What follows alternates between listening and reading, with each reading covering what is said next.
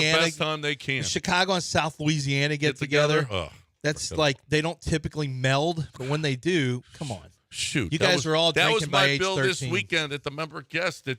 Are you kidding me? The member guest. That's right. And Highland Pines. We had a wonderful time. It was a great. That's what I learned this weekend, how wonderful it was up at Highland Pines this weekend. We had a great time.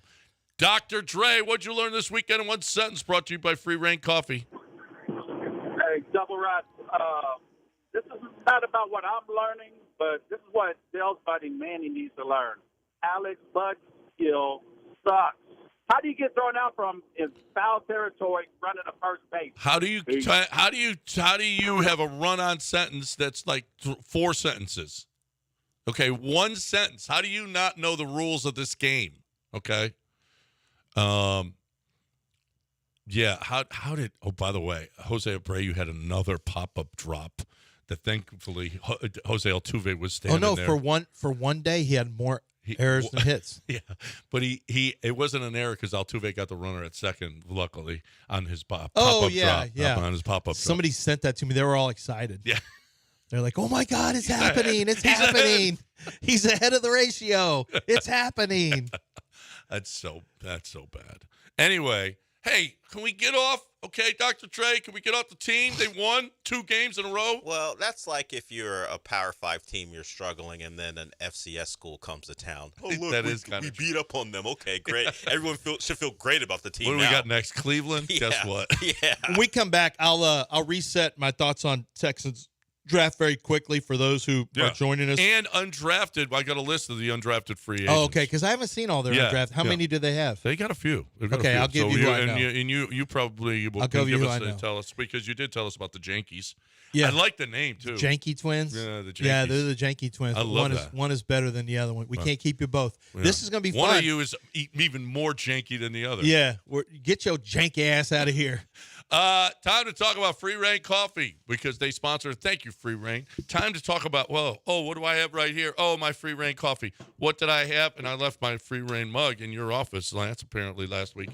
But here's the deal, as I was wondering where it was. Here's the deal is if you're looking for full body taste, flavor in the morning, man, you dream, you free reign, and then you work and you repeat. It's what we do. Get up and get after it with Free Reign Coffee. I love my Free Reign Coffee.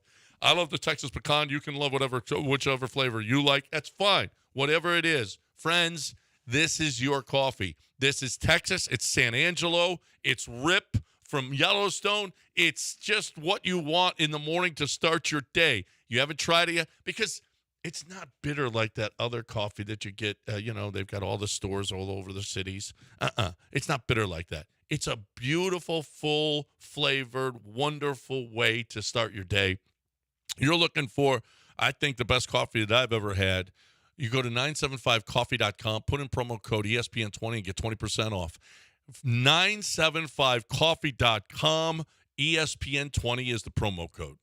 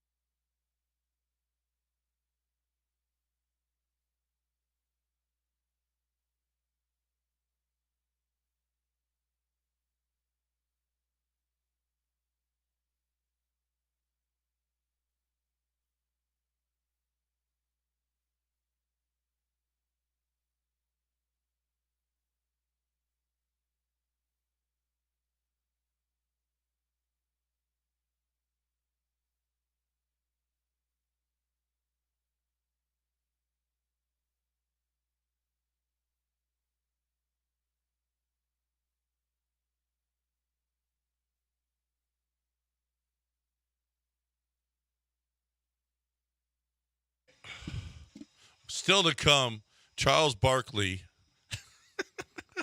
on Galveston. Ship talk. We got to save it for That's that. at the bottom of the hour. Although I do want to make sure, Dell, that we have the Keon Coleman presser ready.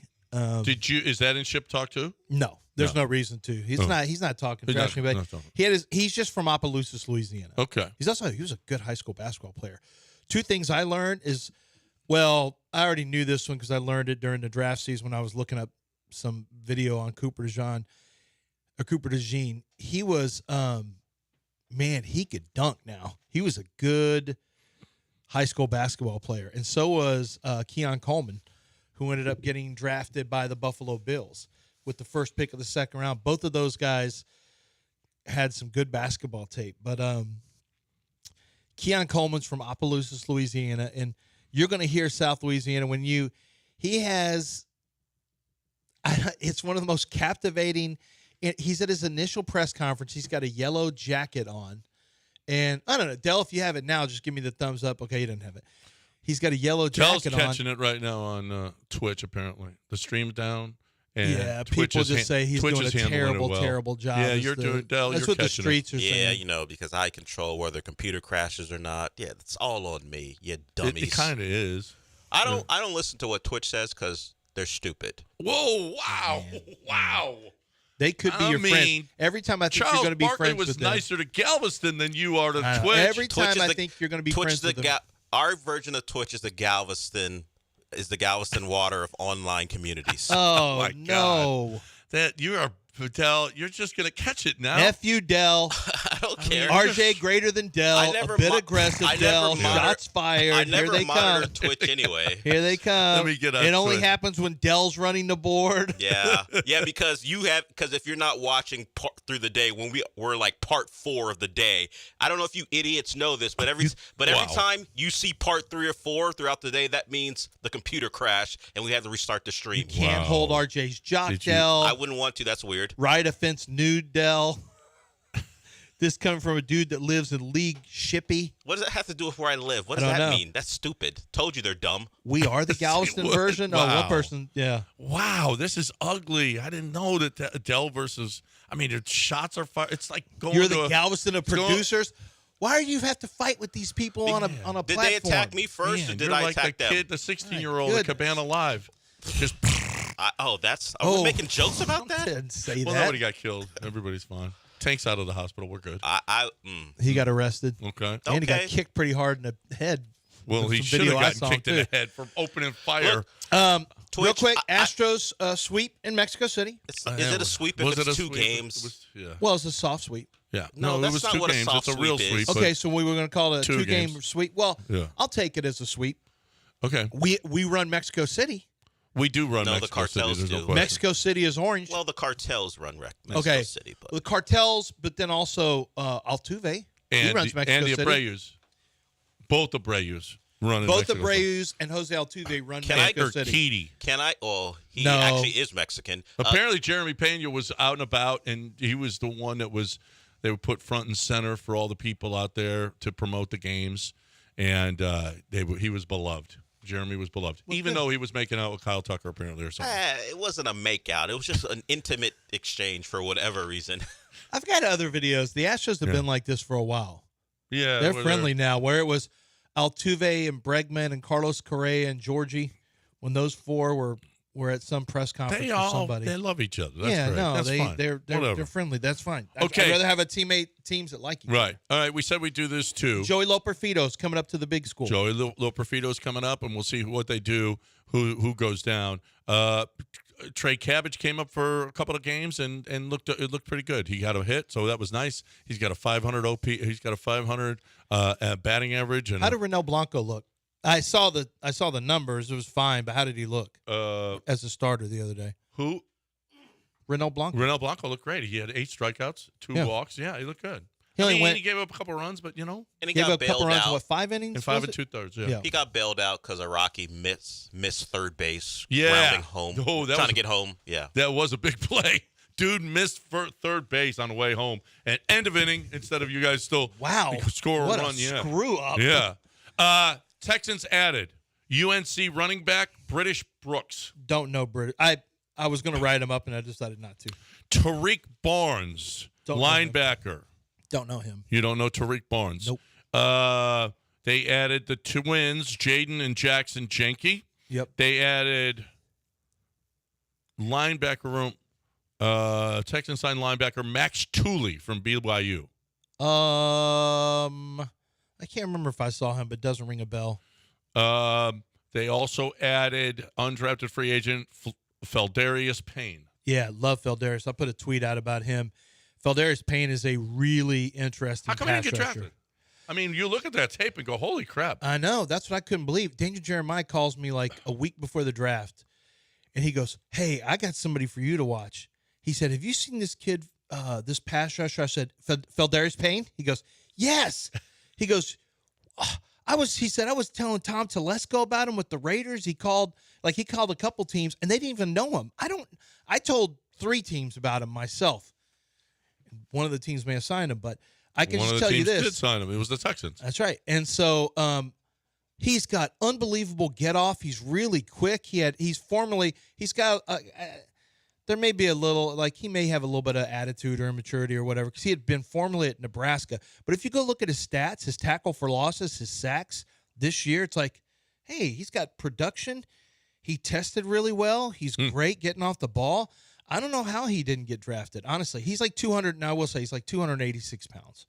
That probably doesn't help his cause, but he's so athletic that he can be a penetrator, and I think that's a really good free agent pickup for them. He's a player I could see practice squad or making a roster, depending on, you did lose a couple defensive tackles. You traded one, you lost the other one. We'll see. He's a good but you free drafted agent, one as well. Yeah, so. he's a good free agent. Yeah. Who else? That's it. Okay. That's all. That's the list that I've got. That's it. So, that there are your undrafted free agents for your Houston Texans. And there may be more. There may be, but I've seen. sometimes when you have a good roster, you don't have to bring in a bunch of them. I'll see. Let's see. Here's Texans Wire. I'll see their updated British Brooks. Probably the same that you have. Yep. Tariq Barnes. It'll be interesting to see if he. I don't know. He probably makes the practice squad because Marcus Harris is going to make the team probably. The Texans are going to probably sign. Marcus Harris. I think he'll definitely make the team. Yeah, he'll definitely make. I can't. Like I'm telling you, he's stout at the point of attack. Yeah. So that's pretty good. The Texans that may be it right now. That may be it because they've got a pretty good roster. You don't have to dig around. You don't have to spend that money. I know one team that spent $200,000 on an undrafted free agent at defensive on an offensive line. And they were going to draft him, but they just thought, we don't have, because I know they reached out and just said, I'll have some teams every once in a while. Where do you think this guy goes? And I said, on tape, he's like a 6-rounder. And this team was just convinced. Yeah, but if you don't draft him, you don't have him for 4 years, right? I mean. Yeah, well, that's why this team gave this player $200,000, which they say is like practice squad money. So it offsets it. So they were happy to give this money. But if he turns out to be a player, you don't have him locked up. So right. Right? I mean, I don't know. I don't know because they could do a 2-year deal. Maybe it's not 1-year deal. I'm not sure. That's a good question. You can give him any contract you want. Yeah, right. So maybe they already have. Chances are, if he's undrafted, he's not going to get a 4-year deal. Well, but that's what I was telling you. This team viewed him as a draftable player. They just didn't draft him because they didn't think anyone else was going to draft him. So they gambled, waited. And so now they give him a bunch of money because basically they're going to treat him like a draft pick. Yeah. It allowed him to get a separate player. All right. Hey, this is another big week golf-wise here in the city of Houston. Well, in the Houston area. We had the tour come here. Then we had the women at the Chevron. And now we've got the Champions Tour here. Steve Alker is the defending champion. Steve actually played well this weekend. I think he finished second this week. And they're all coming to the Houston Insperity Invitational presented by United Healthcare. It's at the Woodlands Country Club Tournament Course. It's this week. Spectators are invited May 1st through the 5th. And get this, 78 of the best PGA Tour champions of all time. And the Insperity Invitational, proud to continue its tradition of offering free general grounds admission. Free. Is that good enough? Is that a good enough deal for you to get on out there? If you've never seen the tournament course, it's awesome. If you've never seen these guys play, man, they're still really, really good. They really crush it. This is great competition at the highest level. The Champions Tour is here. Go to inspirityinvitational.com. You'll see the tournament schedule, ticket information, the field, the events, the tee times, the parking and shuttle options, and the spectator policies, all at inspirityinvitational.com. That's inspirityinvitational.com.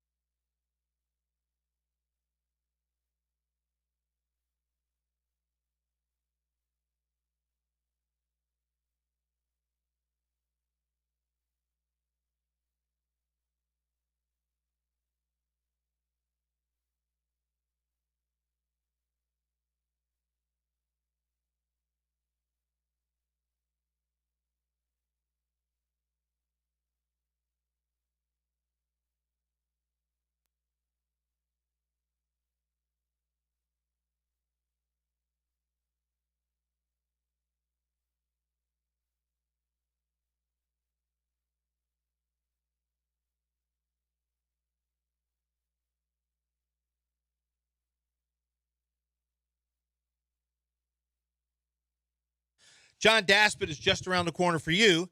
If you were looking to make a phone call because you've been injured, he is the personal injury lawyer here in Houston. There's some crazy TV commercials, there's some crazy radio commercials I hear, but with John Daspit, you just get, frankly, just great representation.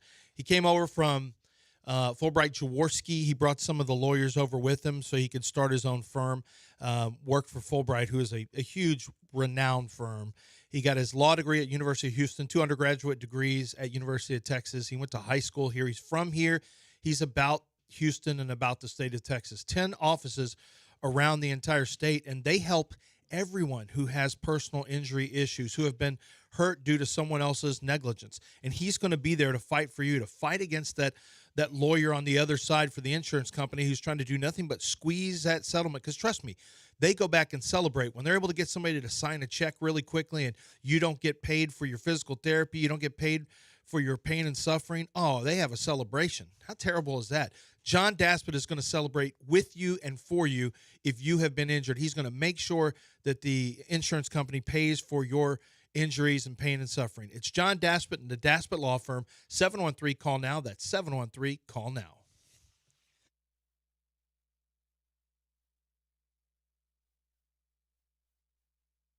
You are listening to Houston's longest-running sports radio morning show. From the Veritex Community Bank Studios, here's John and Lance.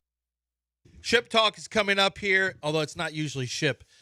We hear some of the sauciest, sassiest comments from people over the weekend. A lot of it is going to be draft-related.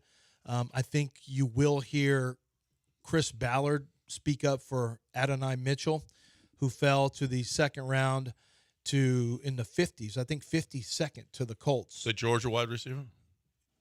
Well, the University of Texas wide receiver. The University of Texas wide receiver. Some people call him Georgia when he was there, but I call him a Texas wide receiver who played in the Final Four last year of football.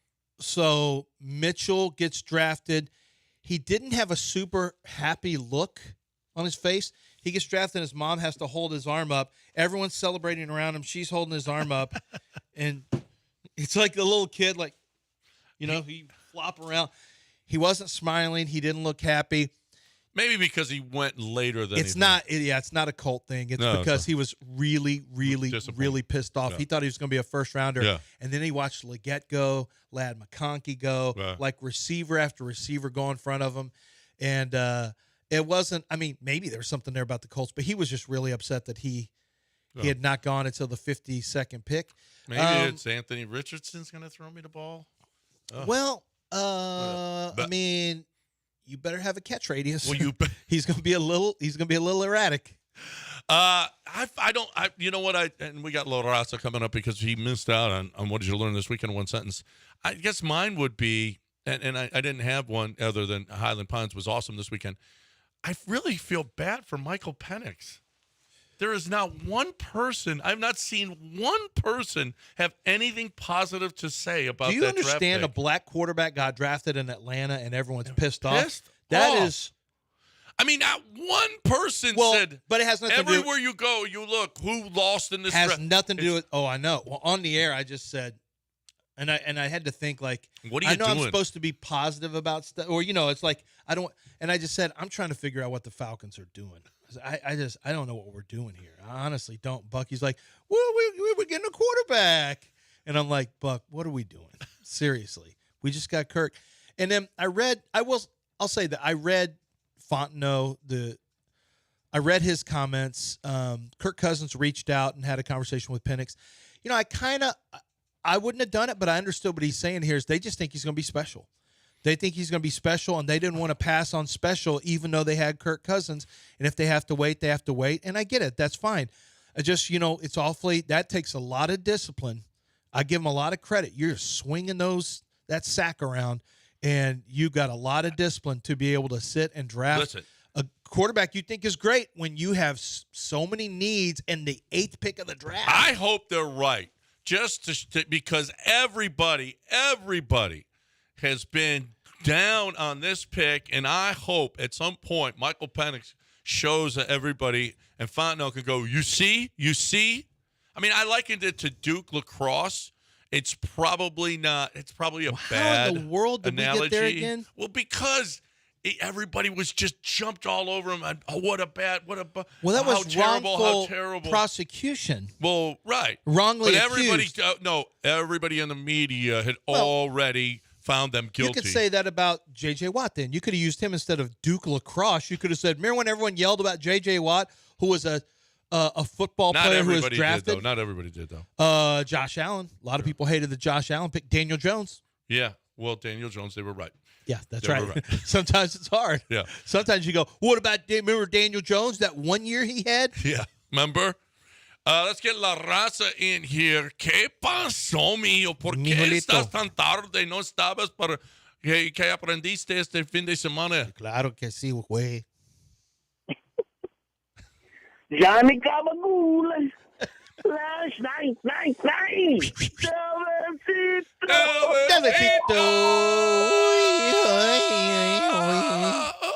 Para tres, balloon. Coño.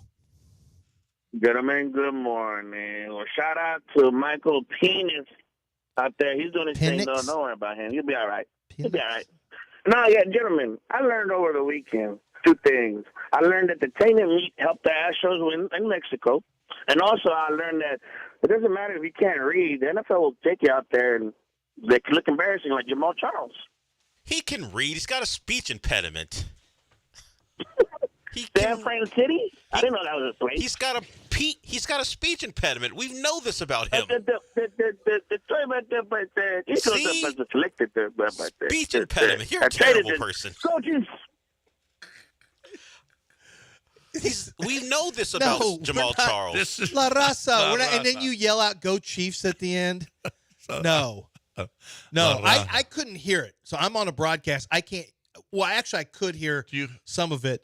I don't think you want to play it. No. I don't think you want to play it. He also said during during the broadcast, his whole thing was he had a learning disability when he was young, and no one ever thought he'd be able to do anything, and how he overcame it. And the internet's just like, the same way that what's his name, La Raza, is going in on him. Come on. I know. I mean, he has not only a speech impediment, he had a learning disability. He overcame all of that. And he overcame all that. Jokes. I think he got a college degree, went to college, went to Texas. And we love Jamal Charles, and he was good at school. Why are we doing this, Lover? And they gave him, and the name he had to read that he struggled was Kingsley Suamaatia. Suamaatia, yeah, because it's like onomatopoeia. Suamaatia. Okay, we can't do that. We can't anymore. play it. We can't play it. We can't let him do his thing. Or La Raza can't come. He waded through just so he could do that. Why did they put him out there, though? Well, that's a question I also have. Yeah. Now, and you know what? I'd heard Andy, so I had him in the mock draft going to. I had him in the mock draft going to Kansas City, and I dabbed on air. As soon as he was drafted, I went like this. And Bucky's and Hytham in the. Was that just a? Did you just dab? Was that just a dab? I said, yeah, I'm bringing it back. I said, I've already brought it back. Ironically, it's in an ironic way, but I still brought it back. So if you see other people dab on the broadcast, you dab. Yeah, on the broadcast, I hit him with a bang. figured Although I don't know, because we went right from the podium to the videotape, so they couldn't see me dab. But I dabbed. I think you guys know that I did. So I want to play Keon Coleman for you before Ship Talk. Dell, you have Keon Coleman ready? Keon Coleman, Florida State wide receiver, came from Michigan State. He's originally from Opelousas, Louisiana. That's South Louisiana. That's different. Well, anything according in Louisiana, anything north of Opelousas is Yankee. Yeah, it's country now. It's not all. It's some Cajun, it's some country, but that's what it is. Here he is talking about he's got a bright yellow jacket on. Somebody asked him about it. It's the beginning of his press conference. I couldn't stop watching this. To me, it's like it was just so much fun listening to him talk. Nah, man, you forgot I went to school in Michigan for 2 years? You did. Guess where I got this from, though? That's what I'm saying. You got to guess. You're going to be wrong, though, but guess. Time is up. Nah. Macy's. What you mean? They be on sale on the rack. All the colors. Right. Look, $79, $89. Nice little deal. You can get the trench coat for like $100. Nice little. I'll take you there personally. I might go get some more colors. I need a blue one and another red one. Got you. I'm with you. See, I ain't know nothing about Thanksgiving. I shop like my mom. I get my coats in the summertime. You gotta shop a season or two before, just in case, and they be cheaper. Cause you go at Thanksgiving, everybody in Thanksgiving, you know what I'm saying? Who we starting with? Oh, we could go. Oh, my bad. Hold up. Y'all can hear me? This on or this off? All right, bro. I'm just making sure I hope we ain't trying to set me up. Who we got going first? Macy's. Like, guess where I got this jacket from? The guy goes, Tommy. So first of all, it looks like a Michigan jacket. He goes, Macy's. What you mean? That's one of my favorite. Macy's. What you mean? And at the end, when he's wrapping up, he goes, "Oh, little snacks. Can I get some of those?" Yeah, and he goes over. They ask him, "Can I get them snacks?" Can I get those snacks? And it's a whole table of snacks, and he pounds them. Yeah, he just went over there and grabbed some snacks. What you mean? They're like, "Yeah, you can have some snacks." Okay. Sounds like he's frugal. I ain't worried about Keon losing all his money. Okay? No, I love it. Yeah. No, you guys shopping at Macy's. Shop 2 seasons ahead. It's you cheap. don't go to It's Thanksgiving. It's cheaper. But you can hear South Louisiana. I was waiting for him to say, "You heard me?" He didn't say, "You heard me." That's more New Orleans and Baton Rouge than Opelousas. Yeah, but, no. But I was waiting for him to say, "You heard me?" 829 ESPN 97.5 and 92.5. When we come back, you do not want to miss this Ship Talk. Gosh. It is hilarious. There's a lot of real stuff being said here. Well, according to you, I disagree wholeheartedly with Charles, but we'll find out what you think next right here on ESPN 97.5 and 92.5. And my man is back, okay? Kent Jones. I'm excited. He was off last week, so I didn't talk about him. This dude, I want to call him the mortgage nerd. He wants to say, "Oh, Dream Ray, he loves mortgages." Well, that's what he wants his catchphrase to be. I want it to be mortgage nerd, because this dude nerds out on mortgages. He loves mortgages. He's going to find He is going to work that deal for you. I'm telling you. And this is the most expensive thing you're ever going to buy is your home. You don't shop it. You're not shopping your mortgage. You're not finding the best mortgage you could possibly get. You're not getting the best discount, the most discounts you can when you sit down. I mean, literally is the best. I just feel like he is going to work his tail off for you. 75% of the public is doing it wrong. They don't have a broker. They don't have somebody, and especially somebody that's small, doesn't have all the overhead. He's going to work that deal as hard as he can. Going to try to save you as much money as he possibly can at the mortgage when you sign and throughout the life of the mortgage as well. He's got all the different mortgages, no problem. All you need to do is go to the Ultimate Mortgage Hookup. That's Dream Rate Mortgage, 713-520-5626, 713-520-LOAN, or 975loans.com.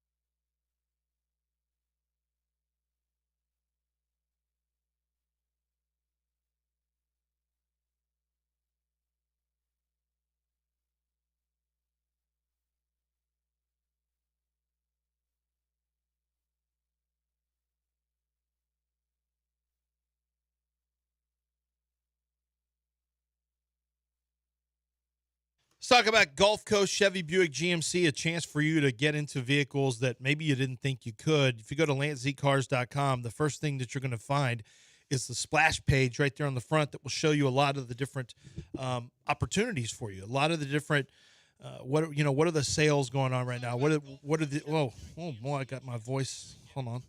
There it goes. I heard myself there.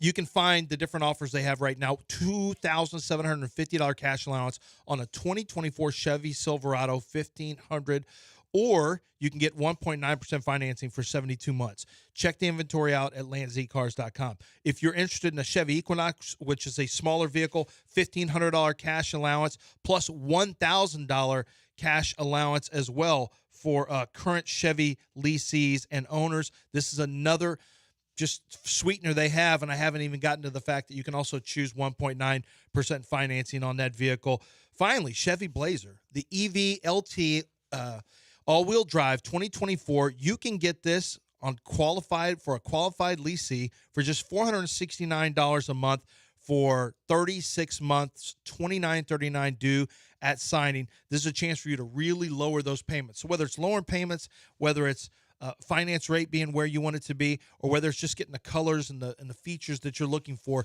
If you like Chevy, Buick, or GMC, there's one stop to shop, and you go to lantzcars.com. They're out in Angleton, but I promise you they're going to make you the best deal that you can find, and all the inventory is right there online at lantzcars.com.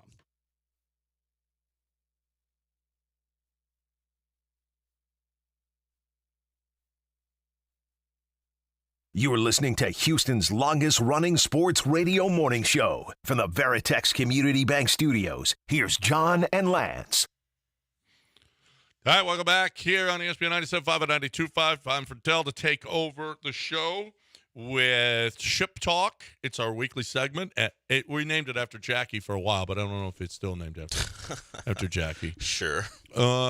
Because he loves this segment so much. Yeah, because we certainly want to play to what Jackie likes and doesn't like. No. So that's why if Jackie doesn't like it, then it ain't on the show. Well, I understand that. Well, then you wouldn't be on the show. Yeah. Okay, so it's a pretty good one. Yeah, but we're going to build up to the one you guys have been alluding to. We're going to start with Javon Baker. He is a new Patriot, formerly of UCF, spent some time at Alabama. We played Keon Coleman's presser, and that's very jovial. It's, hey, look, Keon with that accent, it's very nice. Javon Baker had a different feel about where he was drafted. We're going to start out with him, I think, talking to the media, and then you're going to sense a tone change once he's around his boys. Hey, just come to the home stadium and bring out popcorn. That's all I can tell y'all. Bring your popcorn. I make people in wheelchairs stand up. Bring your popcorn. Too long. You gotta pay. Yeah. Over with. What that look at, man? Yeah, you just gotta pay. You just gotta pay. Too long. Y'all finna pay. He went from talking about everyone come to the stadium, I'll make people in wheelchairs stand up. That's how excited I am. It's a lot. To all y'all gonna effing pay for taking too long to draft me. Took too long. Y'all gonna pay. So certainly a difference in tone once he got away from the media. Started off at and was around his family. I wonder if there's anybody that drafted a player that saw anything on draft day or maybe how they acted or what they said or whatever who went, oh no, we may have just made a huge mistake. I wonder if there's anybody like after. I like his attitude though. You gonna pay? Oh, I like it. I like it. Okay. Now you know what? Chip on your shoulder. Now he got drafted where I thought he was going to get drafted. Yeah. Like who? This was always where you were going to go. And he was the second receiver the Patriots took. They took Polk out of Washington as well. So they're trying to I think Baker's better than Polk, but I guess they're going to try to get so does he probably Brissett and eventually Drake May weapons. We're going to move to something we haven't talked about at all. No basketball talk. Philly and their fans, we know they don't take losing well, and they don't take their stadium being taken over by Knicks fans well either, which happened. But this was after the game. Philly fans just, man amongst the people asking them questions after they lose and go down 3-1 to the New York Knicks. Speechless. We got absolutely annihilated and abused. It was one of the most pathetic, disappointing performances in the fourth quarter I've ever seen. The rebounding was horrendous. Completely out-toughed. A city that prides itself on physical toughness. I mean, year after year, we're the softest team in the playoffs. It's over, unfortunately. Are we coming back here for Game 6? No, we're soft. We're not coming back here. It's over.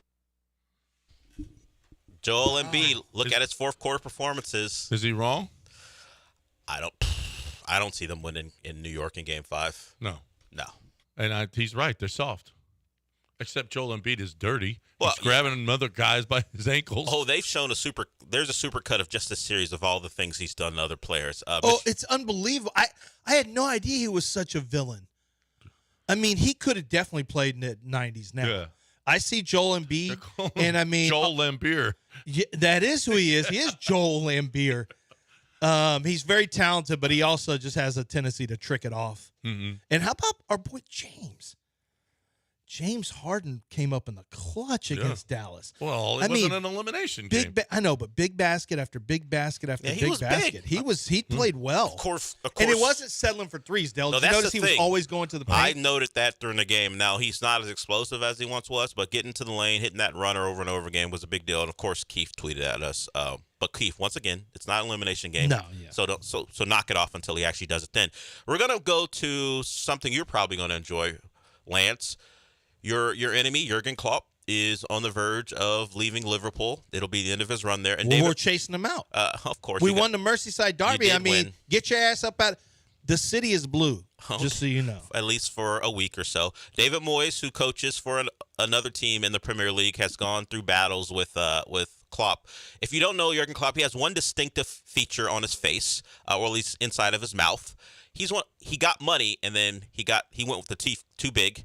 And David he does? Yes, and David Moyes, being a jokester and a guy he knows, commented on it. Oh my God! In the presser. I'll be glad he's gone. Too big. Teeth are too bright. He's just been a huge. I hate saying it because I have worked against him in the other clubs, which are probably the biggest rivals. But I think he's been immense for Liverpool. Yeah, he's been a what? Amazing for Liverpool. If you look at his teeth, he clearly went too big and too bright. Before and after. Ooh. Yeah, they got his before and after. Here's when he was yellow. Yeah. Here's when he was yellow, and here's when he's... Wow. Yeah. They are too big. Ease up on the teeth. Are we... They look like the same size. I mean, they just look yellow. I mean, it just look white now. I don't know. Nah, I think he got the veneers going. Oh, capped or yeah, whatever. those are. Yeah. It's a thing in European soccer. You watch a lot. It happens to the players too. They get money and then they go too big and too bright with the teeth. We'll move on to your guy, Chris Ballard. He did not appreciate the words that were used about A.D. Mitchell. We talked about it maybe on Mopey. I didn't hear. But Mopey and Mapes. What was said? Well, somebody wrote apparently that he had character issues. So Ian Rappaport had a tweet that this is why he was falling, from what I understand. And it was given to Chris before the press conference. But I don't know if there was other stuff that was said something. about him. We talked on the about broadcast. I'm on a separate It's broadcast. about A.D. Yeah. Mopey and Mapes discussed it because apparently someone was attributing his attitude issues That's you, Del. to his inability. No. Third party. His inability. You're telling Bob yourself in Mopey the and third Mapes person? discussed I'm just doing what you That's do. you. I'm just doing what you do because you do that. Okay, what happened? Bob McGinn, apparently, who likes to talk, said, No, he talks to people and gets real stuff. and then he puts it out there that people say his issues were he didn't handle his diabetes well, so it left him abrasive and short-tempered, and he had an attitude with people partly because he couldn't handle his diabetes. That's what Bob McGinn said. Okay. So this is Chris Ballard discussing some of the rumors and how he hates them. I don't know. I mean, I read some of the bullshit that was said on TV. I mean, just the typical, excuse my language, our typical league, unnamed sources, bad interview. That's such bullshit. I mean, it is. It's bullshit. Like, put your name on it. I'm tired of, we tear these young men down. These are 21, 22 young men. And if people out there can tell me they're perfect in their lives, it's crap. It's crap. This is a good kid. And, for those reports to come out, like, I said it last year, it's bullshit. I'm sorry. I apologize for the language. I don't, but I do. Don't, but I do. Well, you know what? AD's going to love Ballard because he's standing up for him. He's got his back. Yeah, I mean, there's a reason he fell. Yeah. He's not polished yet. His route running needs to get better, all that stuff. But when you're big and you run a 4.3 40, I mean, you end up getting drafted behind Keon Coleman, who's a 4.6 140. The upside is tremendous. There's a reason he fell. Yeah, but the interview is tremendous. Keon Coleman was worth that pick just because of his interview. I talked to somebody who said he had a bad interview. They didn't like him, and they thought he didn't know ball. Oh. Like that he wasn't very smart as a football player. Well, I don't care. He's smart as a shopper. He's a good. How smart you have to be as a wide receiver? I mean, Honestly. throw it up and let him go get it. Yes. But I worry more about your speed and separation and route running. I don't care about your spelling. Yeah. But anyway, A.D. Mitchell fell for a reason. I think Chris knows that more than likely. But I also know that, him having his back certainly helps. That he knows that A.D. Mitchell knows that somebody's got his back in the building for sure. And man, it's a good opportunity for him. Alex Pierce isn't really doing anything over there, the second-round pick from Cincinnati. You got a very good possession receiver in Michael Pittman. You've got Josh Downs and Anthony Gold, who they drafted, who I like a lot in the slot. And now you've got Anthony Richardson, who can throw it a country mile. Like, that actually could be a pretty good situation for Mitchell because I could see him competing because they want to bring him along a little more slowly, but I could see him competing to take away the job from Alex Pierce by the middle of the year, honestly. All right. And so, but Chris was none too pleased with whomever. And we'll close it out with a thing you guys have been alluding to throughout the show. It's over a span of a couple days. We'll first go to the insult from Charles Barkley, and then I guess if you want to call it an apology, which it really wasn't. So this is Charles talking about the Pelicans as they got run out their own gym against the Thunder, and of course Shaq set them up. Disappointing on us. Where they going, Chuck? Galveston. That dirty ass water. We're not even gonna send them to Cancun. We're gonna send them to Galveston with that dirty ass water be washing up on the shore. You people think they're in the beach. Y'all located. We gonna send y'all to Cancun. Y'all drive y'all quit. Drive your ass down to Galveston. Come on, man. So they're not taking a little. Come on, they need to try, man. No, we're not getting them no plane ticket to the beach. We send their ass to Galveston, Texas, right where that dirty water washed up on the beach. They can't even get in the water. Come on, man. Oklahoma City, 185 in game 3. It was so funny to people. You hear people that's what's hilarious to me. Camera back in the background laughing. Shaq is literally can't hold it together. Ernie is cracking up. Vince Carter is there on set. I don't know where Kenny was because Kenny knows what time it is with Galveston. Do you have his apology? I do have it. Here, let's listen to Kenny's an apology on set video. too. Oh, he is? Okay, for this good, one. He's good. on set for this one. Here, and this is not this is not funny. Charles took his shots, but here he apologized. Here's his apology. I don't want the Beehive and Jay after Chuck. Those I apologize. I do not want the Beehive and Jay after me. So how do you like Galveston now? It's beautiful. We're not going there. Would you go on vacation? You've got a chance. Hell no, I ain't going on vacation. You've got a chance to wipe the slate clean here. I would go to Galveston. Let me tell you something. That water's so dirty, I'd rather go to San Antonio. I'd rather go to San Antonio with them big old women. No, I'm not going to Galveston. I want to go to the beach down in the river walk and watch them big old women walking down San Antonio. So you know what? So you know what sets him off. Okay, so you know what? Would you rather go, Chuck?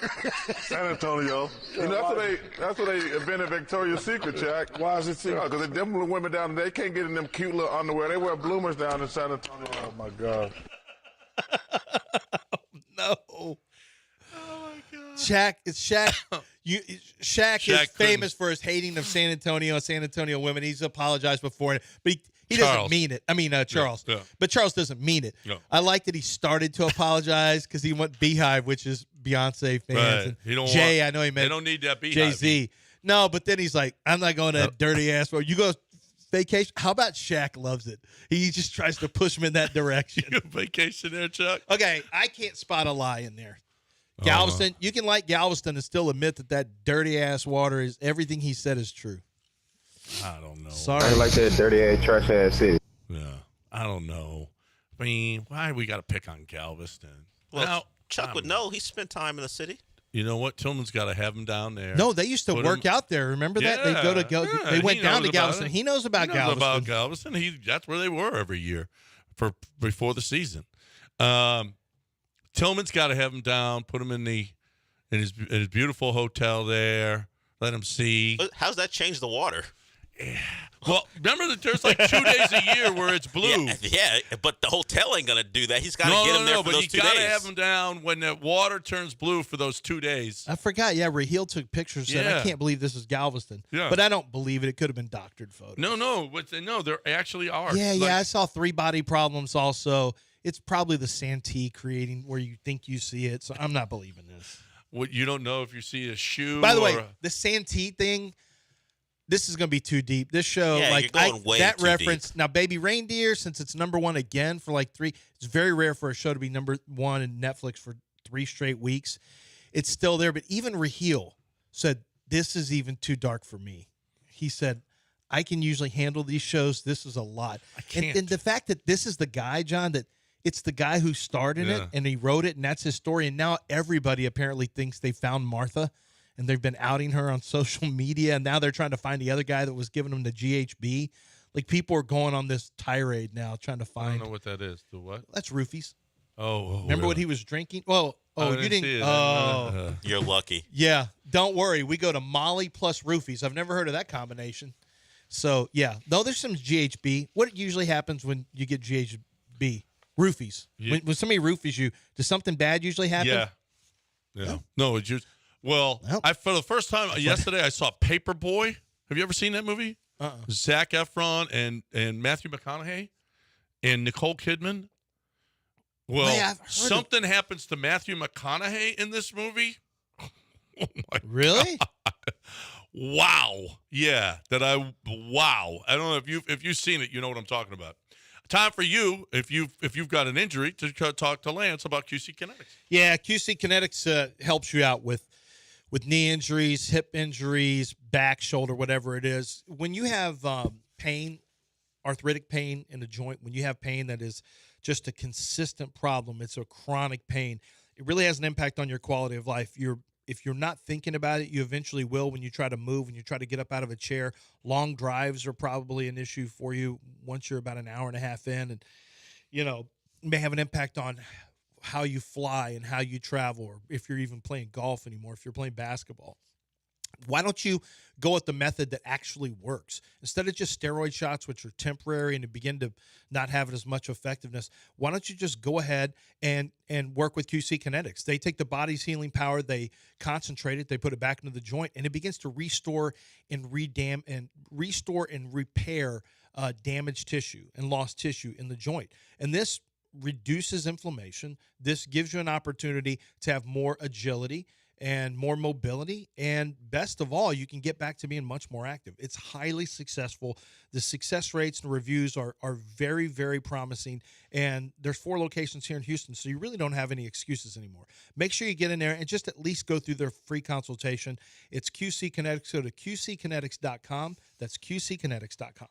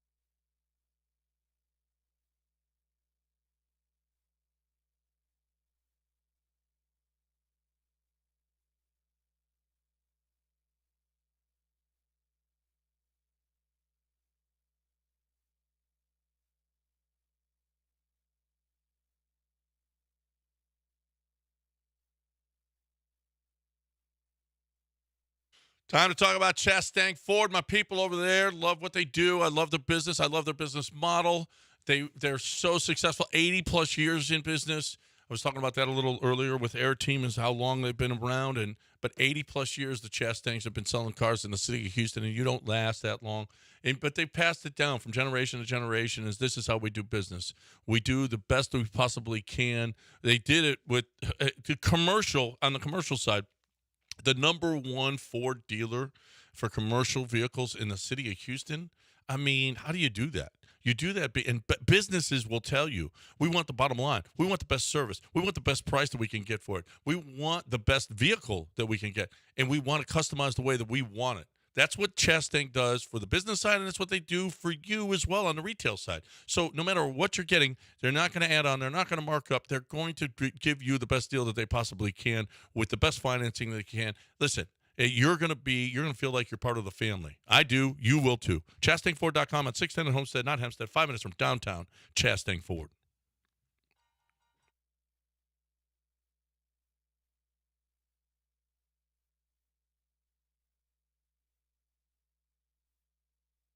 You are listening to Houston's longest-running sports radio morning show. From the Veritex Community Bank Studios, here's John and Lance.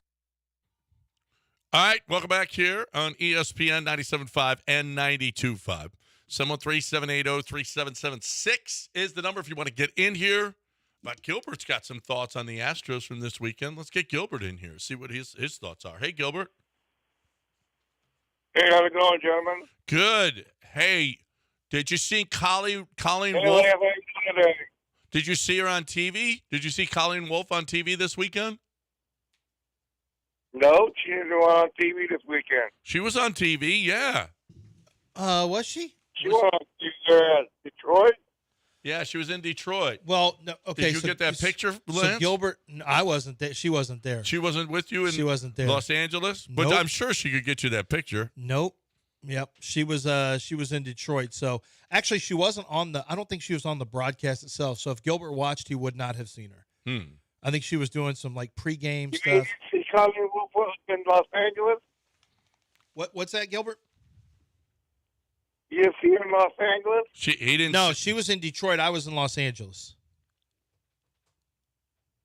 So we fax her to us, send me the picture, please. Yeah, could you ask her? Yeah, I know. She's aware. I've made her aware that you'd like a picture. Or did you leave a message out there? You know. Yeah, I left. I called. Yep, I called and I left a message on her answer machine in Detroit. You did? You left? Did you leave? You left a message for her? It's on her answer machine. Well, how about that, Gilbert? It looks like that picture's coming any day. You should call. You should call every day. I wouldn't. Okay, to see. You sure you want that for your show too? What do you mean call? What do you mean call? What are you talking about? What do you mean? What? Go ahead. What'd You got it now. What? What'd you say, Gilbert? You got my You got my picture, is what he said. Hello? Yeah, no. I think Lance might have it. Did you get it yet? No, from I Colleen? told you she's not there. How Oh. can I get a picture from somebody who's not in Los Angeles? Now I will be back there next April, maybe. So if I come back next April, I got a shot to get it. Next April, Gilbert. So Call you back got to next check April. back in next April about it and see if I finally ran into her. Yeah. There's an outside chance I see her this summer if I'm still employed after my So you contract. go back there. The ship was almost over anyway. We go back there in May or what? Well, no, that's not the plan. No. Aren't you going back there? In May? I work the draft, so I'm not. Yeah, the draft is over. The earliest I could be there is probably mid-April next year. Huh. Well, you should. When will that be? When will that be? When will that be? Next April. Yeah, in about 356 days, more than likely. Look, yeah. Oh, he's going to go back there next draft. Oh, well, it's April right now. Yeah. Maybe next month. Jeez. Next month. What's that? I'm not going anywhere next month. I'm taking a vacation. Can Colleen just send a picture? Hold on. Say it again. Gilbert, No, the facts are. You can send a picture. Yeah, that'd be great. Okay. Yeah. Yep. Yep. Got it. Okay, bye. All right, bye. I mean, he is just the big relentless. Just literally just best. sucks the life out The of me. best. It's just so demoralizing when he just won't stop. No. It's It's so not demoralizing. Okay, Stop guess what's pointing going to and happen. laughing, Dell. Guess what's going to happen. This is pissing You're going to me get off. that picture He's for him. pointing and I don't know what it is about that, but it's making me mad. I mean, it's all fun and games until he's just up your Why ass would you about ever something. subject yourself to promising him anything? Yeah. I don't remember doing that. You did. He You did it though. No, when she was on, you said yes. Just say no. Oh my Say God. no. Yeah. I mean, I can't even push it back to a year. Were you going next month? Like, why does he care about Colleen Wolf so much? He loves some He's Colleen barely Wolf. seen Colleen Wolf. He loves some Colleen Wolf. Does he even have NFL Network? Oh, my gosh. And I've told her, she thinks, like, she knows it's not a joke because she's been on the air and talked to him live. So she knows it's not a joke. No. I've talked to her about this. She knows it's real. But if she cares about me as a teammate, she would at least, get something out in the mail. Apparently she doesn't care. Get something out in the mail. She doesn't care. Here's what I'm doing. I'm trying to think if there's something I can do for a listener who prints a picture, like a glossy picture off the internet, and just gets it to me. That's it. That's all. That's just all I need. That's all you need. I guess I could do it myself. Yeah, I got some free time. Yeah, you I got some free time. I'm not doing draft stuff anymore. No. Now you're free. I'll just do By that. the way, you still have a job there? That's great. Well, my contract's not up yet. It's not? When is it up? This summer. Okay. I mean, everyone else just is getting print cut. this picture of Colleen outside of the draft party. Yeah, it's a good picture of her. Yeah. I mean, you don't think Gilbert would like that? No, Gilbert would like that. You don't think that'd get the job done for Gilbert? Yeah, Gilbert would like that. Gilbert would like that picture. Colleen Wolf's got a lot of great pictures that he would like on her Instagram. She's a sweetheart too. She's really cool. She's a Philadelphia girl now. She's got some edge to her. Yeah. Oh yeah. She's got a little edge. Which I like. She'll drop you need a little F-bomb on you every once in a while if you need that off the air. She'll put that because she's from Philly. She's an Eagles fan. Yeah. I mean, what are you going to do? That's in their blood. I ain't like that dirty-ass, trash-ass city. Apparently, Detroit had 775,000 people at the draft. Yeah, I broke the record. Broke the record. How many you said? Holy crap, 775,000. Broke the record. The draft has become just a monster. Monster. Kansas City last year was 312. It's more than doubled. Yeah, it was. The record, I think, was Nashville. Going to Detroit? Oh, yeah. Well, so Nashville was 600, yeah. Oh, yeah. So I remember Detroit? So I used to go to the draft when it was in New York. It was always in New York. And you'd have Texans fans coming, Giants fans coming. It was like that scene out of the Warriors where everyone came to Coney Island or came to that one area and all the gangs came together. That's what it was like, but not anything like this. No. Like, this is incredible what they've done. Crazy. My league is incredible. What an incredible league. Oh, really? Now, Did you see the UFL this weekend? Is there 700,000 people at the NBA draft? No. Did they all have coordinated sunglasses for the draft in the NBA? No, that was NFL where everyone had sunglasses. No, they did. Everybody had sunglasses. And it was a coordinated, I think, pretty much a commercial thing. We got to break it here. 713-780-3776. You got draft questions. Let's go over some of the teams. Yeah. And Chris, you'll be first up. But right now, let's go over this team, HR&P. That's the team that we have here. We love our team, our HR&P team. The HR&P team came here. They did the same thing for us that they would do for you. They came into the building and they said, okay, here's what you guys are doing. We had a different payroll company before. Here's what you guys are doing. Here's what we can do better. Here's how we can save you money. Here's what we can do with your benefits packages. We don't sell those. Those aren't ours. But here's a list. Here are different options for you and your benefits, for your 401k, for your insurance, whatever package it is that your business needs. They're going to give you options for that stuff. They did the same thing with us that they're going to do for you, and they're going to save you money. All right, we were there, about 10 days ago over at their facility. It's second to none. It is amazing, the technology that they have there. They're going to do it perfect for you like they do it perfect for me. There is no business that's too big. There are some that are too small. You probably don't need them. If you're 15 people in your company, that's not enough. But if you have more than that, HRP is here for you. 281-880-6525 or hrp.net.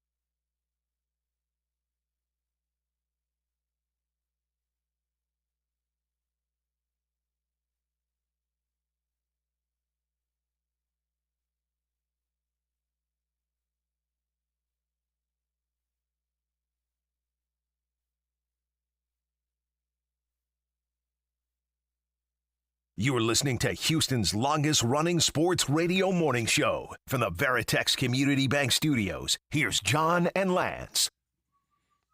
All right, welcome back here on ESPN 97.5 and 92.5, 713-780-3776. You got a draft question? Let's go. First up, Chris. Got a question for Lance, Chris? Yeah, hey, what's up, guys? Love the show, as always. So, Dell, congratulations to the Dolphins. Man, I was really hoping the Texans in the fourth round could get Jalen Wright, but snuck up 3 picks ahead of us and snagged him. So congrats for that. But, Lance, my draft question specifically, and it's kind of a C.J. Stroud question, too. I saw that he posted when Pearsall went in the first round, like, man, I really wanted that guy. And then we drafted his guy, Cade Stover, out of Ohio State. And maybe you don't know the answer to this, but should we be cautious when a quarterback kind of like Aaron Rodgers or the James Harden effect, when they start getting too vocal about who they do and do want, especially with who his agent is? If we don't kind of cave into what CJ wants sometimes, it will, risk losing him. I know it's a weird question, but I thought about that when he was getting pretty vocal about who he wants, and then boom, we drafted Ohio State guy. So I just wanted to see your thoughts on that. I'll hang up and listen. I think that's a good question. I think it's a good discussion to have. CJ Stroud also wanted Tank Dell. Yep. And they asked him, he's like, yeah, man, I like Tank Dell. Deshaun Watson complained because he didn't get to pick the coach or, have input in the coach. I guess I understood it at the time. I understood it. But the other thing is the problem was that Cal told him he would, and then nothing. Yeah, and so I understood Deshaun that's being bad. Yeah, I understood Deshaun being upset. But also, you can't let players pick coaches and players because their contracts, like, they're not getting fired off of that. And who knows? Deshaun fussed his way out of Houston anyway. What if he had told you who your next coach was going to be and he fussed his way out of Houston? So I think it's a legitimate question. The only thing I would counter with is CJ knows the crap out of some ball. Man, CJ is a football nerd. He is watching, he's studying, he knows these guys. And I understand what you're saying about David Mulgeta, but I had this conversation with somebody at NFL Network who kind of has some insight into this. So, the crew is Brian Burney, and who's the marketing rep, and Quincy Avery, who's quarterback coach, and then you got David Mulgeta, right? And then you got Deshaun Watson. And you got other quarterbacks. Josh Dobbs is who Quincy's worked with. You've had Justin Fields at some point had worked with him. Early in his career, you had Quincy working with C.J. Stroud, but he works with John Beck now. And I know he's Mulgeta's client. I would just say this, and Quincy's not a bad guy. Quincy's not a big party hound and all that stuff. I know he fights with people on Twitter, and some people don't like the race baiting stuff, but Quincy's not a bad guy. Brian Burney hangs out. He's a marketing guy. He's pretty good at what he does. But the Mulgeta and Deshaun stuff and all that, the partying, I would just tell you that there's a guy named Dylan Thompson for the Houston Texans. He is on the staff, and ironically, Jack Easterby brought him in. Jack Easterby brought in Dylan Thompson, and Dylan Thompson is one of those. He's a religious guy too. He's South Carolina quarterback. Yeah, former South Carolina quarterback. He's one of those team building character types. Yep. But I think what he is he's what Jack was supposed to be when he started in football, and it's what Dylan Thompson is. And I say that with all due respect because Quincy once said we were talking about the head on CJ's shoulders. And he said, yeah, he's really relying upon Dylan over there. Dylan's great with him. And I didn't know who Dylan was. I'm like, he's one of his best friends. And I'm like, Dylan is one of his best friends. So who's Dylan? And then I find out it's Dylan Thompson. I'm like, Dylan Thompson, the quarterback from South Carolina, works for the Texans? Yeah, and Jack brought him in. Been there for years, yeah. Well, I didn't know Jack brought him in until I followed Dylan. He's very religious, he's a some spiritual guy. You can see you can tell he's a Jack guy. Yeah. You can tell he's a Jack guy. Well, but with that said, I don't want to put anybody on that. Well, no, but he's real football. Like, this is a former football player. Yeah. And football and living, like, he's helped C.J. Stroud, who has had some difficulties in his life, some adversity he's faced. I think he's really helped to center C.J. Stroud. So when you talk about a Mulgeta guy or he's hanging out with Deshaun Watson or whatever, just keep in mind that C.J. Stroud also has somebody in his corner that is really quite the opposite of whatever you think that is. And I think he has a phenomenal head on his shoulders, obviously. He really knows football. And so if C.J. Stroud, like, he's watching Ricky Pearsall. He said he wanted Ricky Pearsall, as Chris mentioned. He's watching these players. Now, do you want him making the picks? No, but at some point you do have to ask yourself, there's a chance that he might be a pretty good evaluator. You know, there's a lot of times players are not good evaluators. There's times coaches aren't. But sometimes a coach is a really good evaluator. Sometimes a player is a really good evaluator. You know what? Based on what I've seen from C.J. Stroud, I don't know about you, John, but I'm kind of curious what he thinks about certain players now. Mm-hmm. I mean, let's see, he wanted Tank. Well, that was a bad pick. Oh, except, no, it was a great pick. He talked about Ricky Pearsall. If you're watching Ricky Pearsall tape and, like, this guy really wants to know about football players. He's a football nerd. I'm not that worried about him having too much pull in Houston. I'm really not, because ultimately D'Amico and Nick Caserio are their own men, and they're going to make decisions. But I also think that they're going to be respectful and, frankly, curious about some things that their quarterback has to say, because this isn't a guy who's going out and partying like Deshaun Watson and just believes because he's quarterback he wants his say. At this point in his life, C.J. Stroud is a football nerd who knows ball, who keeps up with ball, and I want him I'm curious what he had. Yeah. What do you think about this guy? CJ, have you watched? Well, have you watched sure this wide receiver? Stover, he threw to yeah. him. Oh, yeah. Well, of course they're going to ask him. Every team asks players. Yeah. Jarrett Patterson, they asked him about Blake Fisher. Yeah. And they talked about that in the press conference. We need to get some press conference sound with Nick and D'Amico Ryans, because I read through all the transcripts. I didn't hear them. I was reading the transcripts on the day of to get their feel for it. Titus Howard's got competition now. It's official. Nick Caserio did not draft Blake Fisher with the idea of moving him to guard. Now, could it happen? We'll see. I already know that Titus Howard is not a guard. I'm 100% sure of that. We've seen it twice. Well, he over said to so. a guard. Titus Howard will tell you he's right tackle only. It's true. He is a right tackle only. But Blake Fisher has never played guard. He's been mostly a right tackle. He had some left tackle, but he couldn't beat Joe out over there. But I don't know if he can play guard. He might be able to. He has the athletic ability to play guard. So is the thought not anymore that we're getting the 5 best offensive linemen on the field? We are going to have the best people at their position competition. Now? Well, we're going to have the best people at their position, because if Titus Howard is going to stay at right tackle and Blake Fisher happens to be better, Blake Fisher might not be on the field because Titus Howard is getting paid. Oh, right. Right? Oh, no. Whoever, it but should be best But competition. Titus Howard ain't moving to guard again. Titus Howard moved to guard and it was not good. Well, it's not good enough. No. Yeah. So what is... Let me hit you with so his... what is the... So it's Kenyon Green? Is Kenyon Green the left guard? It's competition. It's Kendrick Green. It's Kenyon Green. Yeah. I don't think they'll move Juice Scruggs back to left. I think they want him as center, but who knows? Maybe he will. Well, is Patterson maybe better? I mean, what did we find out about Patterson last year? I don't know. What we found out about him. We'll find out. Now, there's an out. So listen to this contract. So remember, Titus Howard missed a lot, right? So after 2024, after this year, so his cap hit is $8.4 million this year. His dead cap is $29 million. That's no good. Next year, his cap hit is $23 million, and the dead cap is $21 million. So you actually save $2 million by cutting him next year. So now I'm not saying they're going to, but what I'm saying is the Texans have now drafted a year in advance, and they've put themselves in position to create pressure and competition for Titus Howard. And if he plays his best football, that's great. You have a very good swing tackle at right tackle who can play left tackle or right tackle if there's any injuries, which there have been over the last few years. But maybe more importantly, by 2026, you will have a cap savings of $13 million in 2026. So I have no problem. With this pick right here, because I think Titus needs competition, and I think you need somebody better than Charlie Heck and George Fant out there. Even though Fant did a nice job, with Laramie Tunsil missing time, with Titus Howard missing time, let's go get a guy that can step in and help you still win, because Charlie Heck can't help you win at a high level. But if you got a legitimate swing tackle that's got some pro ability to be a starter, which Blake Fisher does, then if somebody gets hurt, you might be able to keep the ship rolling. They're trying to win at the highest level, and you can't do that without good depth. It's hard to. Yeah. Is their roster strong enough where they can use a second-round pick on depth? Well, that's why I don't think. Or the future. Well, I'm asking over. No, this was not a depth pick. You're right. It looks curious because you say, man, this is a depth pick in the second round.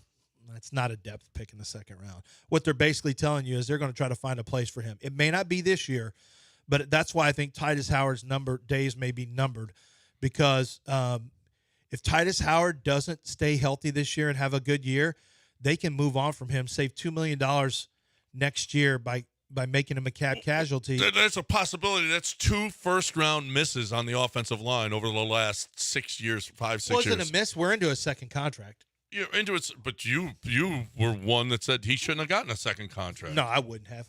Yeah. I thought they panicked. Just because they gave him a second contract doesn't mean it's a hit. I thought they panicked. But the good thing is the big money doesn't come until 2025, and they can actually get out from under that. They've structured it in such a way that they anticipated him playing better, but if he doesn't, they've already taken a tackle right now who can potentially take his job. Like, this is smart. It's done a year in advance. So I don't think it's a depth. I think it's – if it turns into a depth pick, that means Titus Howard's playing really well, then that's an expensive swing tackle, yes. All right, why don't you talk about Zadok Jewelers right now? Zadok Jewelers is great. Mother's Day is coming up. It's right around the block. You got to make sure, like, different people have different relationships with their mom, but I can tell you at Zadok Jewelers, they know that you're going to find a great piece for her. There's so many great pieces that you can find with Zadok Jewelers because they make them in-house. They have the biggest brand names that you've seen, and there's going to be some that you recognize. You'll probably recognize some of them. But at Zadok, they want you to buy and sell and trade your luxury watches. They want you to get mom a cool necklace or earrings or something to show you how much you care about her. Maybe it's maybe you have a very special relationship with her mom and you've got the ability to get her something really, really nice from Zadok. I just know that their reputation is unmatched in the business. People come from around the state because of the exclusive pieces they have across the board. And the quality is unmatched. 28,000 square feet, 2-level store located on Post Oak Boulevard, as they have been for decades, at 1801 Post Oak Boulevard. Make sure you stop in and get mom something today from Zadok.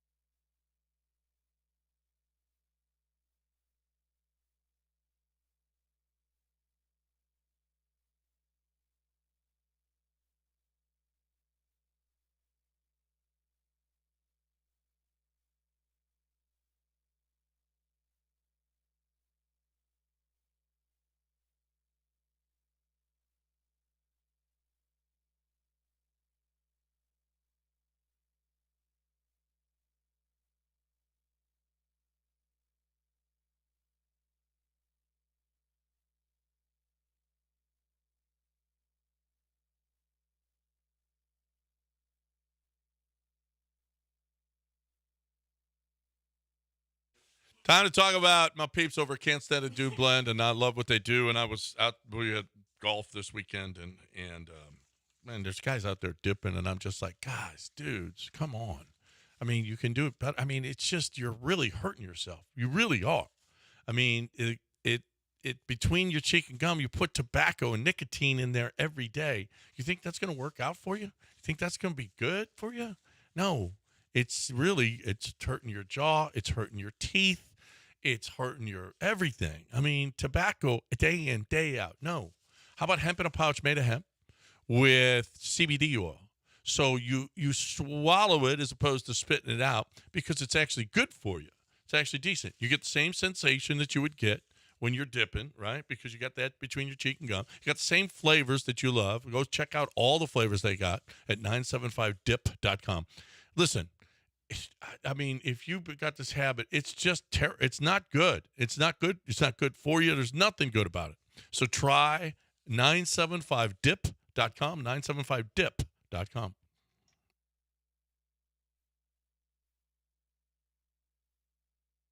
You're back in the Veritex Community Bank Studios with John and Lance. On ESPN 97.5 and 92.5.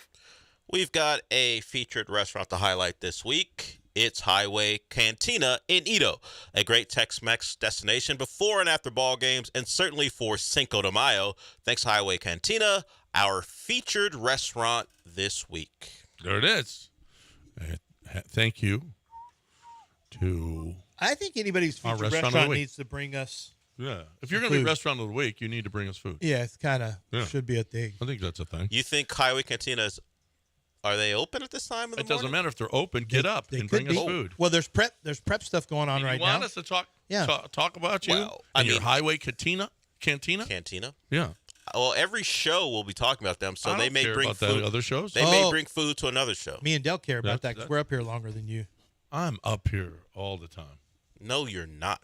It really kind of am. Well, I won't be up here as much anymore. No, you're not. No, you're done with my draft. I got my last article written on the plane. I was like working on the plane. How about Dell, though?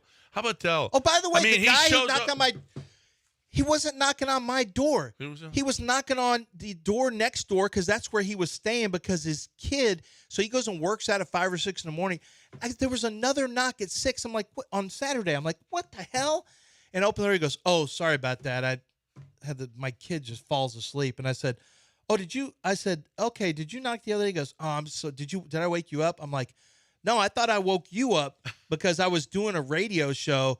And he goes, no, I can't hear you through the door. I said, well, I thought you were banging on my door. He goes, oh, man, I'm so sorry about that.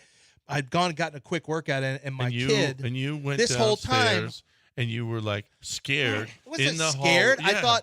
I mean, wasn't scared. Just stop pointing. That's really. It was kind of. Wow. Now I know that you don't and you know what? Everyone at NFL Network, I told that story. He goes, man, I'm glad you went downstairs, man. If you waking somebody up, that is inconsiderate for you to sit up there. I said, thank you. I'm trying to be considerate. No. That's all. And I said, my stupid ass producer is saying exactly what I said. Stupid. I said, he's trying to say, and I told Maurice Jones-Drew this, I said, he was saying things like, oh, you got punked out of your room. He's like, oh, no, you didn't get punked out. You needed leak. Had that been me, I would have been banging on your door too if you woken me up. Nope. He goes, but how are you talking on the phone and somebody can hear it? I said, I don't think they can, honestly. No. Listen. And it turns out that's what it was this whole time. Well, you still got bullied. Goofballs. I didn't get bullied. Your imagination bullied you out of the room. Get out. Really kind of did. Who won the draft? I think Steelers had a really good draft. I got to look, as I'm going player by player by player, I don't get a real good feel for what the teams do. I know Arizona had a good draft too. I mean, when you have 9 picks, whatever it is, it's hard not to have a really good draft. The best wide receiver. Yeah, I mean, Arizona has Marvin Harrison Jr., Darius Robinson. They got two wide receivers that I like, Elijah Jones and Max What do you think Melton. of the Eagles? Oh, let me pull a lot the of people Eagles like up the here. Eagles draft. They got Crispy Milk, Taylor DeJean, so that was good. They got Cooper DeJean, yeah. They got Quinion Mitchell, who I like a lot. Jalix Hunt, Howie Roseman said he almost texted Daniel Jeremiah and told him to pull him off his board, his top 100, his initial 100, because he was trying to keep him quiet. I like Will Shipley there. Anaya Smith. Love Jeremiah Trotter. Yeah, that's a good draft. I like their draft. Jeremiah Trotter, who got drafted in the 5th. Did you see his dad come out and make the pick? So his dad, who played at Philadelphia, for some great teams, Super Bowl teams, played at Philadelphia. He comes out, he makes the pick, and it's his own son going to Philadelphia. And, man, That's he awesome. was so pumped up. Okay, so this, I need to say this, and somebody's going to have to call in, 713-780-3776. I know the name. I know that he's out there running routes against C.J. Stroud. We saw the video when he was working out with Tank Dell and Stephon Diggs and all that. Sketch, the white guy with glasses. Did you see him make the announcement? I didn't see him make the Sketch is a announcement, no. streamer. You didn't see him make No. the announcement? Dell, can you find Sketch, the announcer for the Texans? He gets super hyped. And I didn't realize that was Sketch, and I remember, oh, yeah, he showed up in the video. What is the big deal about this guy? How, like, it doesn't take a lot to be famous anymore and make millions. No. This is somebody that could be one of my kids. It just, like, I look at my kids like, how are y'all not famous, making me a lot of money on a stream or something like that? Y'all sit here and argue about sports. Put it on a platform so I can make some money. Kid? I don't know how he got so big. How is he? Is he really hilarious when he streams? Like, what is it about Sketch that's such a big deal? Somebody's going to have to tell Shouldn't me. you be asking your children this? Wouldn't they know? I'm going to. I just got in last night, so I didn't ask him about Sketch. I'm sure they'll tell me. But if somebody's got an answer for me, let me know. I think maybe it's just the way he looks, yet he's somewhat athletic, or I don't know.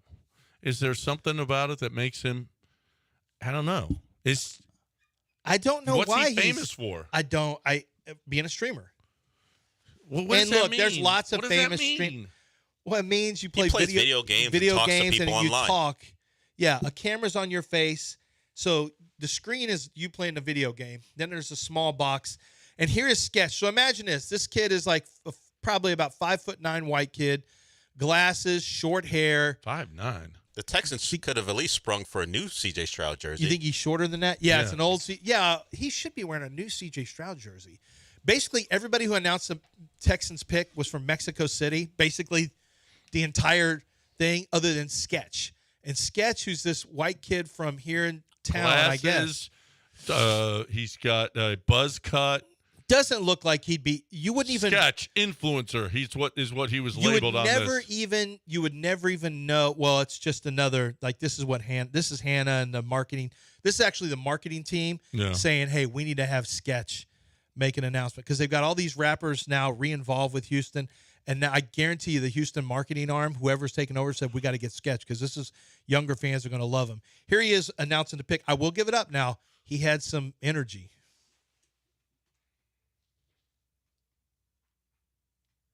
All right, we got to get it. We'll get it to work again at some point, probably. At some point it'll work, but with this is the first time we've ever had a technical difficulty. Catch. Let's go! What's up, brothers? How we doing? Make some noise! Come on! This is football! Come on! The Philadelphia Eagles have traded the 123rd pick to the Houston Texans. With the 123rd pick of the NFL Draft, the Houston Texans select Cade Stover, tight end, Ohio State. He was hyped, and then after that, he went crazy after the pick, too. He went crazy again after that. So, okay. Yeah.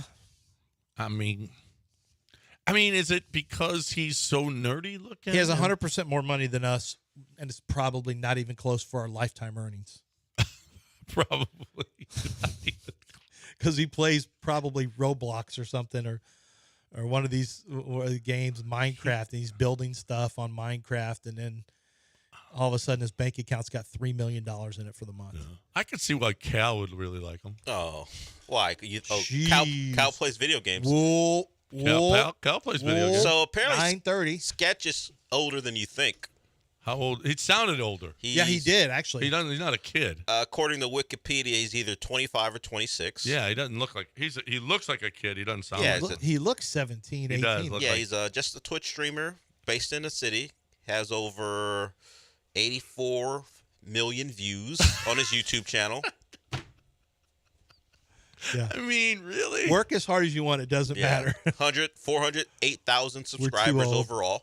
Wow. Yeah. It's just amazing. Out there playing video games. All right, I'm officially. I want Sketch. If you know Sketch, get him on the show. We're not big enough for Sketch. I want to see how high our numbers. Oh yeah, we are. We're the don't think preeminent.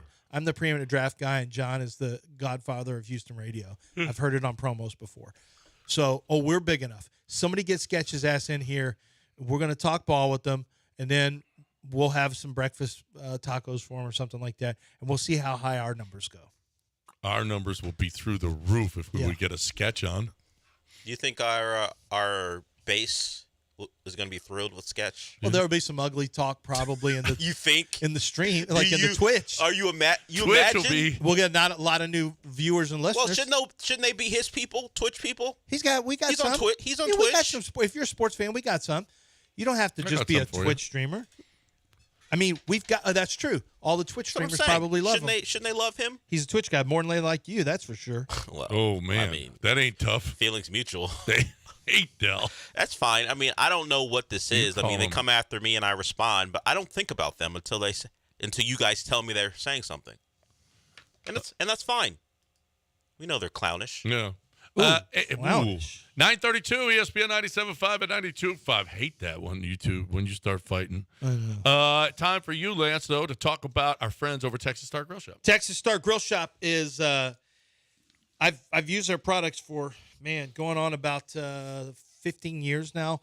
Absolutely love them. Love the family that started it. Love what they've become. It's a tremendous success story. But let's get off all that. I want to get you in the club, not just the club of people who have learned how to barbecue at a high level or have taken their barbecuing to the next level with great barbecue pits and smokers, wood pellet grills, gas grills, but also the club is actually something you can sign up for on the website, 975 Grills, and you get discounted prices and special hookups all the time. So make sure you sign up for that. And when you tell them that you're a member of the club, you're going to get prices that no one else is going to be able to get on a variety of different grills because they can offer the lowest prices. They're the biggest and baddest in the entire city. There's multiple locations, but Texas Star Grill Shop has you covered from spices to pizza ovens to grills to all the things that you need, meat thermometers, anything that you need to be a great barbecue aficionado, they've got you covered.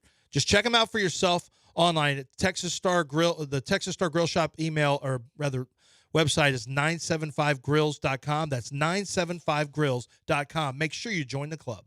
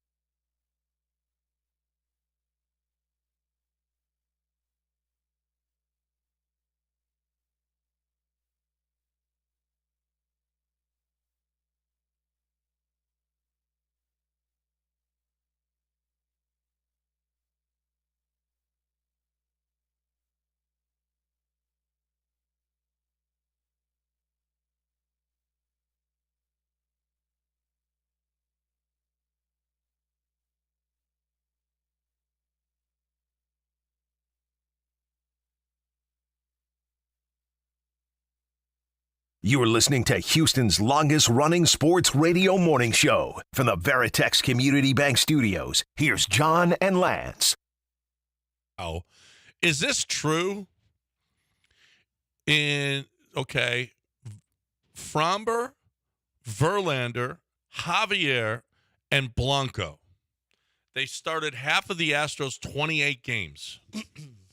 In 14 starts, those are 14 starts, 3 by Fromber, 2 by Verlander, 4 by Javier, 5 by Blanco. In their 14 starts, they're 7-0 with a 1.83 ERA. How's that? Other starters' numbers? Brown, No, we're done. Brown, France, Arrighetti, and Henley, 0-10 with a 9.49 ERA. Wow. Yeah. The bullpen, 2-9 with a 4.95 ERA. And the team's 9-19 and a 4.92 ERA. Just awful. Not ideal. 4 guys have been great, and everybody else has just sucked. Well, all I care about is getting more of the great guys to pitch. Now that we've swept the Rockies out of Mexico City, I feel like this is the turning point. This is it? Yeah, this is it. Mm-hmm. I mean, it's hard enough to beat Colorado, and Mexico City has altitude, so Colorado is probably, it's kind of like they're playing in their home stadium, basically, but further south because it's altitude. And look what happened to them. They got punked out. I'm going to go to Mexico City for a vacation, and I'm looking forward to it. And you know what I'm going to do? First thing I'm going to do? Bring an Astros hat because we're officially the baseball team of Mexico City. The Deshaun Watson trade now complete. Adam Schefter says this. All right. The Browns get Deshaun Watson and a 6th-round pick that was included in the Jerry Jeudy trade. Okay. Okay? The Texans receive Kenyon Green, Damian Pierce, Will Anderson Jr., Tank Dell. They traded the 2024 first-round pick to Minnesota, which turned into Kamari Lassiter and Jamal Hill and Caden Bullock. We don't know how those 3 players are going to be. It could have been a huge blowout if Damian Pierce kept going, and if Kenyon Green had turned into a player. It could have been a massive blowout. Well, we don't know. Kenyon Green is coming back after 1 year. We don't know. Yeah, we'll see. We'll see. Damian Pierce actually was awesome until then he wasn't. And we know what Will Anderson Jr. and Tank Dell are. So even without Kenyon Green and Damian, the Texans still won this trade. Yeah. Because they got yeah. And the money, you haven't even gotten into the money that they had to pay and him. they wouldn't have Stroud. So Cleveland looks at it as the players that they gave up. We look at it as the players Cleveland gave up. You know what Cleveland and their fans look at it? The money and the performance has not been on par for 2 years now. That's how they're looking at it. So for the Texans, of course, the Will Anderson, they had to package. They did use that pick, so it counts, but they had to package a future first to go along with it. But we'll count it. That's fine. So just Will Anderson for Deshaun Watson may end up being a win. But if you go Will Anderson, future starter in Deshaun in Lassiter. Did you say Stover? No, you said Bullock. Caden Bullock. Okay. So and it opened the door for you to draft C.J. Stroud after some difficult times with Davis Mills. And frankly, Davis Mills was always a backup who was being. But if you had Deshaun, you wouldn't have C.J. Stroud right now. He'd be at some other place crushing it. I think the Texans are going to. I think there's a chance they give Davis Mills a second contract.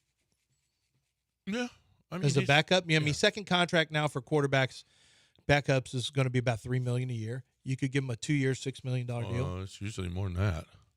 Not for that level backup. Well, right. Well, he's a backup that you hope ever plays. Listen, he should take whatever they give him. Good backups will, just take it. Gardner Minshew is like $12 million or whatever. Yeah, I don't know about that level. No, of backup. Actually, it may be more than 3. You're right. Maybe I'm. 3 used to be the number. It's probably higher than that, even for it's probably more like 5. Yeah.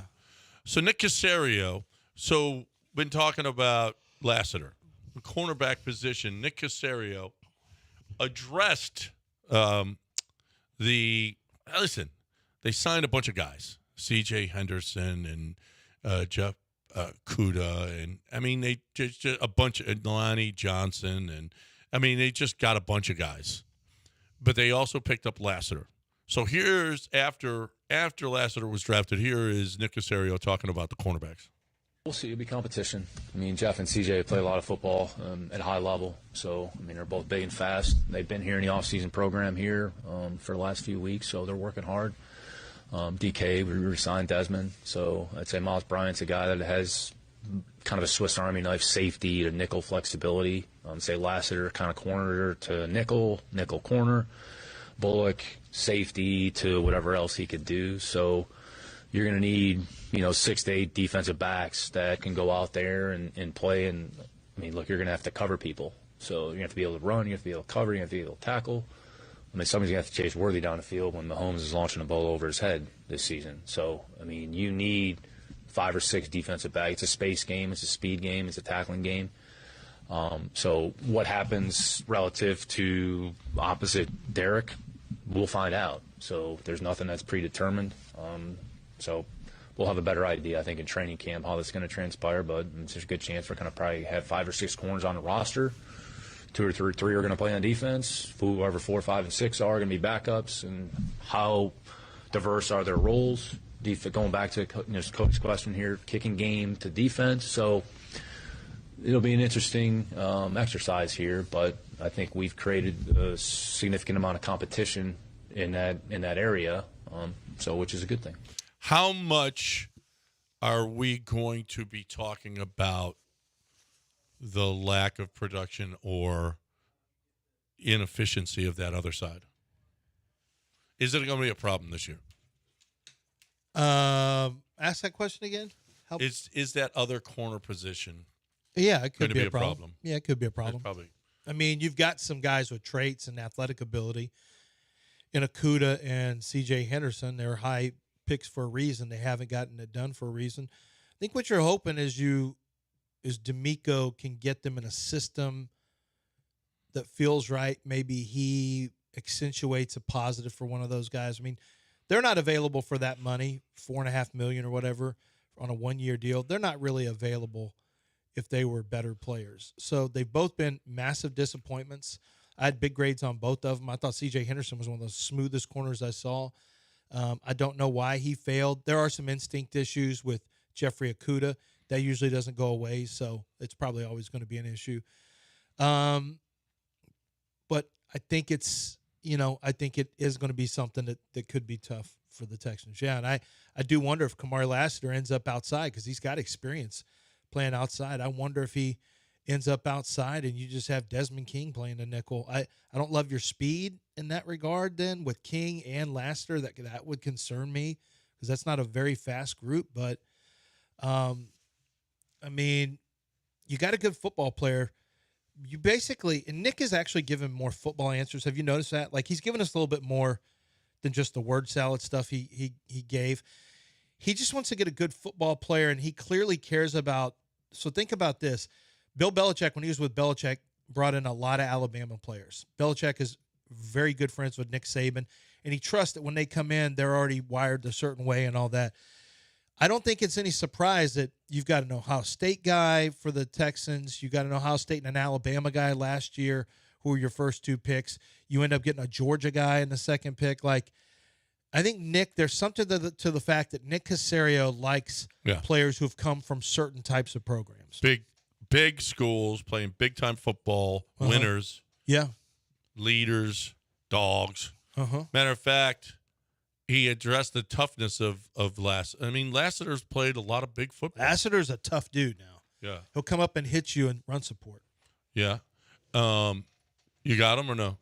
No. He said he's got that. No, he said he's got a show. Yeah, you'll hear it in 15 minutes. By the way, that's something too. This morning he comes in like 10 minutes before. He's over 3 hours early for his show. He comes in 10 minutes before ours. That's how much he cares. I don't know if you looked outside, but at certain points in the morning it was a disaster. Ooh. So sure, I left the same time I normally do. I just got caught up in traffic. We did get some rain. Yeah. But I noticed you were early for your show and not ours. Well, thank you. I don't know if you know how time and scheduling works. But that's it's not. all right. It's That's not all as right. if. That's, I see, mean, if just you another want, example if of you how want, You're little early for your Pete show. cares. Nice. if Yeah. you want, you can end this show at 9:55. I can go wait my car till 9:59, then run up here and be later for that show. Yeah. If you want to Please do that, please do. okay. End the show at 9:55. Okay, do that. We will. Okay. Not a chance. Let's take a break here, and when we come back, news. Oh, the weird coming your way next here on ESPN 97.5 and 92.5.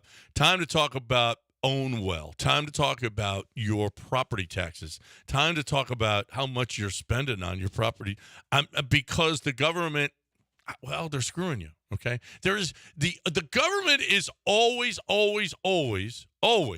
going to say that your house is worth more than it is because then they can charge you more in taxes. So the more your house is worth, the more taxes that they can collect. And that's what they do. And so they're never shorting it. Oh, no, your house isn't worth that much. That never. You know what happens? Never that. Okay. Here's the deal. And I didn't fight them one year. I didn't fight. And it was like, oh my gosh, what did I do? Because then the next year they bumped it up again, another huge bump. And you're like, wow, it's not only not worth that much, it's not worth what I paid last year. So you need own well.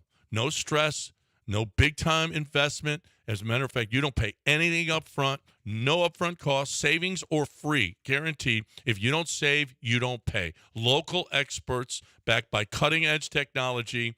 They're going to fight, they're going to protest, they're going to work their tails off to make you to help you save money on your property taxes, and then you pay them. Save money on your property taxes with Ownwell. Sign up in less than 3 minutes and start your protest today at ownwell.com. That's OWNWELL.com.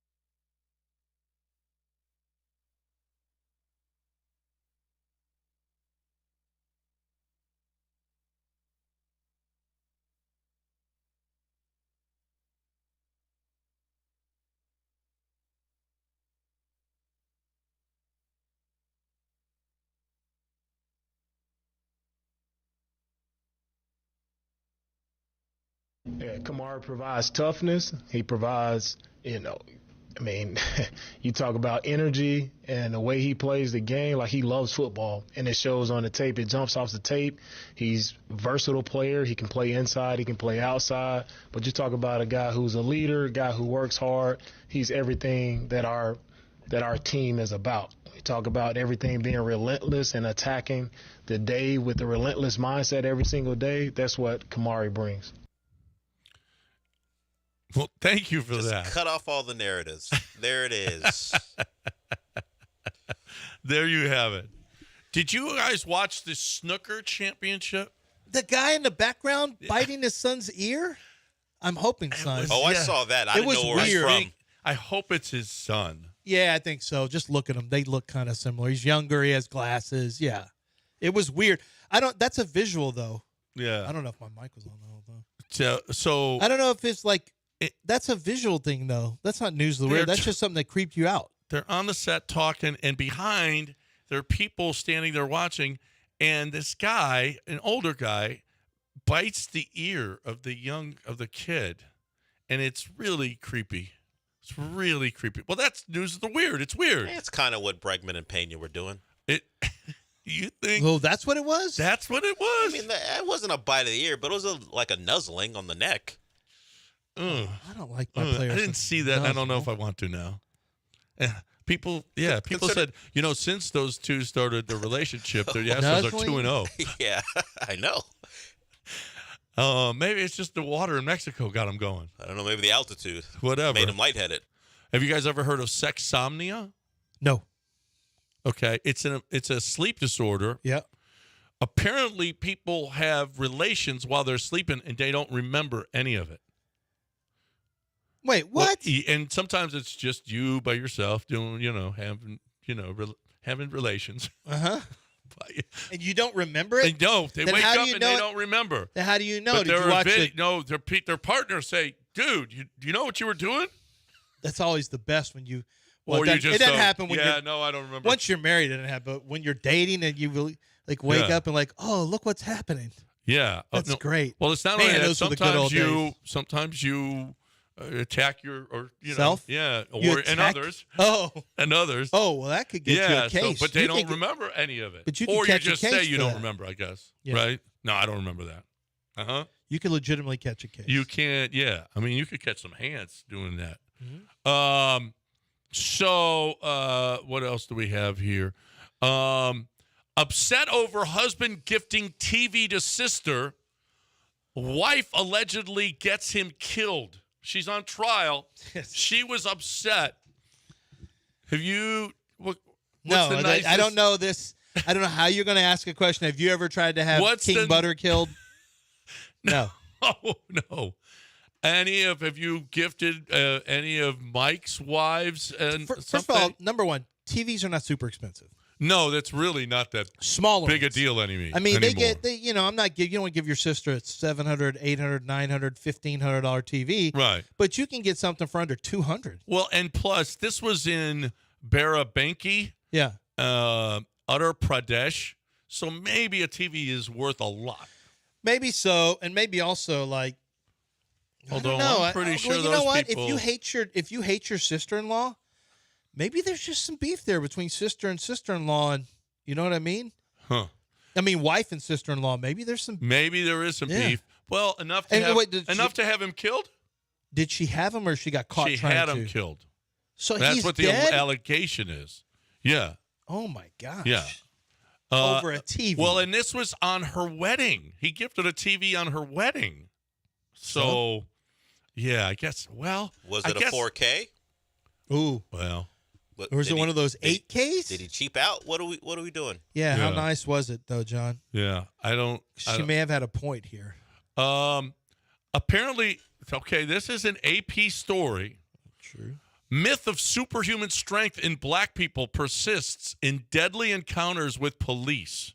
Do you think black people have superhuman strength, Del?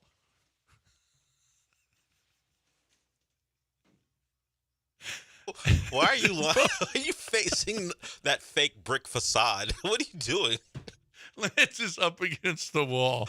You just turn off your mic. You don't have to get up. I don't know what I don't want anyone to see me being part of John's. My contract's up in June. I don't know what story is this. What is this? This is an AP story, actually. There's a myth. How is it? What? How did this? Who's the story editor? Is it? Who said? All right, minute. what are we going to pitch today? We done all the Gaza stuff, like the encampments. You got anything on black people having superhero powers whenever they're encountering police? Is that the explanation for why you sometimes see 8 police officers beating the hell out of a black person? Is that what we're doing? What are we talking about? Who came up with the idea for this story? Hey, it's a story, okay? AP story. That's all I know. I didn't write it. It feels like that came from the Policemen's Association. Dell, isn't there Hey, something they've got with, superpowers. Black people are real strong on when Look, they're in, hey, you see like, what we're what's the doing deal out on there? that one, Dell? If they didn't have superpowers, we wouldn't have to.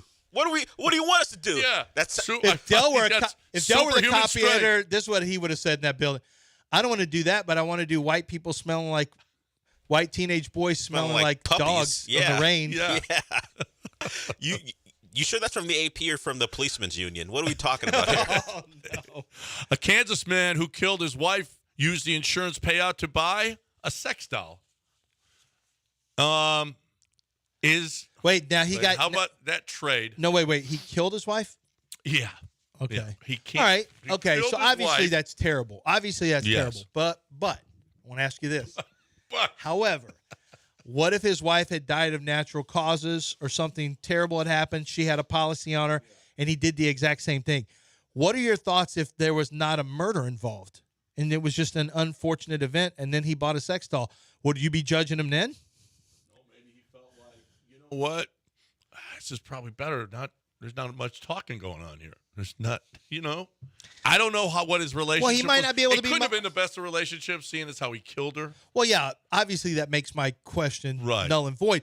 But had he not murdered her and he just lost his wife and he decided to go in that direction, maybe he didn't want to be with another woman again. Right. Maybe we need but the murder does cloud things here on this story.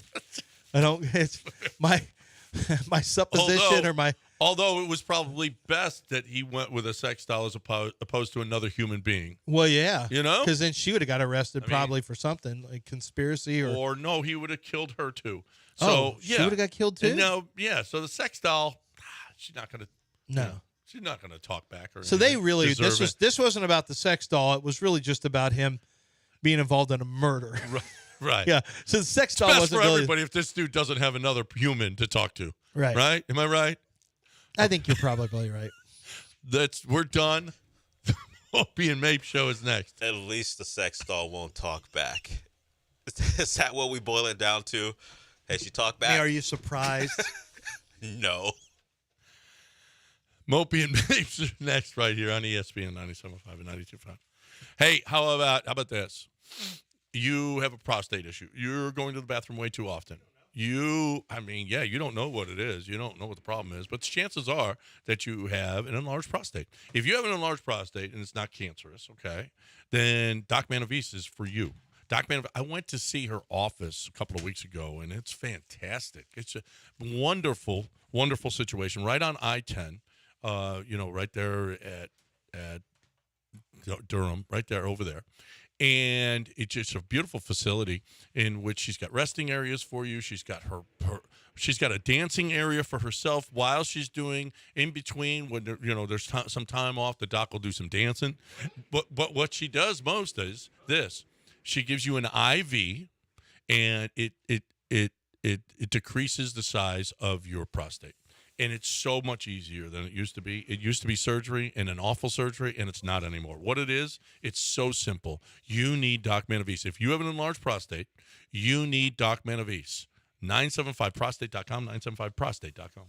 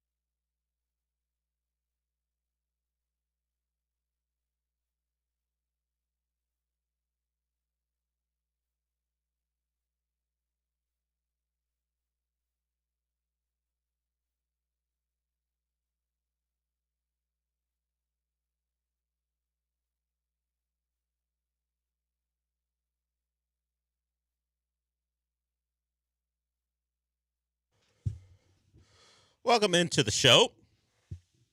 Just like that, the draft is over. Of course, it ended Saturday, but all the buildup, all the random rumors, all the speculation, everyone's top 100 players, because everyone who does that must have one, and then they start to grade particular draft classes by their models as far as who's good and who isn't. All that's out the window. Now it's time for the draft grades. Now it's time for, as we talked about last week, the way too early top 32 as far as next year's mock. Well, we won't get to that because who cares about that? But we will get to the Texans and what they did. And I bring this up mostly because of what I'm watching on TV right now. The draft is over, but there's always the runoff from what happened in the draft the next work day as far as we're concerned. We talk about it. We discuss some of the picks. But if we were in an active in NBA city right now, how would our day go, Sean? Because there was not a lot of NBA playoff talk on the previous show, and rightfully so. The Rockets aren't in the playoffs. But if you're in Phoenix, where you are part of an absolute disaster, but you also have the Cardinals. If you're in Minnesota, where the Vikings took, now you got to discuss it on Friday, but the Vikings took what they hope is their next franchise quarterback. You saw how the rest of the draft class went, but you've got maybe the best player in the playoffs right now, Anthony Edwards. Would we be having a real conversation about the draft, or would we be talking about the Rockets if they are in the middle of a playoff series, coming off either a loss or a win last night? I think I think it depends which playoff team you are, or which kind of playoff reaction archetype you're looking for. I think in Phoenix, this morning you probably start with the Suns because it's, oh my God, we're screwed radio. It is. We got to pay Bradley Beal what for how many more years? It is. Oh, we're bleeped. Yeah. We thought yeah, it might be short-sighted, but we could make something work, maybe go on a run. In the playoffs, how do you guard all three of these guys? And there was an answer for that. Minnesota Timberwolves said it quite easily, actually. When one of them is Bradley Beal.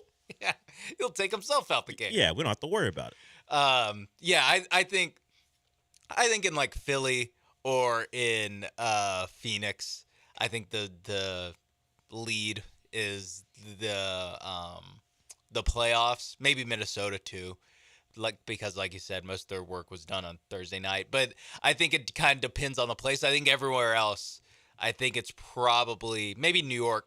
Yeah, they got to be really excited. Probably is Knicks, but I don't think Indianapolis is starting off with Pascal Siakam talk. You don't think? I don't know, man. I don't know. I'd be surprised. They played last night though, and what happened on Sunday? There was no draft on Sunday, but I get your point. The Saturday, they beat a team without their two best players. True, but kind of barely. But yeah. Well, I mean, they pulled away in the fourth. But I get your point. It was probably closer than you would have thought for the first 3+ quarters. The entire game, every time someone would score, I'd look down to watch the score change. I'm like, how is it still a 4-point game? Because the Pacers played no defense at all. So I was just interested because I know at points at this time of the year when this city had a good basketball team, we locked in on the Rockets because, unfortunately, at times the Texans and the Rockets weren't good at the same time. Now we have a Texans team we're very excited about. We'll get into the draft class. I was on the draft show here on ESPN 97.5 as the Texans picks were coming, at least their first two picks, and I walk away from their class and feel the same way I did when those picks were selected. I'm not sure they drafted a starter with their first couple of picks. Now, I'm not saying they didn't draft guys who'll get snaps or they'll compete. We'll hear from Nick Caserio. He talked about getting guys in to compete because he was asked about his DB room because you look at it, beyond Stingley, there are a lot of questions. Have they added proper competition for a team who believes, at least from the outside, we believe they think that they're a title contender, or at least a contender for the AFC, certainly a division winner. Did they do enough? So we'll talk about that. The Blake Fisher one is the most interesting to me because it speaks to what they believe of Titus Howard. They don't see a lock cinch starting right tackle. They see a guy who could be a guy who lives up to the contract they gave him. But we know if Titus Howard was a great left or great right tackle, they're not moving him to guard last year. I know they had injuries, but you don't move great players or even really good players to other positions unless you're completely desperate. And they had bodies. They weren't great bodies at guard, and they still decided Titus Howard was their best option because maybe he's not a great right tackle or even a good one right now. And that's why Blake Fisher is drafted.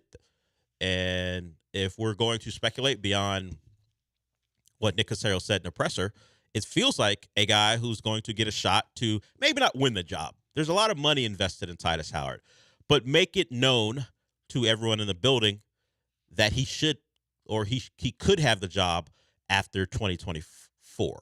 So the Blake Fisher one is probably my most interesting pick for the Texans. The Kamari Lassiter, is he a nickel? Is he an outside guy? He's a little slight if we're going to believe his weight before the combine when he was about 6 feet 180. That is like Kevin Johnson size. Now, obviously, body structures differ, but Kevin Johnson could hold up as an outside corner in the league. He's still around, but the Texans kind of, that's a wasted pick for them. He washed out, and partly because of his size, and he's had injury concerns because of that, and now he's going to give it a go at the Browns, it looks like, at least in training camp. But they get a guy of that size. Can he play the outside? It looks like he's going to be profiled as a nickel, which if I'm going into the draft, I'm hoping for an outside corner. Did they get snaked? We had a caller call up about that. He didn't get on, but he talked about, or you wanted to talk about, the Texans for the second consecutive year allowing teams to jump ahead of them to take a guy at a position of need. If we're going to believe that they were interested in outside corner, a couple teams traded ahead of him. The Eagles take Cooper DeJean. I go back and forth. I know it's DeJean, but sometimes I say DeJean. I don't know why. Probably because I've seen enough French stuff, and that name is always pronounced DeJean, I think. But DeJean, I believe, is how you say it. And then Kool-Aid McKinstry out of Alabama. We know Nick Saban thought pretty highly of Kool-Aid McKinstry.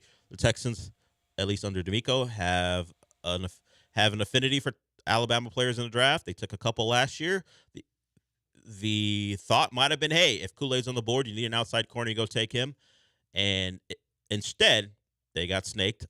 I'm speculating they got snaked. So a couple corners go off the board as that run began, and then they go take Kamari Lassiter as their pick, who will be a guy who gets to compete. And if we're going to play some sound from Caserio when we come back, he discussed the DB room and who goes where and what it might mean. Talked about Kamari Lassiter's versatility, nickel, outside, our possibilities, and he also talked about the DB they took later. So we'll get into some of that, but we talked about this, Sean, going into the draft throughout the process, that we felt like they were thin at defensive tackle and in the secondary. Now they address both spots, but do you think they took a guy who's going to take a starting spot away from someone? Ooh, I'm not sure. Maybe as the starting nickel. I think that would be. That's possible. That's probably what Laster can do. But yeah, talking about Blake Fisher, that one's an interesting pick. I don't hate it. People were acting like they shocked the world by picking an offensive lineman. We kind of thought they were going to take an offensive lineman, figured to be a guard, not a tackle. It kind of, I guess it's a Titus Howard succession plan. I would guess that's the it thinking. Feels like or a Howard at left guard. Oh, you mean the guy who wrote right tackle only in his Twitter bio? Yeah. Cool bio. Yeah. No, I prefer him at right tackle, but maybe the Texans either don't or they just care about, listen, we're just getting the 5 best offensive linemen we can, and we'll just slot them in. And they're pretty well slotted except for left guard. And obviously we'll see if Blake Fisher can play. Actually play on the NFL level, yeah. Before we're like lumping him in with the best 5, it's like, I don't know. Maybe Kenyon Green makes it easy, and Kenyon Green just starts at guard, Howard at tackle, redshirt year, or swing tackle year for Blake Fisher. So that would be the question: are we drafting swing tackles in the second round, or are we drafting a player that will be your succession plan? We know Nick Caserio has said that this is a team that's going to be hard to make. He didn't foresee a lot of open positions. So his drafting would suggest, at least with Blake Fisher, that if he believes that Titus Howard is his right tackle, maybe he didn't see an open position along the interior, because you're taking a swing tackle. Look, their backup tackles aren't great. The likes of Charlie Heck, I'm not sure you want to depend on him. And if you go get a guy you can draft now and give him the year to be your swing tackle behind guys who are getting paid a lot of money like Tunsil and Titus Howard, then you have Blake Fisher come in maybe in 2025, and if Titus Howard doesn't prove himself to be a lock cinch starting caliber good right tackle, then you have another option. And I believe the contract allows you to get out of the most costly parts of it after 2024. So that's that pick. That question is the one that kind of not weighed on me, but when the pick came in, okay, that's the one I kept thinking about as we were having a discussion on the draft show, and it still remains the case. But we'll hear from Nick Caserio about the Blake Fisher pick and the competition on the offensive line and in the DB room. We're going to hear from a lot of people. A lot of people said a lot of interesting thing this week, or at least this weekend, from Barkley about Galveston. And for everyone who's been to Galveston, the worst part about it is, if you are you one of those Texas forever type people? You're like, yeah, I can't fight Charles on this one. Or maybe you can, but you'd be wrong. You can't fight Charles Barkley on this. We'll hear from him. We'll hear from D'Amico on Lassiter and the toughness he brings to the DB room. And we'll also get into some of the NBA stuff. I thought it was a pretty interesting Sunday, at least. We know the Lakers staved off elimination on Saturday night, but the Sunday slate of games speaks to some pending questions. The Suns are done, but the other two who are now down 1-3, like the Sixers and the Bucks. A lot of questions surrounding them, so we'll get to that at some point. And we talked about Joel Embiid's masterclass the last time we were here. It was the fourth quarter for Joel Embiid, not great. And if you like him stepping on people, that happened too. So a lot to discuss as we go forward. We're just getting started here on the show. Myself and Sean will get you through till noon. We'll be back.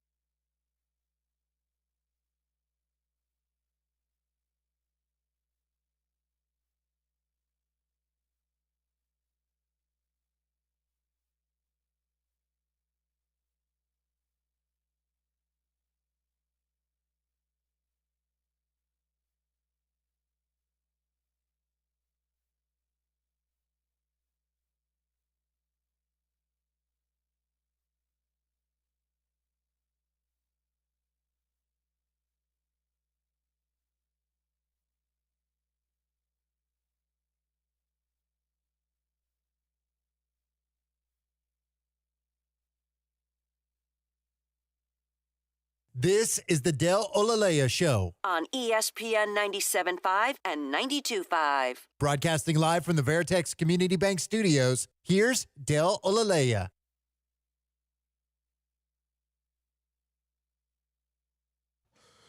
Welcome back to the show. Sean and I were having a discussion during the break about all the storylines in the NBA. We'll get to the NBA later. Really, the consensus we came to is, boy, the East is trash. I mean, mostly because of injuries, but I mean, the thought of the Pacers in a Eastern Conference final, not exactly getting anyone all warm and fuzzy, but they got a shot. They're up 3-1 over the Bucks. But back to the Texans in the draft. So they added to their DB room. They added to competition at the tackle position with their 2 first picks on Friday, and then they went and got themselves a safety out of USC. Excuse me, with their 3rd selection, and they kind of addressed everything outside of maybe switching tackle for guard that the thought was that they would do going into the draft. They were short on secondary help. The questions about Petrie and Jimmy Ward remain, but they still feel like your 2 starters at this point. If Jimmy Ward's fashion show at the Texans unveiling is any indication, they certainly value him quite a bit, and it doesn't surprise me. D'Amico had him at San Francisco. Just the fact that Jimmy Ward wasn't healthy last year, and Jalen Petrie, that's a guy who has promise, and he's another guy who played better under the previous regime when the team was terrible. The hope is that a second year with D'Amico, he will become the guy that people were talking about being a potential Pro Bowler in the offseason, or I guess you would probably say training camp. There's a lot of talk. I think he picked off in their team practices with the Dolphins. He picked off Tua for a pick 6, and people were it's evidence of what Jalen Petrie would be. Of course, you don't tackle in those things, and so we didn't get to see the growth there, and it would have been apparent there was none because he still misses tackles, and hopefully that gets cleaned up in year 2 under D'Amico. But they do take Kalen Bullock, the safety, and he just adds more versatility to the DB room. And Nick Caserio did talk about the versatility in the DB room. When you take 2 guys in your first 2 picks, you know that there's a weakness there. Now you're trying to add to that room, make it more versatile. And this is Nick Caserio on what he expects from his DB room going forward. We'll see. It'll be competition. I mean, Jeff and CJ play a lot of football at a high level. So, I mean, they're both big and fast. They've been here in the offseason program here for the last few weeks, so they're working hard. DK, we re-signed Desmond. So I'd say Miles Bryant's a guy that has kind of a Swiss Army knife safety to nickel flexibility. Say Lassiter kind of corner to nickel corner. Bullock, safety to whatever else he could do. So you're going to need, 6 to 8 defensive backs that can go out there and play. And, I mean, look, you're going to have to cover people. So you have to be able to run, you have to be able to cover, you have to be able to tackle. I mean, somebody's going to have to chase Worthy down the field when Mahomes is launching a ball over his head this season. So, I mean, you need 5 or 6 defensive backs. It's a space game, it's a speed game, it's a tackling game.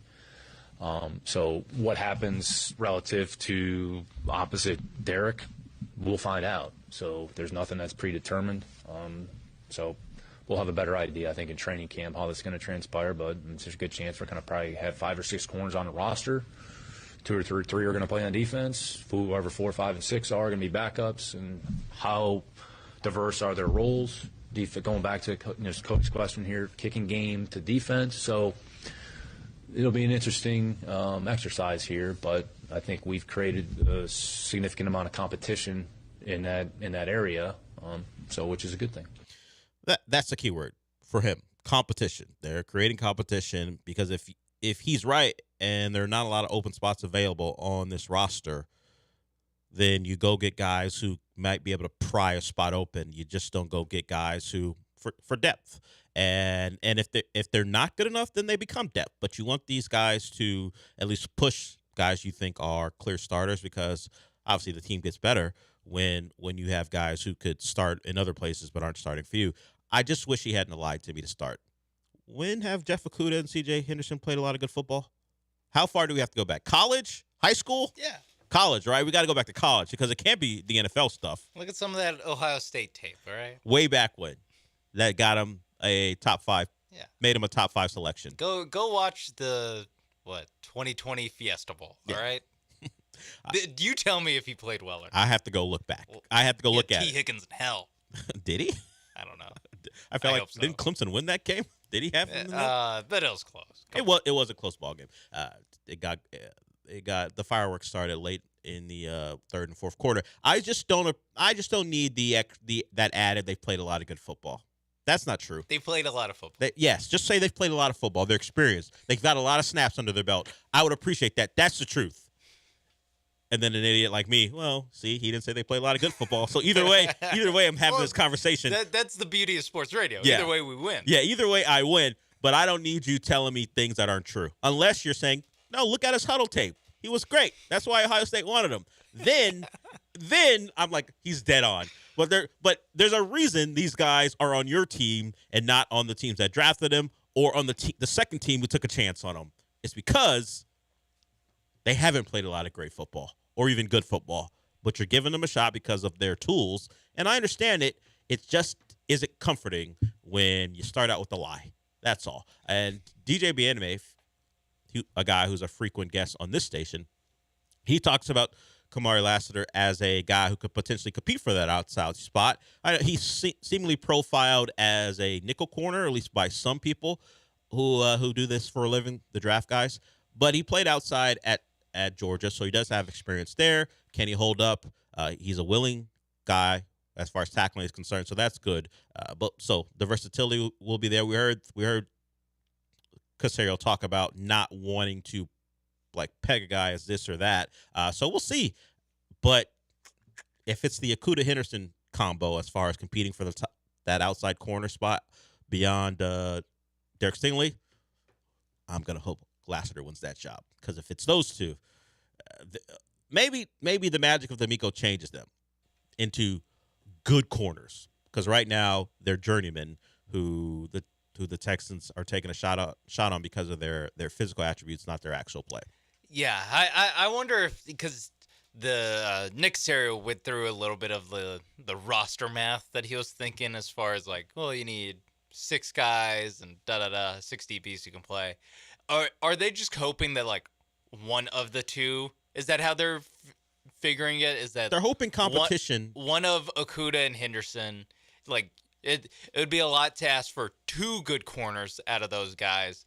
If one of them can give you just playable corner where when he's out there, you're not oh my God. So if mid fights against mid, one of them becomes good? Is that the theory? Well, a little D'Amico magic too. Of course, you get sprinkling D'Amico on them, and they become better than we expected. Hopefully, he is supposed to be. He's a really good defensive coordinator now.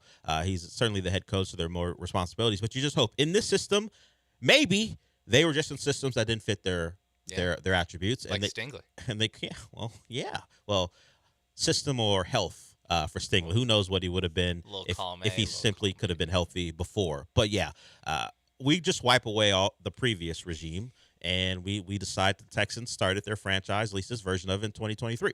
And we saw in 2023 they exceeded expectations. So you have to hope some of that continues with some of the journeymen the Texans have brought in, but they've also brought in actual competition who don't have the scars of failing on the NFL level, like Kamari Lassiter and obviously Kalen Bullock as safety. Kamari Lassiter got his hands on a lot of balls. Not a lot of passes were completed, against him. He just didn't come down with any interceptions. I think he had 1 in 44 games. Kalen Bullock, different.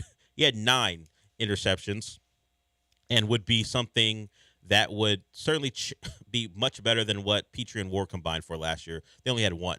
So if you, a safety with 9 interceptions in his college career, certainly an improvement over what we saw last year. And maybe he's fighting for that Petrie spot. I feel like Jimmy Ward's going to have a place here because of knowing the defense, the veteran stuff, all the cliches, and we know the connection.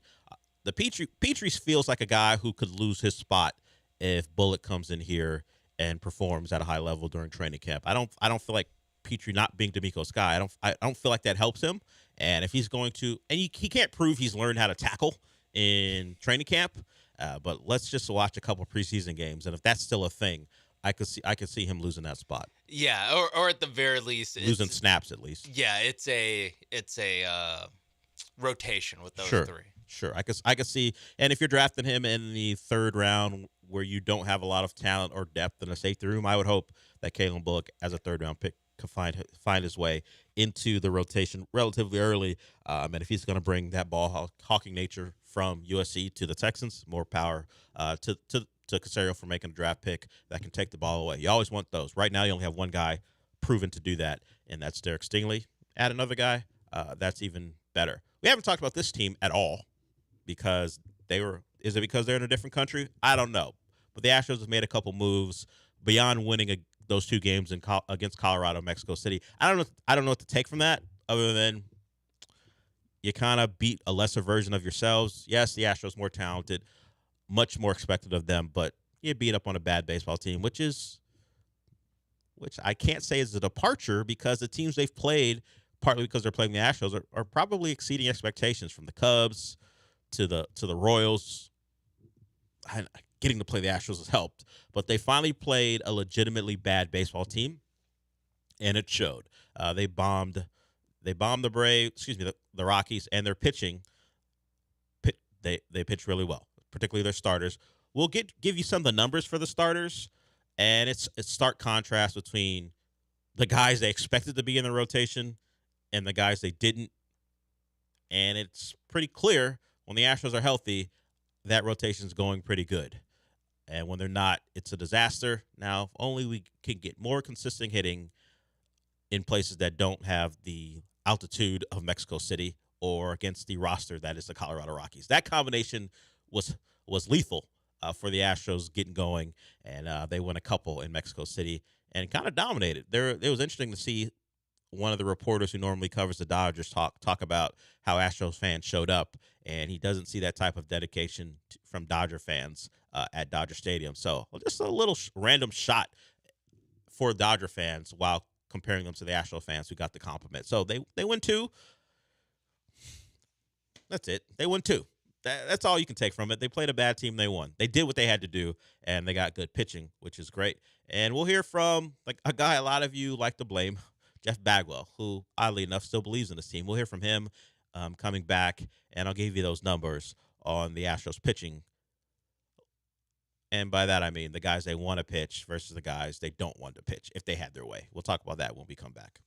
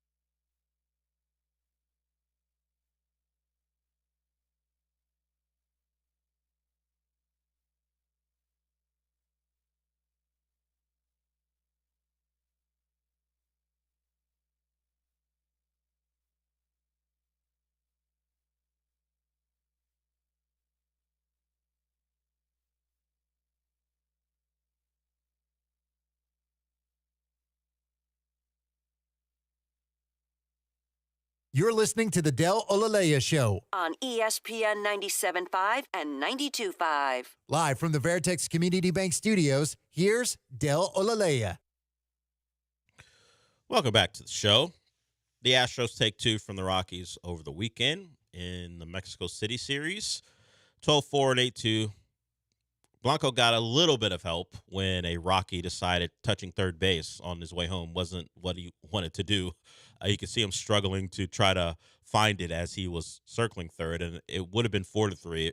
It stayed 4-2 inning over, and it was pretty much easy for the Astros the rest of the way in that game. So 8-2, and Framber was back, and Framber pitched. It's kind of a Framber performance, and you don't want to blow him out in his first return, but no walks, which is great. Only went to 5 innings, but only 71 pitches. That felt more like a precautionary thing than let's get him out of there. So you got everything you wanted in his return, and he can be a really good pitcher at times. Then we know Framber has his moments depending on the inning or the at bat where it goes from he's cruising to now we're in a real jam and he's not going to be able to get out of it. It was not the case in his start yesterday. And like as I said, 12-4 the Blancos start, 8-2 and Framber start yesterday. Kyle Tucker hit a home run, and also he had some type of I don't know what to call it, a nuzzling with Jeremy Pena. Is that what we're going to call it? I mean, I don't want to add more to it than it was. Canoodling? Yeah, it was just an odd exchange. I mean, out of context. I mean, you just see the guys on the field just. I don't want intimate to sound like it's more salacious than it should be, but it was like an intimate moment. I'm not sure what they were discussing. Yeah, no, I think nuzzling, canoodling, light necking. Yeah, I don't know if it's hey, we're in a different country, so we're just gonna be wild. I don't know. I don't know what's. They're on vacation. Yeah, they're on vacation. Just the problem is you're on TV too. Yeah, you're in the most public spot that you could be in. Yeah, I mean it's more Pena. They're just talking really, and Pena's doing it really closely. Yeah, they're just very very close. Yeah, maybe Pena's a close talker, and we didn't know. Maybe that's the case. I think we would have known if he's been doing this. Yeah, 2 years. We've seen a lot of like I said, never been to Mexico before, so he's with his boys in Mexico. You do stuff you don't normally do in the U.S. I don't know. I mean, you do. It's not normally that. I can't speak to what he would normally do. I'm just seeing what I see, and it looks like when he got to Mexico, he decided he wanted to be a close talker, maybe rub his chin on his boy's shoulder. I don't know, but nonetheless, hey, if you win, you win. Yeah, they won the game. Whatever you want. All that matters is they won the games. That's all that matters, and so they're now 9-19, 6 games back, and now they see the Guardians. So. It's going to be a stretch where they don't have a lot of time off going forward, but they do today. But then it's going to be rough. They've had plenty of time off, and we've talked about how fun that is because sometimes we don't have to talk about them when they don't play. That's going to end. They're going to have a lot of games on consecutive days, and they have to work through it. They play 29 games in May. Yeah, a lot. That's 2 days off. That's a lot of baseball in the month of May, and they're going to have to find a way to get back in this race. And I say get back in. They're only 6 games back, but they have not played to a level where you think, they're just going to turn around, particularly when they're not playing the Rockies. When they're not playing the Rockies, they've been terrible. So that will need to change when you're not playing one of the worst teams in baseball. So we'll talk with the Astros a little bit more here. I didn't want to give you the numbers. I mentioned it before we went to break. So Framber Valdez, Justin Verlander, Christian Javier, and Ronel Blanco have started half of the Astros' 28 games. In those starts, those guys are 7-0 with an ERA at 1.83, 83.2 innings pitched. In the other 14 starts, 0-10, 9.49 ERA, 54 innings pitched. So that's the Brown, France, Arrighetti, Hindley disaster. That crew has been terrible. And I mean, the numbers will just tell you what your eyes see. We know what the deal is. We watch those guys, and it's awful to sit through a game with those guys pitching. And it bears out the numbers. The bullpen, 2-9, 4.95 ERA, 107, just over 107 innings pitched. And obviously the team is 9-19. The ERA just over 4.9. So the guys outside of Blanco, because I don't know if anyone was depending on that guy to be as good as he's been, but the top three, Verlander, Valdez, Javier, when healthy and available, really, really good. That's a rotation.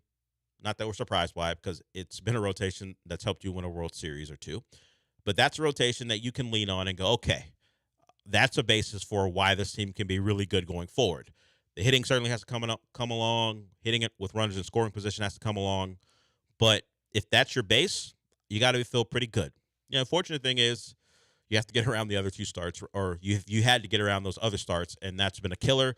Hopefully you get health from those guys the rest of the way. You don't have to worry about the France, Arrighetti, Henley, Brown, maybe one of them, because you do need a fifth and maybe sometimes a sixth, because with all these consecutive days that you're going to have to pitch.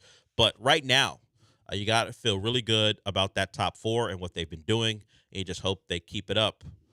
A guy who you might want to blame for some of the issues, particularly the Abreu Montero, although Montero's been much better than Abreu. It's almost insulting to talk about Montero and then bring up Abreu. Montero's like, hey, relax. I'm not that guy. Certainly this year, I'm not that guy. Don't bring him up when you're talking about me.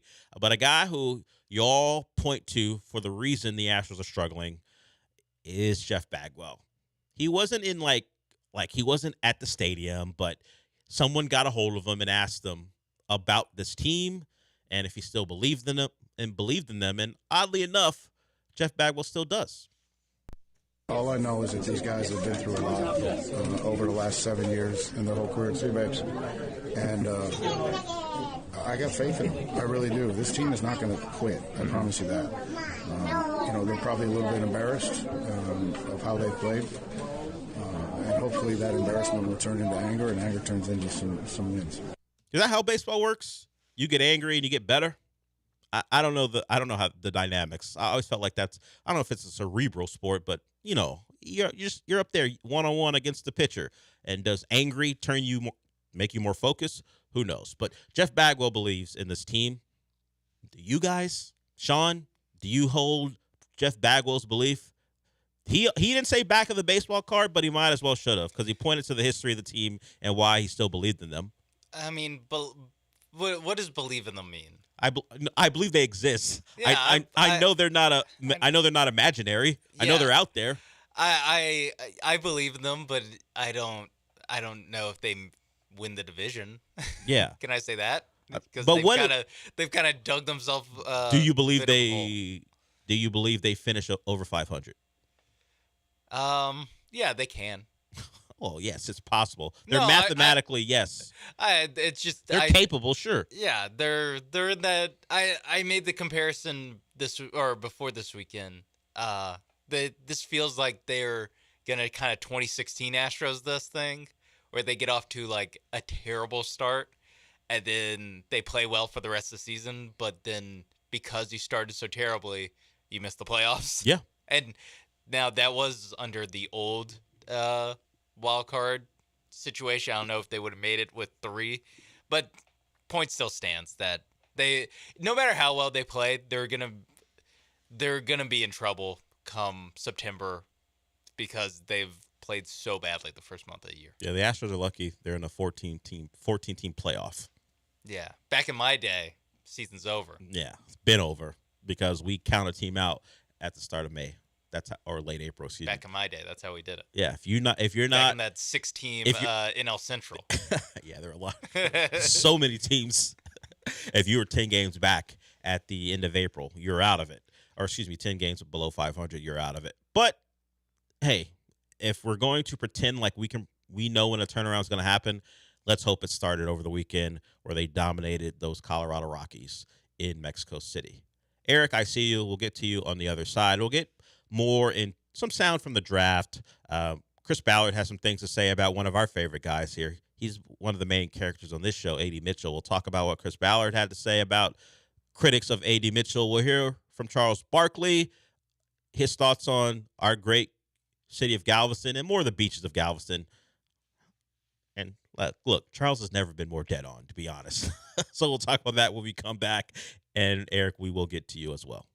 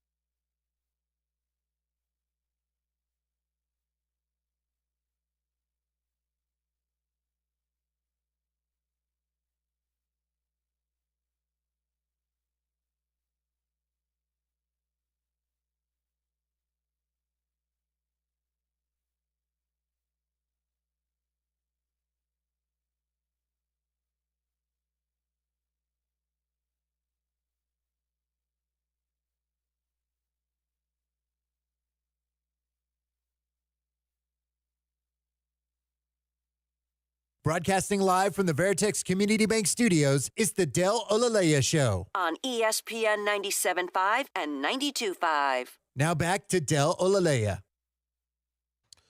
Welcome back. Some context that I did not know. Now, I knew that Chuck was responding, at least in his apology. We'll play both of these, to the Beehive or the Bayhive and Jay-Z. He referenced it in the clip. But I did not know that Tina Knowles, Beyonce's mom, was sent the video by Jay-Z. Apparently, Jay-Z decided, you see what Chuck's saying about Galveston? So we'll play that here shortly. But I did say we'd get to Eric, and like I've said in the past, if you call, we'll get you on 713-780-3776. You want to talk about anything or everything we've talked about, you can always call in and we'll get you in. So, Eric, I don't even know what you want to talk about, Eric. What's up? Hey, guys, I just don't know why y'all not getting Astros a chance. They're only 6 games out of, the division lead. You just said it yourself, Bill. They're 7-0 when they have their starting pitching. We're fixing to get back Urquidy and Luis Garcia and hopefully McCullers in the next 5 years. Haven't you seen that movie Little Big League when they came back? Sure. And, and are you going to see that new movie, The Joker? I'll hang up and listen. I haven't seen the first Joker, so I don't know if I will see the musical. I'll tell you this, I hate musicals. It's not because of the content. I just don't like singing that pushes stories along. I hate that. I can't stand it. Talk to me like an adult. Yeah, please. Just look, I don't mind exposition, but and musicals are the worst thing with exposition. You're going to sing me what's going to happen next. I hate it. I hate it. I think it might be because I'm in the same boat as you. I think it might be because of like the Disney movies growing up, where it's like every single one of them was a musical. Yeah, you don't think about it as a kid, but they're all musicals. Yeah, and then so now as a grown up, it just strikes me as, well, this is kid stuff, childish nonsense. Yeah, sing to me that Simba's sad. I got it. All right? I understand. I mean, I can read the clues. Yeah. His dad can't wait to be king. His dad just died. I get it. He's sad. Thank you. It means no worries. Got it. Yeah, Hakuna Matata. Just explain it once. Look, I'm not gonna look Disney. You've been very successful in that model of creating music and leading you to big things. It's for kids. It's for kids. It's children.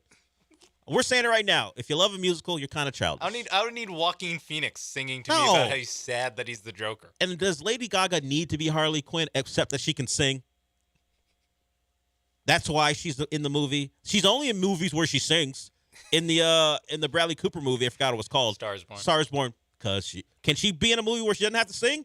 Is her? Let's just say. Let's House ask. of Gucci. Does she sing in House of Gucci? Who knows? I didn't watch. No that one movie. knows. Possibly. It's impossible to know.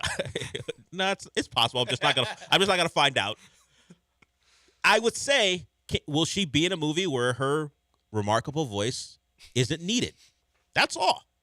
Can she have played Harley Quinn in a non-musical, or would they have gone with a better actress? That's all. A different actress. Better. I'm not saying she's a bad one. I'm just saying they probably could have gone with and she's like a theater kid anyway, so I'm sure she was trained. But I'm saying a more let's say more accomplished thing. Let's be nice. A more accomplished actress to play that role, other than she can sing well, and we're going to do a musical, so let's get her. And she's got a great name, and people will want to see her in it. That's true. I think that's part of it too. Yeah, put butts in seats. Yeah, definitely. Although the first one certainly didn't need her help. Made a lot of money. I just haven't seen it. So they probably know because it's a musical. Hate those things. What's this other thing? Oh, the Astros. We'll give them a chance. I just can't go from, oh my God, the season's over, to they're gonna win the division because you beat the Rockies twice. I don't even know if we think I just can't do that. Yeah, that's true. Beating the Rockies means nothing to me. They did the bare minimum, which is blow out the Rockies. Yeah, it's like going 0-2 in your non-conference, and then you have an FCS team come to town. Okay. You beat them 55-10. Now you're 1-2. Great. You're still alive for the conference. Yeah, because you haven't played a conference game yet. Yeah, sure. But I just don't love the fact you lost to Georgia Tech. All right. Yeah. How about that? Yeah. You had Georgia Tech at home to start off your schedule, and you lost. And then you went on the road and lost someplace else, and now you're playing Sam Houston State. I could have said Maryland. Yeah, you didn't have to. Myself. Yeah. I mean, you have experience losing. You lost to Maryland and Cal. Still alive in a conference race because you beat Texas State. That's what the Rockies were. You beat Texas State in a foreign country. Congratulations. We'll see what happens when you play real teams in America. I don't know why, but the wrinkle of it being in Mexico City makes it like seem more fugazi. Yeah, it's like because it's just like they play in this weird ballpark where high altitude. I forgot who's. Oh, I think it was Kyle Tucker's home run on Exactly, Saturday. that one was like it was a pop fly that flew out of the yard, and it's like, oh, Coors Field. Okay, we question everything that happens there. Let's question everything that happens here. It's the same thing, and you're playing an awful baseball team. Yeah, it's just again the starting pitching getting back. I mean, I think we're saying the same thing. I think the Astros will be good for the rest of the season. It's just that they're starting at 10 games under 500. They have to play really well. They had to basically, really well. I don't have the numbers, but they have to play much better than they've shown they can, and the hitting has to be, particularly when runners are in scoring position, much better than they've shown. It's a good start, but it barely even counts. Was it even really a baseball game? Yeah, sure, but was it really Major League Baseball? I'm not sure. You played it in a foreign country against a terrible baseball team in a park that was going to allow your pop flies to fly out of the yard. But you took advantage. The Rockies could have done it, and they didn't, so now you're 2 games better than them. That's comforting. I guess. It's not. It's not at all. I was looking at the standings, and because now the Astros have 9 wins on the year. Yep. I was looking. I was like, 9 just seems like so small because I was looking ahead at their schedule, and every time I'd get messed up because I'm like, oh, here's an easy game coming up, and I would just forget that the Astros are the one with 9 wins. They're the easy touch right now. Talent be damned, and they're dangerous because of how talented we know they are. But prove it, and then we can have real conversations like, look, we haven't given up. They just haven't given us anything to make us believe. And when they do, yeah. Unlike the organization, we don't do the whole back of a baseball card thing. We're 2024 is what we're looking at. There are 4 teams in Major League Baseball that do not have 10 wins. It's the the Marlins, the White Sox, the Rockies, and your Houston Astros. Do you want to be in that group, Eric? Do you like being in that group? I can't say that because you know what I won't say? The Marlins aren't going to make the playoffs. I'll say the White Sox aren't going to make the playoffs. The Rockies aren't going to make the playoffs.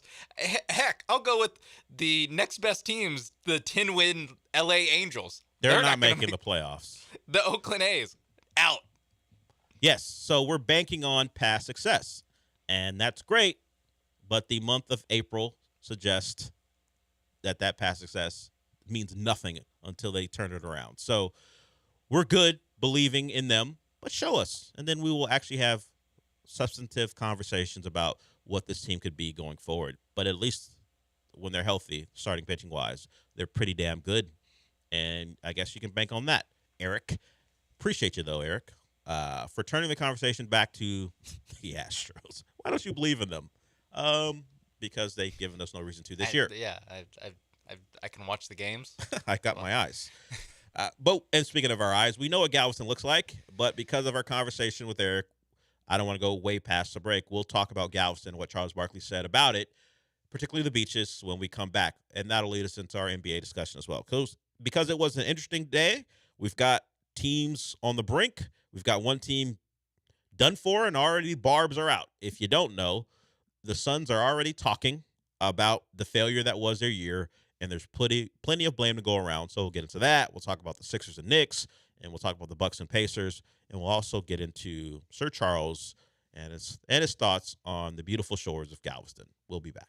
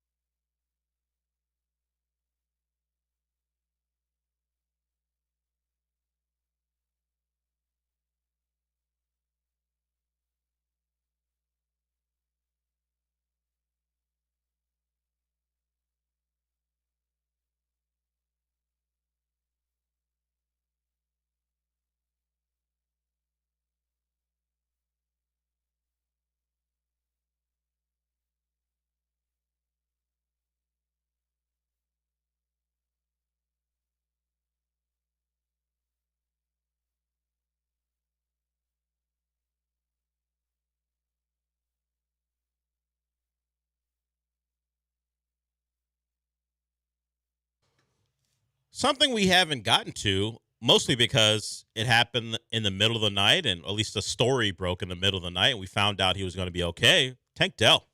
He was shot. He was at a party in Sanford, Florida.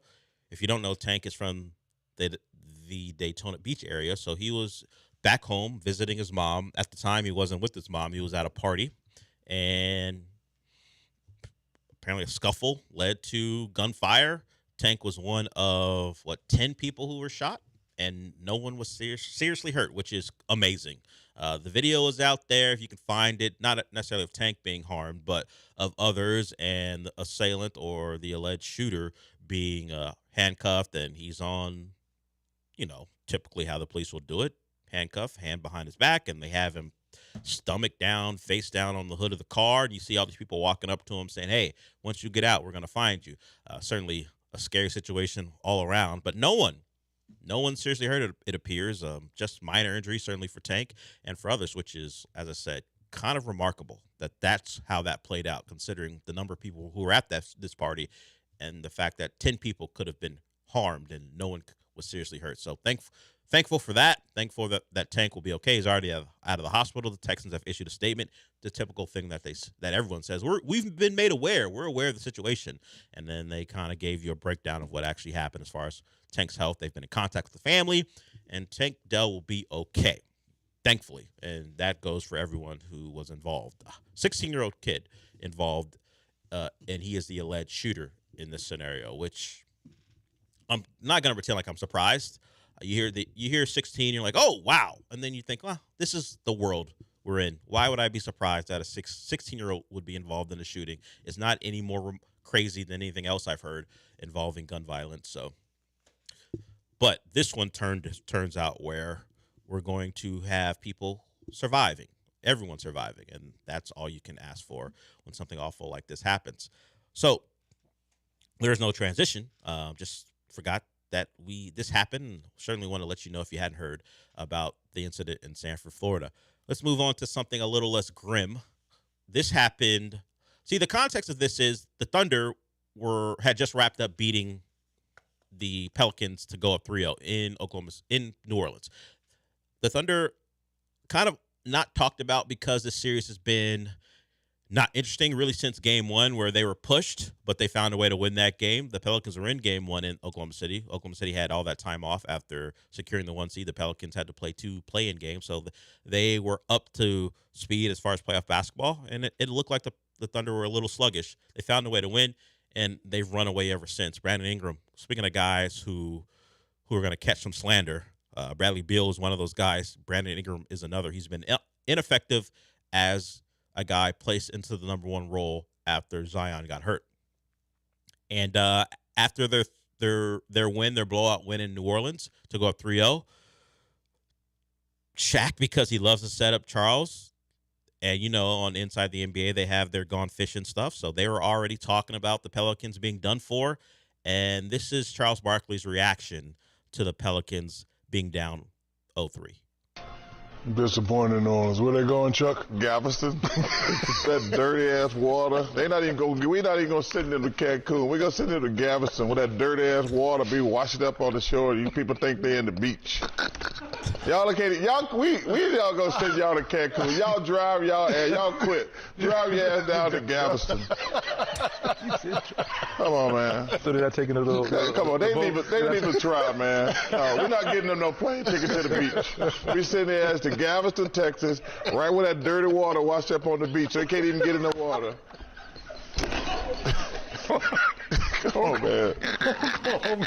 Oklahoma City, 185 in game 3. Everyone's laughing. Shaq the hardest. Ernie can barely get through it. Vince Carter, filling in for Kenny, was there too. And then you also hear all the people off mic, off camera, laughing as well. I can't imagine what this felt like for people from here watching it live. I saw it, obviously, like a lot of people, as it was pulled. But anyone who was watching it live and, Galveston, the shock of Charles taking a shot at them just while you're watching this live had to have been amazing. What did he say bleep me for? Yeah, what did I do? We're talking about how bad the Pelicans are, and I catch a stray? Why? They have dirty beaches. Yeah, I'm sure New Orleans has them. Obviously, Charles Barkley played for the Rockets in the mid-'90s, and I think He probably made a trip to Galveston. I think they had a training camp down there. So if he was there during that time frame, he would have experienced Galveston, and he would have known firsthand. They should not have training camp there. They don't do it anymore. I think that was a Les Alexander thing in the mid. I'm not sure how long that lasted, but Charles probably was involved in that. And if he didn't know about Galveston before, because I don't imagine if he was coming here for a game that the thought was let's go to Galveston, even if it's our day off when he's playing for another team. No, it had to have been while he was on. Yeah. I don't know who's suggesting that as a trip for Charles. So I get, hey, we have an extra night in Houston. Let's go down about an hour and a half, depending on where they were staying, and let's go check out Galveston. Charles would have beat the hell out of the person who suggested that. Yeah. Yeah. Let's leave Houston. And go down to a beach. As millionaire NBA players, let's leave Houston. And Know what would be fun? Galveston. Not being here. Yeah, so Charles, very funny. Assist of the year by Shaq. Of course. That's just the lob. Shaq, where they're going, Chuck? Shaq's not known to throw alley-oops. That wasn't a thing. He was generally catching them, but that one was great. And if I was watching it live, I don't think I would have been able to control myself. I don't think I would have gotten through the segment if I didn't know that was coming. And that's what Charles did. So now I gave you some context earlier. Jay-Z sent that clip we just played, to Tina Knowles, his wife's mother. Apparently Jay-Z is a bleep starter. He's like, look what Charles is saying about Galveston. You hear that? So Tina Knowles responded, and Charles on the show, I guess, was trying to offer an apology because he didn't want the Bayhive after him or Jay-Z after him. And this apology turned into more insults. Here's Charles Barkley. I don't want the Beehive and Jay after Chuck. Those, I apologize. I do not want the Beehive and Jay after me. So how do you like Galveston now? It's beautiful. We're not going there. Would you go on vacation? You've got a chance. Hell no, I ain't going on vacation. You've got a chance to wipe the slate clean here. I would go to Galveston. Let me tell you something. That water's so dirty, I'd rather go to San Antonio. I'd rather go to San Antonio with them big old women. No, I'm not going to Galveston. I want to go to the beach down in the river walk and watch them big old women walk around San Antonio. So you know what? You know what sets him off. Okay, so you know what? Would you rather go, Chuck? San Antonio. That's what they invented Victoria's Secret, Chuck. Why is it secret? Because them women down there, they can't get in them cute little underwear. They wear bloomers down in San Antonio. Oh, my God. Somehow, Victoria's Secret down there. Somehow we are going to transition from that to this. You like no parts of Texas. Well, I don't know how much he enjoyed his time in Houston. I wasn't here at the time, but San Antonio and Galveston, targets for Chuck apparently going forward. I don't think Shaq's going to let this one. I think Shaq's going to lob one up for Galveston. Now that he knows, he's not. That's going to happen more often than you might think going forward. That Galveston's going to catch a stray. I definitely this playoffs. I feel like this is not the last we've heard from Galveston. Well, the question is, will the TNT producers, when the Pelicans inevitably lose this series, have them in Galveston and that murky, dirty ass water? Yeah, I mean, on a boat someplace. I'll say the Pleasure Pier. What if the Pleasure Pier makes an appearance? I'm sure Tillman will love that. Yeah, I'm sure he will. I think that the TNT producers, if they're good at their job in any sort of, because they can work, they've been able to work on it for 24 hours. Yeah, they should be ready. That should be ready to go for whenever the Pelicans do get eliminated, probably tonight. That if they're good at their jobs, and I think they are, they will have the brown water. The funny thing, it will only be something. Look, I don't know how many people recognize. I don't know what are Galveston's recognizable features outside of people who live here. Yeah, so it'll be narrow casting, but I'm sure they'll do it. Yeah, or maybe they just put a the welcome to Galveston sign in the background. Like they'll have to kind of they're gonna have to do things to let people know that they're gonna have to throw it Galveston. underhanded to most of America. Yeah. But all they have to do is have a boat on some dirty water and then a sign that says "Welcome to Galveston." And I think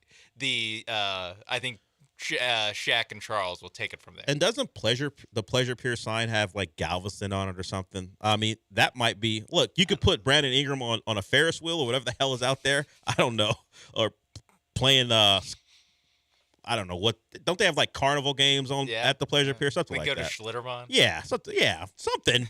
Something. I know. I was talking about how I have not been to Galveston since I was in high school. I think Schlitterbahn got the last Galveston visit from me. Yeah, the Pleasure Pier sign has Galveston Island Historic Pleasure Pier. I don't know what's historic about Pleasure Pier, but that's if we're trying to alert people to where they are. That might be it. And I don't know if Tillman's going to appreciate it. He would. That's branding. Free pub. But then the conversation afterwards about beloved Galveston may not be so great. So maybe the hope is, look, we all know what's going to happen. The Pelicans are going to get diced in this series. They're about done for. It's just a question will be, how will the TNT producers have their Gone Fishing segment set up? And if they don't use Galveston, they're missing a great opportunity for that particular conversation to keep going, because I think people love, like, even people who don't know what Galveston is was like, oh, Chuck's on one. Yeah, at the very least, it'll be a callback to the obviously viral clip that they had on Saturday night. Yeah, Saturday night. Yes, I think the Pelicans they only went played down one game this week. went down 0-3 on Saturday. Yeah, so that was happening over the weekend in the NBA. We'll get into some of the games coming up, and mostly the storylines coming out of them and what it might mean for teams like the Suns, like the Sixers, and the Bucks. All teams who thought they were contenders, and injuries and other things have changed that perspective for them. We'll get back into the NFL too. We'll hear from D'Amico Ryans and Kamari Lassiter. He has some thoughts on him, and it's typical coach stuff, a lot of toughness stuff, and you might expect that from a defensive coordinator, or at least a defensive coordinator turned head coach. So we'll get to that as well. And one of our favorite guys on the show, A.D. Mitchell. Strong defense of him from Chris Ballard, the Colts GM. So a lot more to get to before we wrap it up. We'll be back.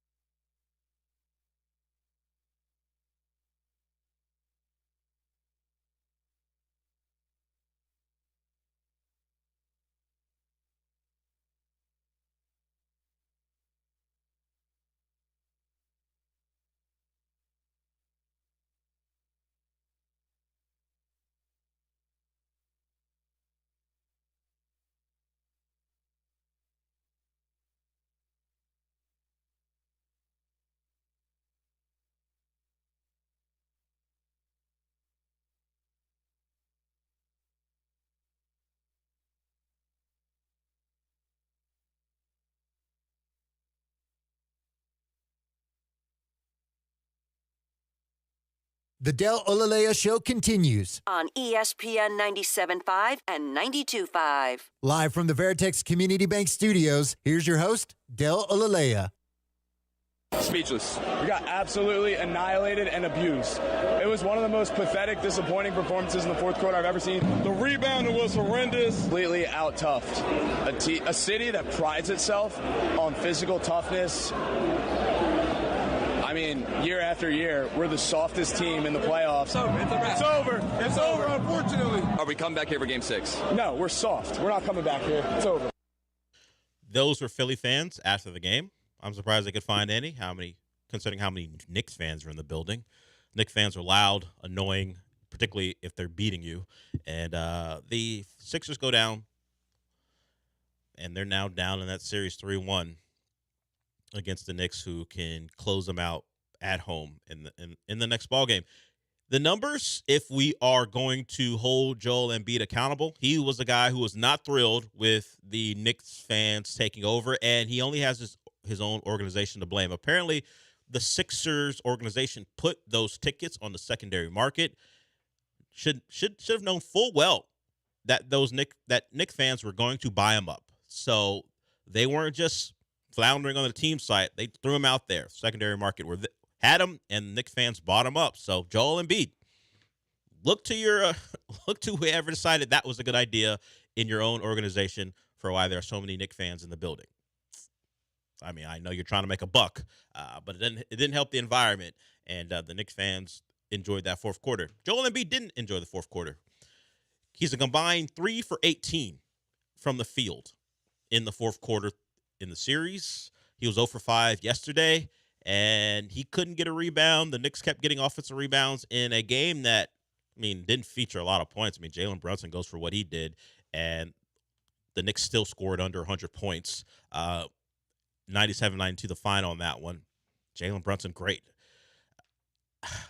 His rise, I won't say it's remarkable, but it's pretty crazy that he went from second fiddle in Dallas, who they didn't want to pay. Now they have Kyrie, who can get into the Dallas Clipper game, almost a historic collapse from the Clippers. But 18 to 34, 47 points, just dominant for his size, his ability in the lane to shoot over guys who are much taller than him, use angles and footwork to get his shots off.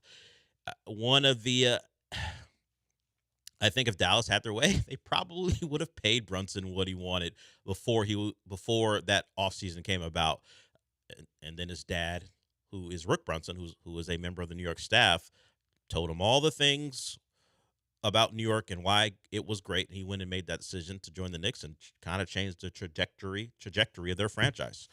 They are a team who probably has a path to the conference finals, where they'll likely see the Celtics. Probably won't go well for the Knicks, but who knows? You just want to get there. They need to get healthy, need to get Mitchell Robinson back first and foremost, and then Bogdanovich as well. But they get the job done. And Joel Embiid, not good. Tyrese Maxey was certainly quiet in the fourth quarter too. He didn't have a great game, 23 points on 21 shots. So the Sixers' two best players did not have a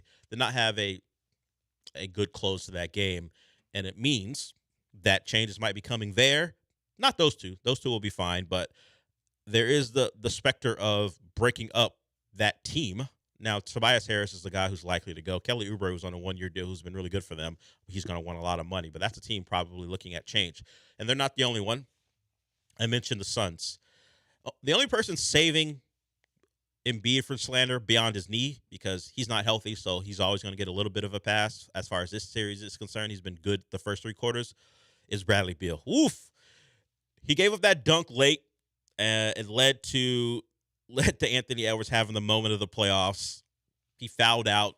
He turned the ball over. He didn't shoot the ball well. That happened throughout the game, but particularly in the fourth quarter. And then you think about that contract. 3 more years at $50 million apiece, plus a no trade, so the Suns can't even get rid of him if they wanted to, and anybody actually wanted him at that price range. So the likely guy, I guess, if they're going to make a trade, would be Kevin Durant. Oh, by the way, Kevin Durant not happy with this role. Didn't appreciate the way Frank Vogel used him. Didn't like having to sometimes stand in the corner. So all the little jabs are out, and this is what happens when you when you lose like they did, and now they're talking to reporters? I don't know.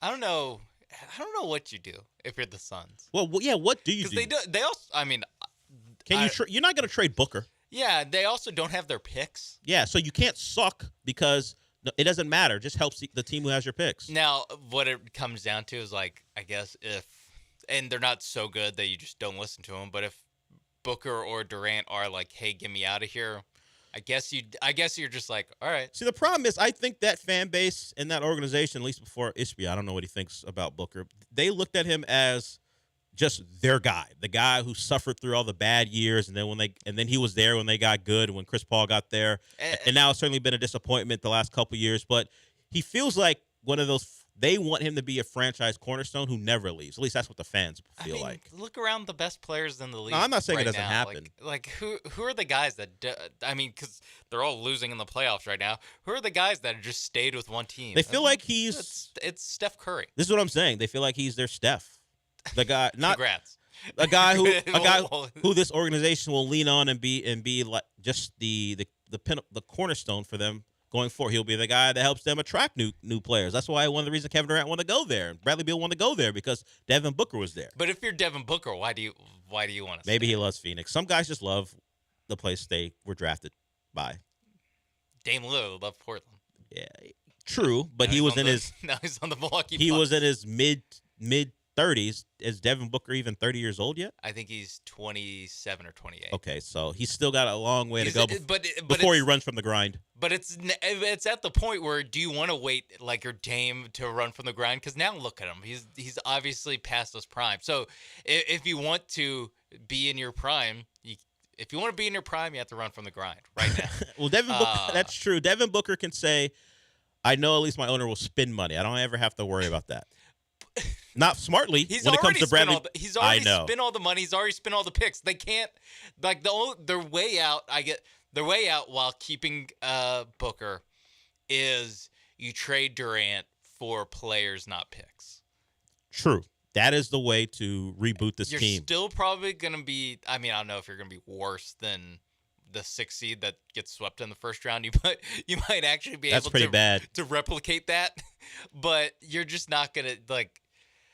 That's not what teams generally do. Normally, when you trade like when the Suns traded for Kevin Durant, you trade a whole bunch of picks for guys and a couple players who were part of their finals run. Yes, but I'm saying even if they could just like redo the trade without the picks, like you're still not thrilled about like, oh cool, we have Mikal Bridges and Cam Johnson now. Yeah, you didn't get cheaper. You just got 2 players instead of 1. I think if you're the Suns, the only reason you're trading Devin Booker is because he asked you to. I don't think they're making that move. I think they need at least because Kevin Durant is older and he could at any point go get me out of here. And you would love to get rid of Bradley Beal, you just can't unless he allows you to. Bradley Beal somehow is the most nailed down piece to the Suns franchise because he can say, "I'm not going anywhere. I'm not effing leaving." No, that's what he can say. Pay me my money. Yeah, give me my money, and I'm not going anywhere. I like Phoenix. I'm not going anywhere. Also, it's not like there's going to be suitors banging down their door. Yeah,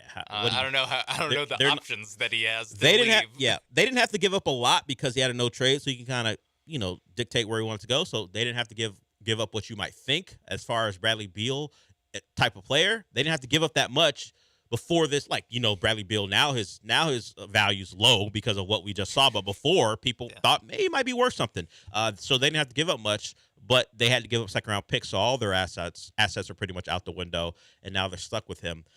So I think if Kevin Durant asks out, or maybe if they just decide, hey, man, it's not going to work out, we'll send you someplace. We're going to send your oft-injured 35-year-old body someplace, and hopefully we recoup some of our investment, and we'll just go from there. I don't know what else they could do. Yeah, they're screwed. they're screwed. Like they don't have control of their draft pick until like 2031. Like they have nothing. Like how the Nets can't really be bad, and we locally know that. Yes, they can't fully tear down. They have to try. Nets send every pick to Houston, or they swap. It's the same thing with the Suns to the Nets. Yes, and for the most part, it's to the Nets, and so there's really. again, they can either run it back. It's a whole bunch of bad options. They can either run it back and probably get this again. Maybe steal a game in the first round. I gotta hope that the combination of Booker and Durant, and I guess Beal, could be better than that. The guy who's going to catch it is Frank Vogel. Yeah. He's the guy who's going to get blamed. Yeah. Of course, Monty Williams wasn't good enough, so they got rid of him. Of course, he's floundering in Detroit. Not floundering money wise. He got plenty of money. Just the team stinks, and he didn't do them any favors coaching. Him and Brad Beal are making eye contact from across the room, being like, if Monty Williams was still in Phoenix, those two would be perfect together. If Phoenix, for whatever reason, decided to give him a giant deal to keep him for whatever reason, they didn't. He's in Detroit, and that's where Bradley Beal should end his career. Send him to Detroit. Him and Monty can get together and have wine after every game and commiserate over all the money they made for how terrible they've been at the same time. Yeah, no, I mean Frank Vogel, like we were talking about with the players, that they kind of with the draft picks and how you can, and the salary, like there's just not that many moves left. There's not a lot of many chess moves left on the board for the Suns to make. The only thing they can do is fire the coach, because you can do that however many times you want. There's no limitation on how often you can fire your coach. There's no cap thing. There's no cap issues with firing your coach. If their owner Matt Ishbia is okay with paying, I'm just gonna assume 3 coaches at the same time. Maybe it's just 2 coaches at the same time next year with Vogel. I'm assuming Monty Williams, but although maybe not. And then whoever the coach is that's going to come in here and fix the Phoenix Suns, which the Phoenix Suns' biggest problem seem to be they don't have enough good players. I don't know how a coach really fixes that. How a coach makes Josh Okogie and Yusuf Nurkic better. And they got the best out of Nurkic. He played more games than he normally does, and it didn't matter. Borderline unplayable when it mattered most in the playoffs, which is kind of his deal. They were floundering. Hey, put Okogie out there and see what happens, because they had no answers. Royce O'Neal? Yeah. Well, I remember when Royce O'Neal was acquired during the offseason. Wow, I can't believe they got Royce O'Neal. Look what the Phoenix is doing, building around those 3 guys. They're finding good veterans. And look, Eric Gordon's on the team too. Okay, we saw that. We saw the Eric Gordon experience in that series. Yeah, he'll make a couple 29-foot jumpers, but other than that, what is he adding to the team? Yeah. What the Phoenix Suns could really use is 2017 Eric Gordon. What they could use is 2017 version of everyone they have. That's what they could use. Well, maybe they could take this version of Booker at this 27. This version of Booker, this version of Josh Okogie, everyone else 2017 version. Yeah, Kevin Durant, Warriors era Kevin Durant, sure, that would be great for them. 2017 Bradley Beal. Yeah, when he was playing with those Wizards teams and actually was pretty good. By the way, the last time Bradley Beal's played in the second round was in 2017. Yeah, wow. Acquiring Bradley Beal and thinking he's going to be a winning player for you. I know the Suns want to go all in. I'm going to say they picked the wrong guy. Picked the wrong guy to go all in on. All in my ass, in the words of Skip Bayless. Man, he's talking about his favorite team, the Cowboys, who Jerry Jones was special over the weekend. He sung the praises of Jonathan Brooks, the Texas guy, just to alert a team, hey, you better take him before the Cowboys do. Hey, Carolina Panthers. And that's what the Panthers did. Speaking of Texas guys, we will get to what A.D. Mitchell said, what Chris Ballard said in defense of A.D. Mitchell at some point before we wrap up the show. We'll get to some more NBA stuff when we come back, because the Suns are screwed the most, but the Bucks, certainly in this series, are screwed. And when you're depending on a small, older guard to be the missing piece, you see how that can be an issue with the injury concerns for Damian Lillard, and certainly where the health is of Giannis is of question as well. But before we get to all that, we'll do that when we come back. I want to talk to you about Aqueduct Plumbing. Aqueduct Plumbing is a company you want to call when you have any plumbing issues. I talk a lot about the repiping, but they handle other things as well. You got a bad water heater? They'll replace that. You got leaky pipes. That's what the repiping is for. But have them come out. Maybe it's not about the repiping. They've done over 1,000 of those, but they'll come out to you and give you the best free price quote in town. Just call them at 281-488-6238. That's 281-488-6238. Their contractors are experienced. They're local. Billy is a local guy based in the Clear Lake area. You always want people who care about the community, and that's what Aqueduct Plumbing Company is about. They care about you, and they care about your home, and you should know. Bad pipes mean bad water in your home, whether that's your drinking water, the water you use to take baths. That sounds disgusting, right? If bad water's coming out of your pipes. That's why you want to go with the repiping. They'll change what you feel like and what your home feels like, because not only does bad pipes mean bad water, it means leaks. It means damage. It means your walls being ruined, your floors being ruined. You don't want that. That's why you go with aqueductplumbingcompany.com. Just once again, 281-488-6238, or go to the website, aqueductplumbingcompany.com. That's aqueductplumbingcompany.com.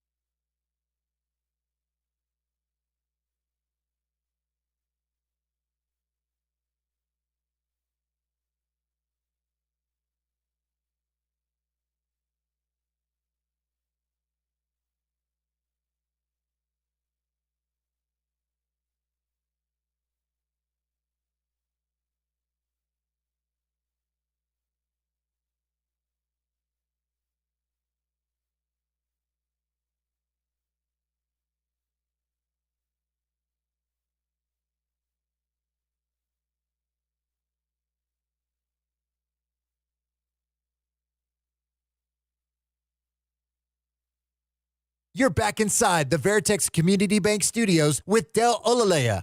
I mean, you're not actually in the studio, but if you watch ESPN Houston's YouTube channel, it's kind of like you are. No, not really? Okay. What we failed to mention, and Sean brought it up, regarding that Suns and Wolves game is the Suns are still in it, a couple possessions down, and for whatever reason, they decided fouling when they didn't need to was part of the way they're going to come back and win the game. It didn't work. And one of the things that happened was Devin Booker bumped Mike Conley along the sideline, and Mike Conley careened into Chris Finch, who tore his patellar tendon, we found out. Chris Finch, the head coach of the Minnesota Timberwolves. I don't know if he'll be in one of those scooters for your leg or whatever those things are called throughout the rest of the playoffs, but he didn't finish the game. They had an assistant finish it as the Wolves had to navigate about the last minute and a half or so. So that was you know that Denzel meme where he goes, "I'm leaving here with something." That's what the Suns did. They took out. There's a bounty. They took out Chris Finch. You're accusing them of a bounty. We may not be scheme on winning the this coach? series, but I'm leaving here with something. And they left with Chris Finch's patellar. Yeah, I've spent so much time thinking about this. Thinking about, will he miss time? Can he miss time? Does it make sense? Does he even get the surgery? I think you do have to get the surgery because it's a patellar, not a ACL. If it's an ACL, I don't think he would. He'll probably just wait until after their season was over. But the patella, like, he can't like bend his leg. Yeah, like it's like crazy how important of a ligament he tore. Well, they better hope this LA Denver series goes long. Yeah. Come on, LeBron, give me one more. Yeah. And then it led to things like this. I saw a tweet last night. You got to stay in the game, coach. It's 1 minute 40 left. Wish him well, though. Do you know who that was from? I can't remember. Was it Draymond? It was Draymond. Yeah, Green. it was Draymond. Draymond Green from the clouds being like, "Hey, coach, I know you tore your patella tendon." Excuse me. Don't you get thrown out of playoff games all the time? I'm not going to listen to you talk about stay in the game. Come on. You stay in the game. Come on, coach. I know you're in excruciating pain right now. Look, unless you're kicking someone in the junk or stepping on their chest and that gets you thrown out of a game, you got to stay in it. You got to stay in it. Draymond. It's also the game was over. Yes. Like, I mean, they were up by 4. They handled it poorly late, sure. The Suns might have been able to come back, but not this version of the Suns. They were broken. Exactly. They weren't going to come back. I could just tell. You could sometimes just tell by looking at a team like that they had 0% chance of winning. Not a the chance. Suns did. Not a chance. In the Although they had a little bit better of a chance after Bradley Beal fouled out. Yeah, it's like, hey, like when Russell Westbrook kind of lost it over the weekend in Game 3. Are we sure that's good for the Mavericks? Yeah. And he gets thrown out of the game? And Stephen A. saying he should have been suspended. We're not going to get to it. I forgot to grab it. But what you calling the league office talking about why he should get suspended? What is wrong with you? If you missed it, Russell Westbrook kind of lost it a little bit. Got into an altercation with Luka and P.J. Washington. Shovey, push, whatever. He gets thrown out of the game. And then Stephen A. Smith was apparently so disturbed that Russell Westbrook wasn't being kicked out, or at least suspended for a game, that he called the league office to get an explanation, trying to investigate why this guy wouldn't miss a game. What are we doing? That's embarrassing. You're calling the league office because they decide not to potentially dramatically affect a playoff game. You want to be upset about Russell Westbrook's behavior? I don't know why it would get you that upset. Okay, whatever. He didn't have a great 5 minutes. But calling the league office, you're the ops, Stephen A.? You one of those? He is 100%. The ops. He's calling the cops. Yeah, stop it. Asking, pointing. It was that guy. the guy with on his phone with his arms folded. Yeah. Why? And then to publicize how upset you were, and then Kendrick's like, I completely agree. What? Kendrick What? Perkins, come on. You agree with a reporter calling the league about why a guy wasn't suspended? What the hell? What happened to our league? Dale? Yeah, what happened to our media? Stephen A. Just pretend to be a Knicks fan. Stop it. There is a lot of funny because he was at one of the games, I think. Yeah, Friday night's game. And I think Isaiah Stein, right? Hardenstein was like, there's a picture of him and Stephen A's looking at him, and they're like, Stephen A. some thought bubble like Stephen A's wondering why Miles Plumlee isn't playing well right now. Something like that. It was along those lines. I was gonna bring that up because those are funny with him staring at Dante DiVincenzo, being like, "Wow, Steve Novak looks different." Yeah. Not knowing the guys on his favorite team. Knicks fans can't stand him. Knicks fans are having a good time, but they hate that they're representative of Stephen A. Smith because it's pretty clear he doesn't know much about his favorite team, other than Devin Booker apparently once in. Houston doesn't really have that problem, do they? As a regrettable face of the fandom that's on a national level? Yeah. I don't think so. We haven't reached a point where they're pulling Houston people to those heights where they get that type of notoriety. Where like Max Kellerman is like a Rockets fan. We don't see that. It hasn't been the case. Maybe if Nick Wright became like Robert Flores is our biggest. But he's not embarrassing. He knows what he's talking about. We don't have an embarrassing fan out in front I think Stephen A. Smith Yeah. is the epitome of that particular fan. The only celebrity fans I can think of for the Rockets are 50 Cent, Travis Scott, who's kind of embarrassing, but he's not like Rockets fan. Like, you don't go, Travis Scott, that Rockets Well, no fan. one's going to him for Rockets opinions, though. And then Yeah. the kid from Modern Family. It's also Manny? Yeah, Manny from from Modern Family. Those are the Rockets super fans. I know we have a pseudo rivalry at San Antonio, just mostly because they're in the state. I mean, it hasn't been a meaningful game between Houston and San Antonio in years, other than I guess Şengün putting Wemby in the rim. Yeah. Wait, that wasn't meaningful? No, Putting not really. 42 on Wemby's noggin? Not really. I mean, it's a moment in the season, Not but not meaningful for you. but not really or meaningful. I know he reacted poorly. Rockets fans on Twitter say it's quite. I know. I know. I remember that. I remember that timeline. Oh, when they that was also going remember on. that timeline. It Yeah. comes up all the time. anytime Wemby comes up. Yeah, it's like, remember what Şengün did to him? I know he reacted poorly, but it's much like Chuck talking about Galveston. At that point, honestly, like, well, he's got a point. The Rockets are a dumpster fire. Not so anymore. Maybe he should have had some foresight that they were going to be better. But I can't blame the French guy. All he knew about the Rockets was, oh, they're terrible. They're all well. That's you doing that. What? Do we? There might have been a ha-ha somewhere. In there. I've never heard a French person actually do that in real life. There I've might heard have been a sacre bleu. I've heard sacre bleu. I've heard impressions of French people with the I've never heard a French person actually do that. You know, Pink Panther do you know they hate us for a lot of things, but our impressions of them, they must hate us. Like, we don't sound like that, you dummies. That and bring up World War II. Yeah, we had to bail you guys out. Come on. Yeah, it's been I know. 100 years ago. A fascist regime took over our country. Just because we're next to them. Can you let it go? We appreciate the help, but can you let it go? Where were we? Oh yeah, there hasn't been anything really meaningful. I was going to get to this meaningful between the Rockets and the Spurs, other than that timeline game where Şengün had his way. Yeah, Would you rather have Manny as your super fan or Selena Gomez as your super fan? Because she's a Spurs fan. What? Manny. You really? I mean, yeah, probably. I don't know, man. I mean, I know numbers wise that's not the right choice, but as far as you can't just go with the back of the baseball card. You have to project forward. You think Manny's got a better trajectory than Selena Gomez? It's also a culture fit. You don't want to rock the boat. It's working for the Rockets right now. Yeah. What do you think? Like the Fred VanVleet. What do we think Manny's going to do the rest of his career? Isn't he going to always be the Modern Family? Well, kid? considering we keep calling him Manny. Yeah. Do you even know his name? At least I know Selena Gomez's name. Is it Rico Rodriguez? I think it's Rodriguez. I hope it's not Rick Rodriguez or Ricky Rodriguez. I hope it's Rico. But are you just looking up Manny from? Yes, while you're talking, look it up, Manny. His name is Rico Rodriguez. Yeah, I know his name. Is Rico Rodriguez doing anything beyond being the guy who we know as Manny? You would have his IMDb up before I do, so I don't know. But still, I don't want Selena. Not that he has to do anything. He's got Gomez. network TV money. He doesn't have to do anything the rest of his life. Beat it, Selena Gomez. Oh, okay. Slander Selena Gomez's way. Stay on that side. That's what I have to say. I don't think we have to worry about her jumping over.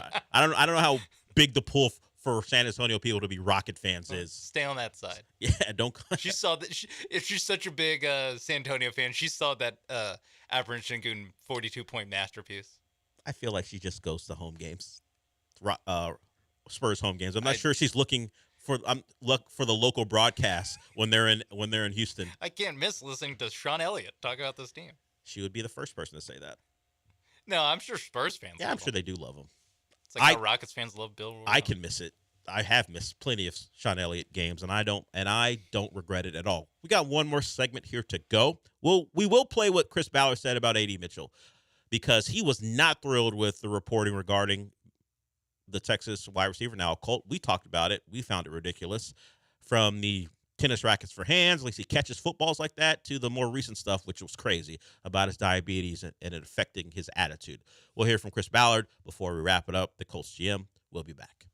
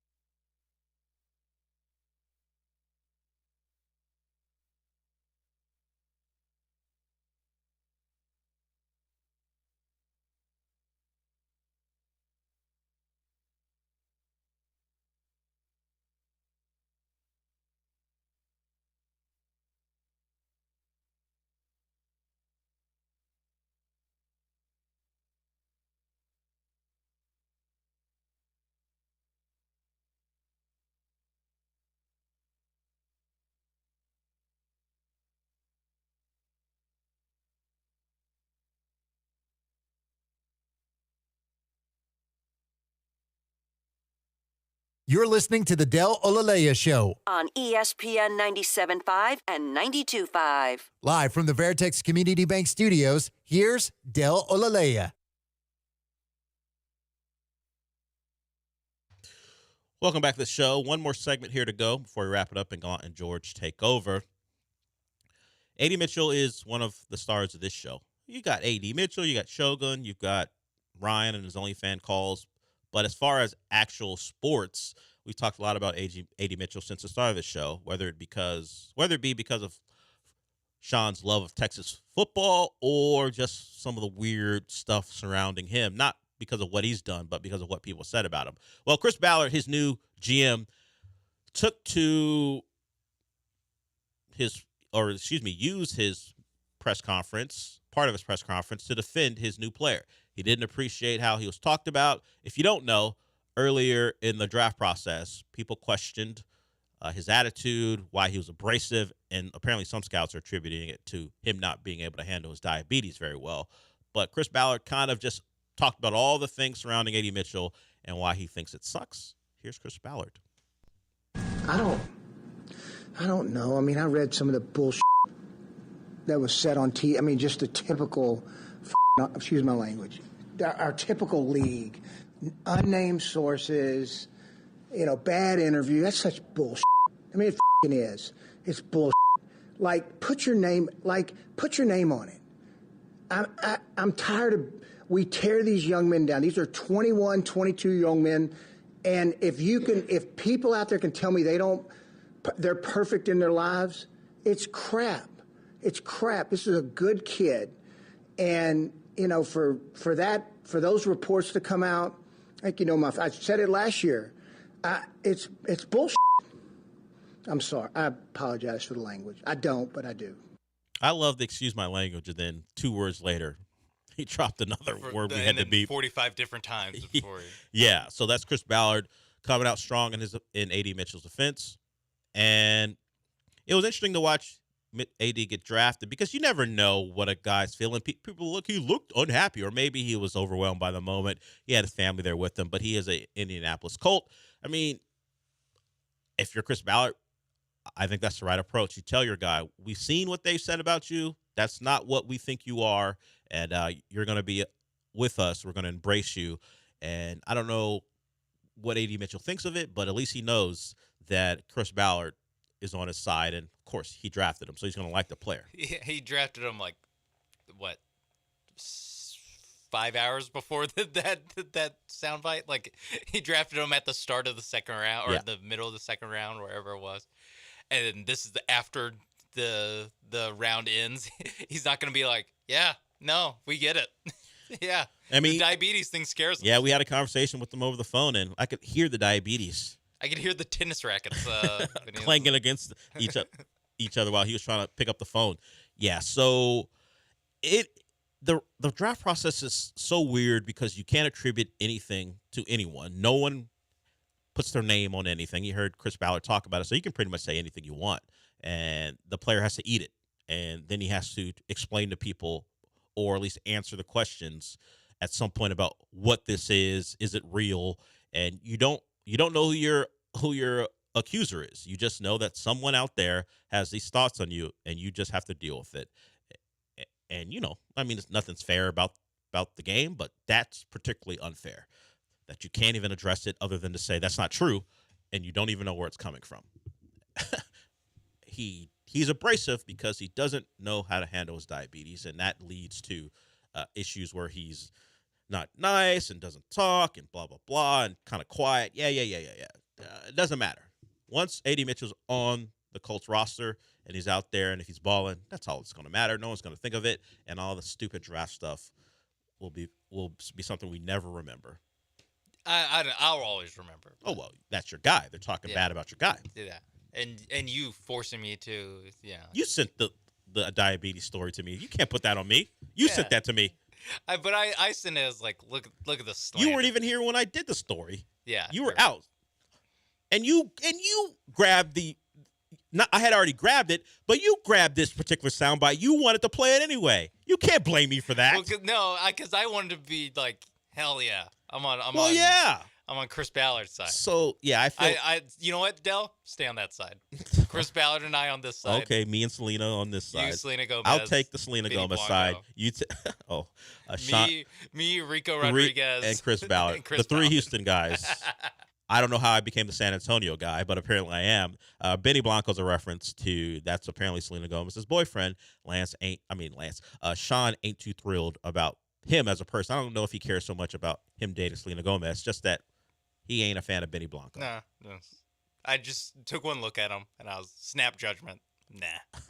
Nah. It happens. You look at a guy, goes, not for me. I don't know what he does. Is he a musician? Yes. Okay. Not for you though. Obviously not. Maybe you know what? Maybe I'll throw it on Spotify. He's a producer and songwriter. So I don't know if you're going to hear him actually do anything, but so he's the DJ Khaled. You'll hear his songs on an album. It's DJ Khaled, got it. I wouldn't insult DJ Khaled with that. Oh. There are levels to this. Okay. DJ Khaled, Benny Blanco. Numbers on the board with DJ Khaled. Scoreboard. Exactly. This is what I'm saying. And DJ Khaled represents Miami. Benny Blanco's like from Virginia or something. I know Pharrell and yeah, come it's on. from there, but it ain't Miami, so yeah. DJ Khaled wins. So you're staying on the Miami side. I am. I will always stay on that side unless Cristobal drives me from it, because that could always happen. Couple guys repping the you and DJ Khaled. Nah, they got to be better for him to show up the games. He shows up the Heat games because there's a history of winning. Heat culture. Yes, and at least in Khaled and DJ Khaled's aspect, maybe front running. Well, let's see if he's there tonight.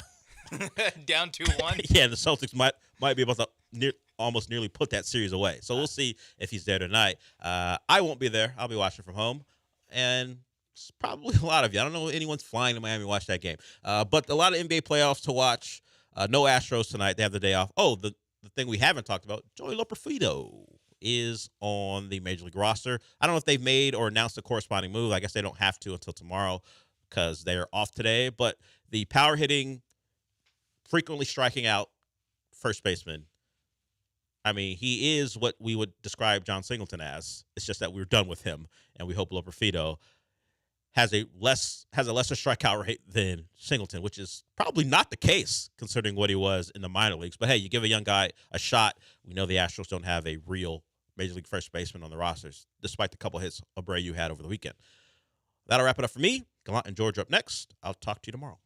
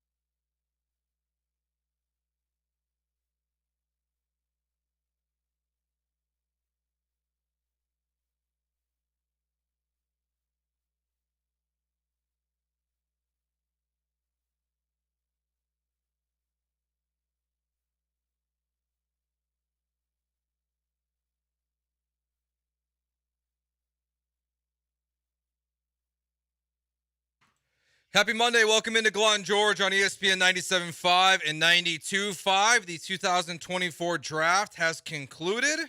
We're on to 2025, Paul. No, we're not. We're not talking about the 2025 NFL draft. Who cares? I saw that Shedeur Sanders is the odds-on favorite to go number 1 overall. Good luck with that. Whoever has the number 1 pick, that's all. Those are my thoughts. But the Texans are done in the 2024 draft. It's free agency signing, could be on the way. We're seeing a couple of veterans off the board, like Mekhi Becton just got signed, the former first-rounder from the Jets. So if there is going to be an offseason signing for the Texans, it's for a veteran. It's going to come soon. Nick Caserio says he expects to start cutting players soon. The Deshaun Watson trade is officially over, and the Astros showed a pulse this weekend. But we'll start with the Texans. We were doing the draft show on Friday night, and not the sexiest picks, I would call them, but they addressed at least one position that we both thought they very much needed in cornerback when they took Kamari Lassiter out of Georgia. Then they took Blake Fisher, the tackle from Notre Dame. So what are your thoughts on the Texans draft when you look at it? They kind of addressed corner. I mean, they got a nickel corner. They already have a lot of nickel corners in Desmond King and Miles Bryant. I'm looking at it. I don't see this draft class being the difference for the Texans this coming season. Down the road, maybe, but I'm wondering just how many of these guys are even going to play this year. I kind of agree with you. Like, Blake Fisher seems like a swing tackle. I don't know how many of the draft grade things that you read. I'm always curious to see what other people who follow this on a consistent basis say. And the one thing that stood out, we talked about this a little bit on Friday night, was I don't know if we are in the dark, if we are uninformed. I don't think we are. Everyone keeps saying Titus Howard is moving to left guard. He's not moving to left guard, but that's the only explanation I think there is for Blake Fisher besides just depth, which they kind of said in their press conference, like he's a depth pick at this point. But I agree with you. Like they didn't go out there and bring in guys that you're going to say, this is a day one impact guy. Maybe Lassiter is. Maybe the kid out of USC is the safety, but it doesn't feel like it. It feels like they went into this draft and they got depth in 2024. Yeah, I mean, if you're not picking in the first round, you shouldn't have expectations for immediate contributions from many of these players.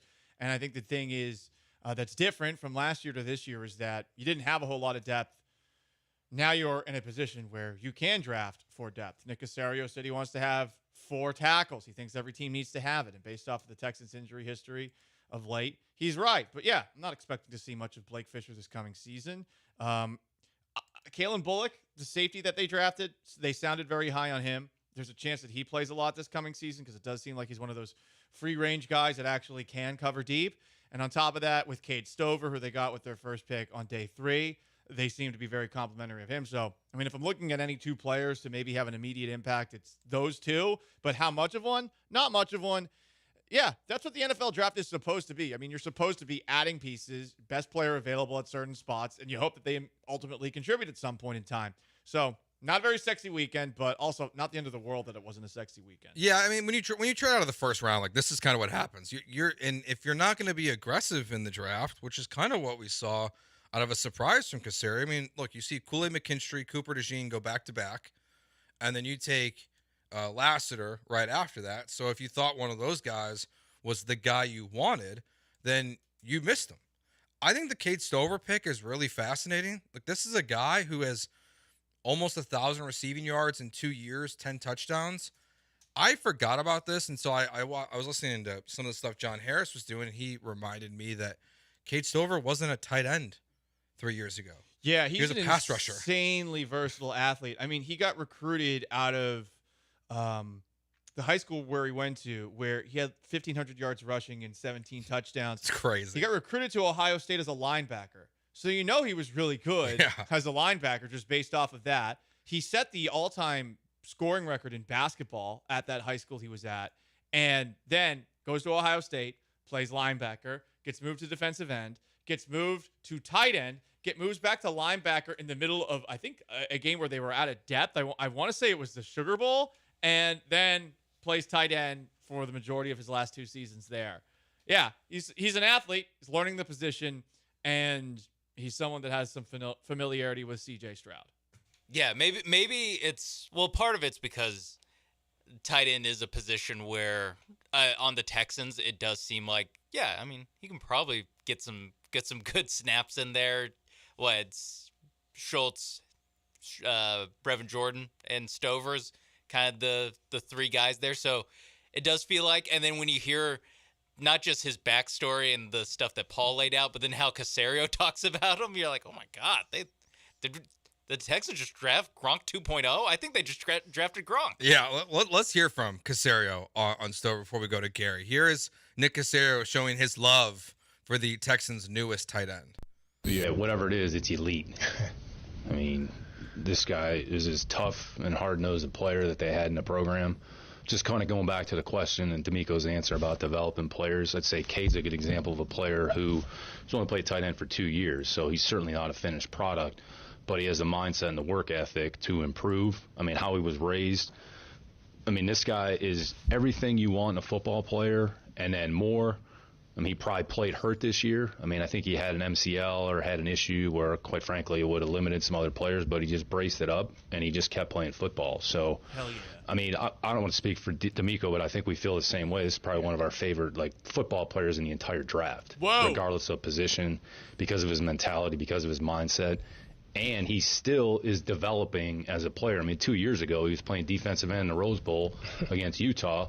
Now he's, played tight end for 2 years, and here he is getting picked in the bottom of the 4th round, and his position is, we think tight end. That's why we drafted him. So, but, I mean, blue collar as they come, and from a makeup, traits, toughness, mentality, I mean, this is an elite guy. Getting his deep steel blue balls thinking about this. I mean, Nick Caserio, that's as emotional as you'll hear him. One to kiss him. Yeah. What a pick. This guy is the Patriot way personified. One of their favorite players in the draft, and they got him in the fourth round, the 120th pick. Is this the biggest steal in Houston Texans draft history? Maybe. 713-780-3776. I mean, I know there's Arian Foster. I get it, undrafted free agent. Well, that's not draft history. Yeah, fact. Exactly. Cade Stover already the best Texans steal ever.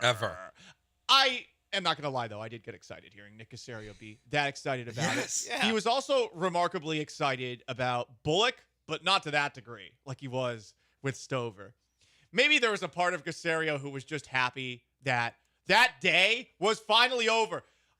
Side note before we move on, day 3, we need a clock. I bitch and moan about baseball all the time. I was waiting to do a live stream on Saturday thinking I'll get this done at 4 o'clock and be able to go out and do things. That effing thing wasn't done until 6:45 p.m. It started at 11. Yeah. What are we doing? Do we need to have all of these celebrities that are announcing the picks? I will say, Sketch did a good job announcing the pick of Cade Stover. He was getting everybody pumped up, but that took 7 hours to get through on Saturday. It was so long. It was. What did I watch? Yeah, I was gonna say so long. What am I doing with my life? Third round is when I am relying purely off of the alerts I get from the ESPN app for when the Texans are picking or who they just picked, and then I'll go to the app and kind of look backwards because you can just kind of scroll back, and I'm like, oh, okay, that's about all I missed. I don't know why you watched the entire I don't either. thing. I don't know what I was Especially doing. Day 3. No, Day 2 is fine. Day 3 is crazy. You know what? No good deed goes unpunished, right? Like I do the draft show on Friday. Yeah, but you're the only one who's like, I hate the draft, and you're the only one who watched day 3 of the draft, Paul. I'm trying to be better. Who wants to talk about Jawar Jordan? Well, everyone gets mad because Paul doesn't like sports. Paul thinks he's above sports. True, but then I tried it, and look at this. But day 3. Yeah, why'd you I don't know. I don't know. I really don't know. Paul's trying so hard. He tried too hard. I'm trying to make it happen on the YouTube side of things, and I thought to myself, well, if I do a live stream, I'll get some more followers out of that. Clearly, some people will discover me for the first time, and they'll be like, wow, this guy, he's so underrated. Holy crap. He's so complimentary about Solomon Burr. I don't know what I was doing. I really don't. I suppose it was a better alternative to giving the Astros any of my time. They won. I don't care. Twice? Don't care. It was in Mexico, too. It is like a fraudulent Yeah, series victory. It's C+. You did your job. Congrats. Yes. I hate it. Build a wall. We shouldn't be playing games in Mexico. We shouldn't. What if those kids had done something to Jose Altuve that ran on the field? We don't know. They're foreigners. We don't know. They need to build a bigger wall in Mexico City because those home runs, Dude. some of those home runs were ridiculous. Or just leave the Astros there so they can hit home runs. So I guess Grok, who is the AI for Twitter, at some point said that there's an actual petition because of all the Astros fans sarcastically saying that the Astros should stay in Mexico City because they are undefeated on foreign soil all time. Are you like the Americans before Vietnam? Are you telling me that are you a Grok user? No, I just saw. Okay, I'm just trying to clarify. A screenshot popped up, and it was saying that there's a petition of Astros fans to move the team to Mexico, and I thought to myself, that can't be real. It's one of those things where AI is catching up, Paul.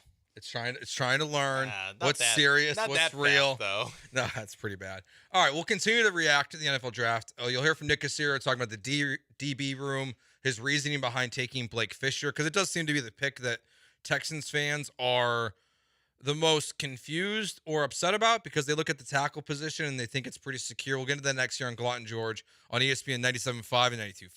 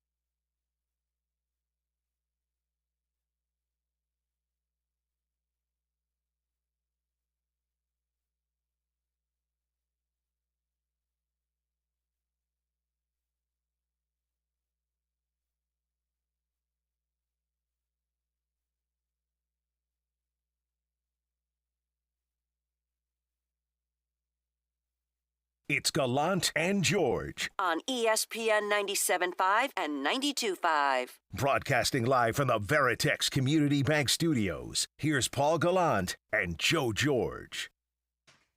So it seems from looking at the comments on our YouTube channel from when we posted our reaction to Blake Fisher being drafted by the Texans, and just kind of looking at social media in general and a lot of the draft reaction, I guess the surprising pick for the Texans in the second and third round is Blake Fisher. You bring in a tackle. He's a good player. I mean, they're like watching him a lot at Notre Dame. Obviously, all the focus is on Joe Alt, who goes number 5 to the Chargers, but Fisher's a good player. And I would say it wouldn't have shocked me if he would go much higher if he would have stayed at Notre Dame for one more year. But the Texans bring in a tackle, probably to at least start, just to be the backup and the replacement for Fant. And we'll hear from Nick Caserio here, kind of just explaining why the Houston Texans decided to draft another tackle. We're going to carry probably 4 tackles, so you're going to need 3, and you all have seen us play. At some point, they're going to have to play. Even going back to 22, we had to play multiple tackles. So, I mean, LT didn't play, and then we had to move Titus over, and Charlie played, so you're going to need tackles. So can't have enough good ones on your team. And I'd say once we picked Blake, I don't know how many offensive linemen went after that, but it was close to double digits. I don't have the exact count, but it might have been 6 or 8. So, I mean, I think Rosengarten went, the kid from BYU went, Goncalves from Pitt went. So, I mean, I'd say those teams have tackles as well. So you need 3 tackles. You probably need 4. You might need more than that. So, I mean, here's another young player with experience. There's a lot of good qualities and traits. So, I mean, that was the reason behind the pick. Yeah, I get why they did it. I do get why. Because Titus Howard has played 1 full season with this team, and that was in 2022. So he does get injured. He has shown not great ability to play left guard, but when your left guard position, when you have problems, he has shown the ability to at least be, I guess, competent at that position. So you bring in depth for multiple spots on the offensive line. How surprised were you that they went O-line, though, that early? I was a little surprised because I thought that they would look at other positions. But if there's, in Lance Zierlein's write-up on Blake Fisher, this line from an AFC personnel executive, quote, Fisher is the more naturally talented of the Notre Dame tackles. Joe Alt, the number 5 pick, to the Chargers, the other one. Alt is much more consistent and technically sound. If that's the upside they see, then you pick a guy like that. And now, hopefully, down the road, theoretical replacement for either Titus Howard or Laramie Tunsil, plus a replacement in case either of those guys get injured. So, swing tackle with a lot higher upside. Yeah, I mean, it's an offensive lineman. If you're drafting in the second and the third round, you're drafting the players that you like the most at that point.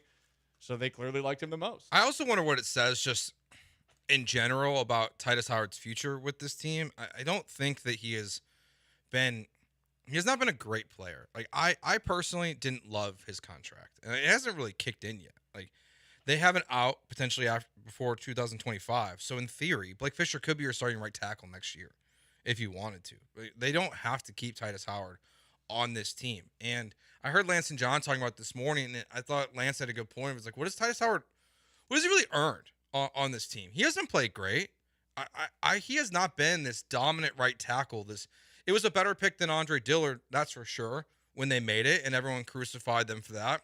But he hasn't been this stalwart right tackle that has made everything super easy for your quarterbacks, whether it's Davis Mills, C.J. Stroud, or Deshaun Watson. So it's not that I don't like Titus Howard, but even if they were looking at the future of just, hey, this guy's not performed to the level he has, so we need to bring in a higher level of competition to compete with him and push him, I'm good with all of that. I have no idea how good he is. All I know is they move him to left guard so much, it's really hard to know how good he is at tackle. That's a good point. That's a good point. Right. So, I mean, look, I'm not going to act like I know anything about offensive line play. I'm too lazy to actually watch the tape. I'll leave that to Lance, but he plays a lot of left guard too, and he doesn't do so well at left guard based off of all opinions that we see online. Yeah, it's just one of those. It was a surprising pick, but it's not the end of the world. Like, it's a depth piece. And then they drafted Kalen Bullock, the safety from USC. I thought the reaction to this was funny just because everyone's like, oh, you're taking defensive players from USC. He looks like a good ball player. Like they liked him too. When they talked about the pick, they said that this was another guy that we had been eyeing. So, okay, you're hoping that, one, he's going to be able to play center field at safety, or two, you're hoping that, and I saw this in Lance's write-up, that maybe he is one of those guys that you look at as a potential cornerback as well. Yeah, I thought that was interesting because the cornerback position for the Texans right now is such a... They did not get a number 2 corner. I know a lot of people are going to look at the Latimer, who they got in the second round. I'm sorry. He's a nickel corner based off of what I'm reading. Have I watched the tape? No. But I don't look at that guy and think to myself, oh, yeah, the Texans have their number 2 corner with Kamari Lassiter. I just don't see that.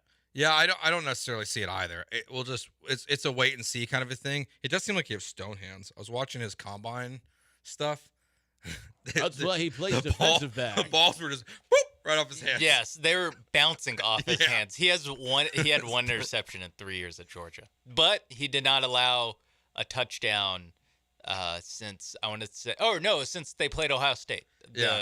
So all last year he didn't allow a touchdown. It's just he just doesn't catch the ball either. Right. No one catches the ball when it's thrown at his way. Bullock does catch the ball. Bullock's done 9 picks at the college level. They could use that. It's not just the giving up deep stuff. The Texans, like, besides Stingley towards the end of the season, they weren't great at getting the ball. No. I mean, I can't remember if Jimmy Ward or Petrie even had any interceptions last year.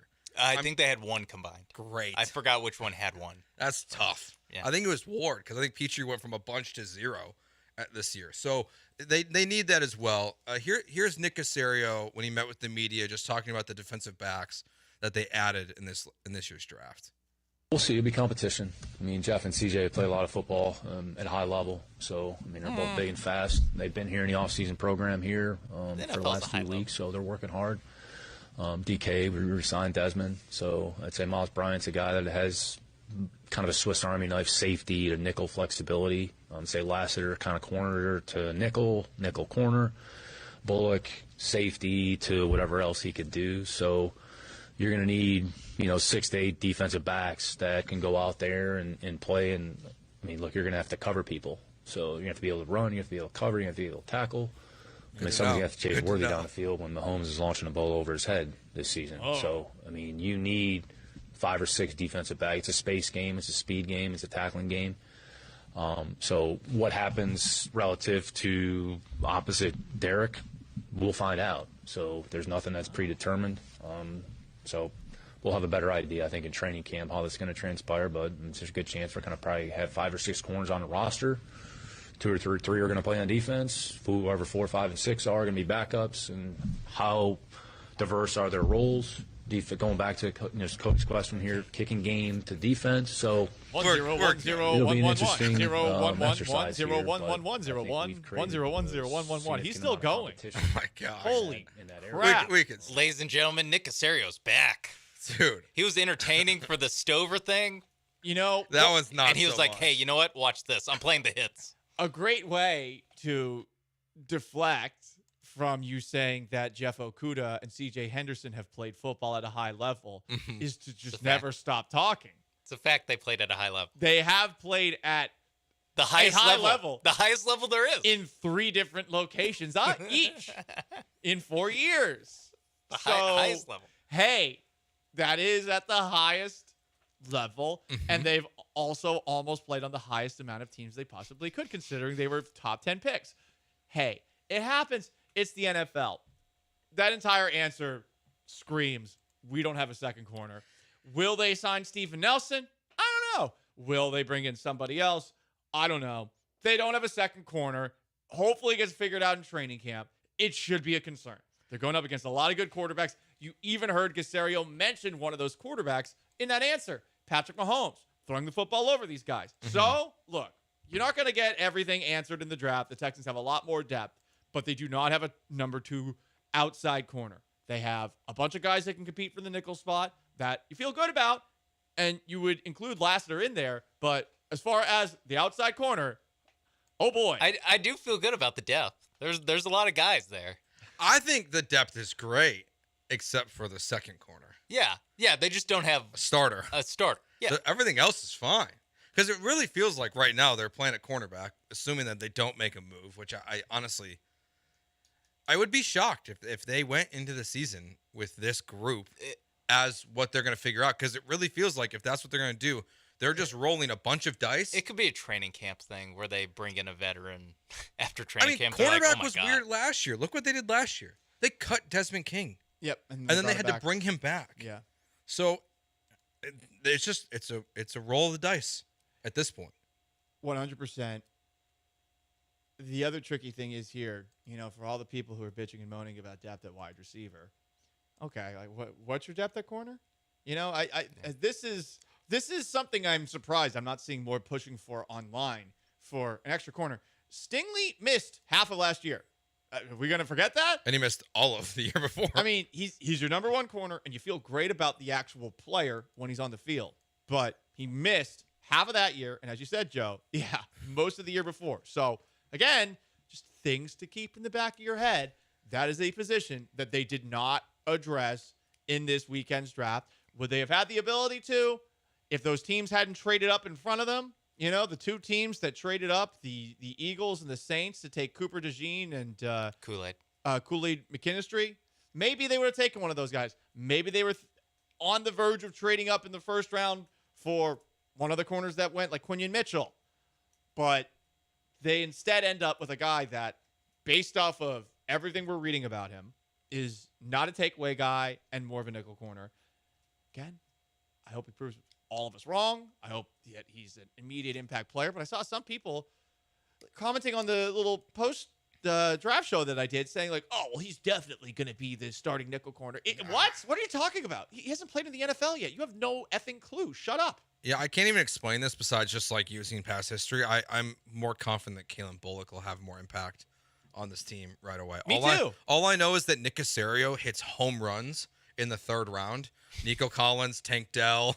So I'm just gonna they should have traded back. So I'm just gonna third round pick. I'm just gonna assume that like Nick Caserio's third round draft pick, like that's the Rick Smith era for Nick Caserio. Like whoever he takes in the third round is awesome. So I'm just gonna assume that Kalen Bullock's gonna be a good player. His third round is Rick Smith's first round. Yep. Yeah, That's what we're gonna assume here. So we're just gonna assume Kalen Bullock's gonna be awesome for the Texans in 2024. At the very least, immediate impact. At the very least, I think there's less of an uphill battle for him to get on the field. I think so too, because you don't know if Jimmy Ward's even going to be good to go. And I don't know what position he's going to play. It sounds like he's the free safety, but yeah, they don't have anybody that can play that center high position right now because they consistently get beat deep. All right, one other thing Nick Caserio said that was not surprising, but he addressed the elephant in the room that there's like 90 guys on the Texans roster right now and that we could be expecting to see some cuts in the next couple weeks, and maybe as early as this week, we could start seeing players get cut. Who are you watching out for outside of Robert Woods? Because that'll be the name that we all kind of look at of who we expect to get cut for the Texans. That's next year on Gallant George on ESPN 97.5 and 92.5.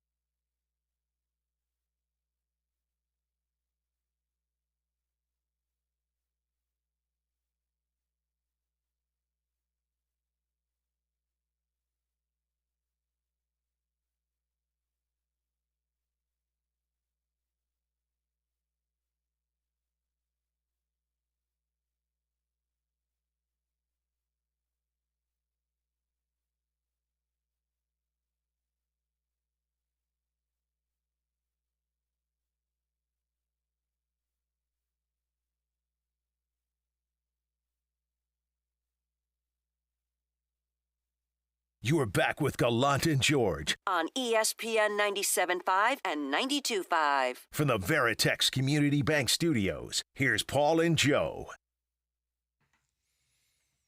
A non-Texans question we got here on the Twitch. How did Dallas not draft a running back? I don't know. They got Ezekiel Elliott. They're fine. All in. Yeah. 1 year, $3 million. All in, baby.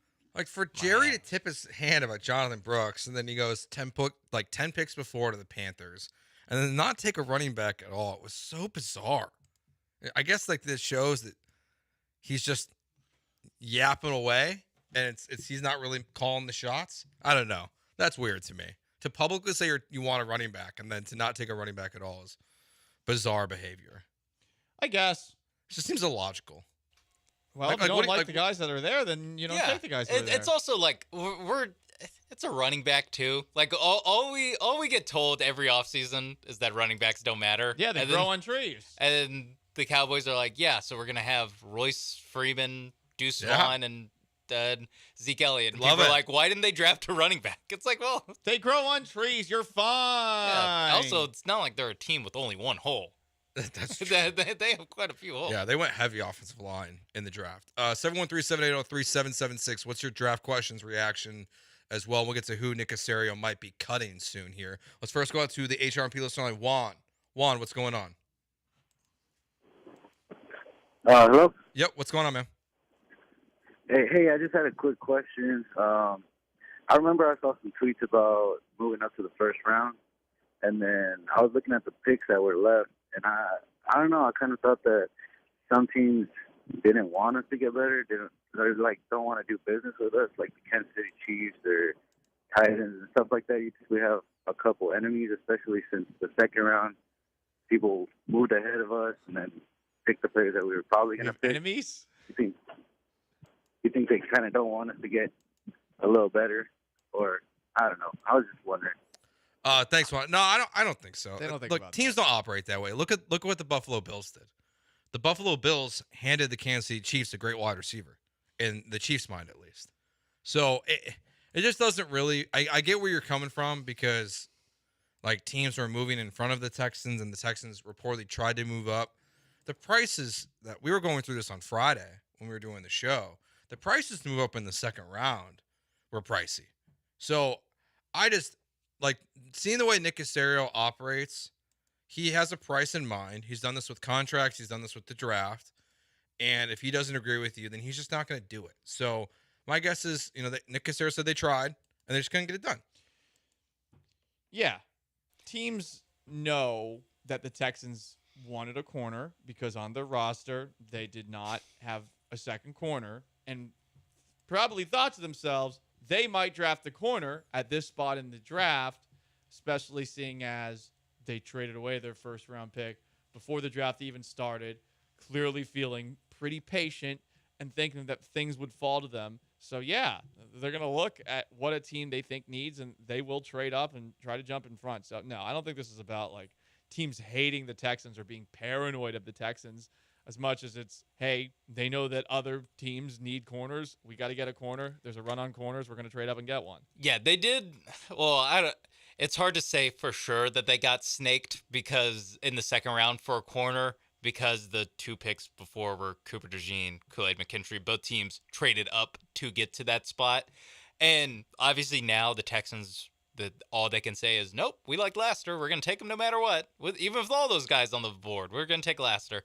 But there is some element of it feels like the Texans got jumped for those picks or they got the third choice. I know two guys win the first round, but as far as second round corners, they got the third choice of corner. And I'm sure some people are going to say that's falling asleep at the wheel. These are people that probably just don't like Nick Caserio to begin with. You can't really plan on a team trading up in front of you, And if you're constantly paranoid about that happening, well, you're going to be trading a lot of draft picks, trading up to get to a certain spot entirely based off of paranoia. And that's how the dumb teams operate. Yeah, it does remind me a little bit, kind of connecting this full circle with Titus Howard here, back to the conversations about when the Philadelphia Eagles moved one pick in front of you in that first round to draft Dillard. That's what people kind of view happened to Caserio here. But I don't know. It's you like this could be just like the Titus Howard situation. Like Kool-Aid McKinstry could his Jones fracture in his foot could be awful. Cooper DeJean, his tight hips might be too tight. He's white. Okay, yeah, don't Just say it, Joe. They took a white guy. He's white. They took a white corner. Don't put Cooper DeJean in the Andre Dillard camp. I can't I'm have just saying. that. My people can't have that. Your people. They'll never let us be corner again if he fails. We might need to play this tomorrow, and in case you missed it, but there was an Eagles reporter who asked Cooper DeJean the question, and it is, you know what, racism might be over just based off of like we might be healing as a nation. Remember all the way back in the day where someone asked Doug Williams before the Super Bowl if he knew he was a black quarterback. Well, someone made sure to Cooper DeJean to let him know, like, well, you're a white cornerback. In case you didn't know that, do you think they'll move you to safety? Legitimately, the question was worded like that. And it made me think, you know what? Now that white people are experiencing the same questions that Doug Williams experienced 30 years ago, I think we've come full circle. We're making progress. You know what? I mean, what does it say in the end zones of every single NFL stadium? #end racism. Ended Done. right there. Mission accomplished. In that Mission moment accomplished. where they asked him if he thought he was going to get his position moved because he's white. Man. I mean, based off history, it's fair. I Got want to be in the back of his mind. to be that reporter, like being like, this is what I'm going to do today. I'm going to say, Cooper, you know you're white? You want Was it safety? a white reporter? Good question. I don't know. Good question. I can't hear color. Good point. Yeah. We need to see if we can get the Oh other. yeah, it was probably a Zoom. Yeah, we thing. need to see if we can get the other angle of this. Comment here on Twitch. Real error was trading away the first and using the second to get Diggs. Could have drafted Thomas. Who's Thomas? I don't know. This Brian Thomas, LSU. Brian receiver. Thomas, the LSU wide receiver. Okay, yeah. I mean, no. Honestly, if you want to criticize the Texans for trading the 23rd pick, it's because they could have gotten the second best cornerback in the draft, or moved up 2 spots and gotten the best corner in the draft. You people, all you want is wide receivers. They had plenty before they got Diggs. My God. Would you have rather them had Diggs or a cornerback prospect for this year? Well, that wasn't the cost, though. They traded a second-round pick for next year's draft. But to get that second pick, they moved from 23 back into the second round. Well, theoretically, they would have traded next year's second-round pick. You're right. Yeah. I mean, if we're having a hypothetical like that, I mean, probably another corner because the defense wins championships. But yeah. I don't know. I'm fine with the end process. Like they'll figure it out. They're gonna bring back Steven Nelson. I'm convinced they're gonna bring back Steven Nelson. I don't want to hear another person tell me that they could have drafted this guy or this guy. I just don't. I'm sorry. I don't think you know anything. I don't. I don't know anything. I know I don't know anything. I know the experts barely know anything. Don't tell me that some guy was on the board that you really feel strongly about. What are we talking about here? The 4th wide receiver? Yeah. Or so, like if we're going through all the rankings. Yeah, He's an LSU guy. I mean, you feel pretty good just based off of the LSU side of things. But can we stop? Like it was a mistake. They missed on this guy or this guy. You have no clue. Stop telling yourself you have a clue. You don't know a damn thing. I don't know a damn thing. No one knows anything. Nick Casario said he could start cutting players here soon. Obviously, the one player we've talked about a bunch, Robert Woods. They have 12 wide receivers technically on the roster right now. That number is going to dwindle dramatically. Some of these will be like the Twins, Jaden Jackson Janke, I think it is, from South Dakota State that they signed. See, I didn't even look. They don't exist until they make the 53. I only know about them just because like it's like everyone's like they signed twins. That's the only reason why. Twins. Yes. Twins. And They're white. Do we know if they're going to be the Hard Knocks team? They will not be because they made the playoffs last year. Okay. So this is a fun fact, Joe. Thank you for the fun fact. I was gonna say because this seems like something that would be a Hard Knocks story. Like they just signed these guys to be on Hard Knocks. Oh yeah, they just casted them to be on Hard Knocks. Definitely be playing pranks with the Yeah, locker room. look at these twin wide receivers. Isn't it crazy? Wait, are they identical or They're fraternal, identical. Joe? Oh, they're identical. What happens when you have to cut that's one the of them? worst. Like, how do you cut one of them? I don't know. I mean, you'd probably be able to determine who's good and who's bad when they're wearing a helmet and numbers. Yeah, thankfully they were. Well, yeah, I just feel like it's gonna feel awkward, right? Like, hey, Jackson, you're safe. We're gonna call your brother in here next. Well, he's cut. You won't tell him that. Hey, by the way, that bum brother of yours can't make this team. Anyone that you have like kind of on your list of players that you are wondering if they'll cut outside of Robert Woods? Woods makes the most sense. Everyone else, I don't think there's really anyone out there that I'm like, oh man, they gotta free up some cap space right now, Because I mean, what are they gonna do with that cap space? Seems like they're pretty close to being done. You would think, unless they're bringing back Steven Nelson or they're gonna sign a Quandre Diggs or something like that. But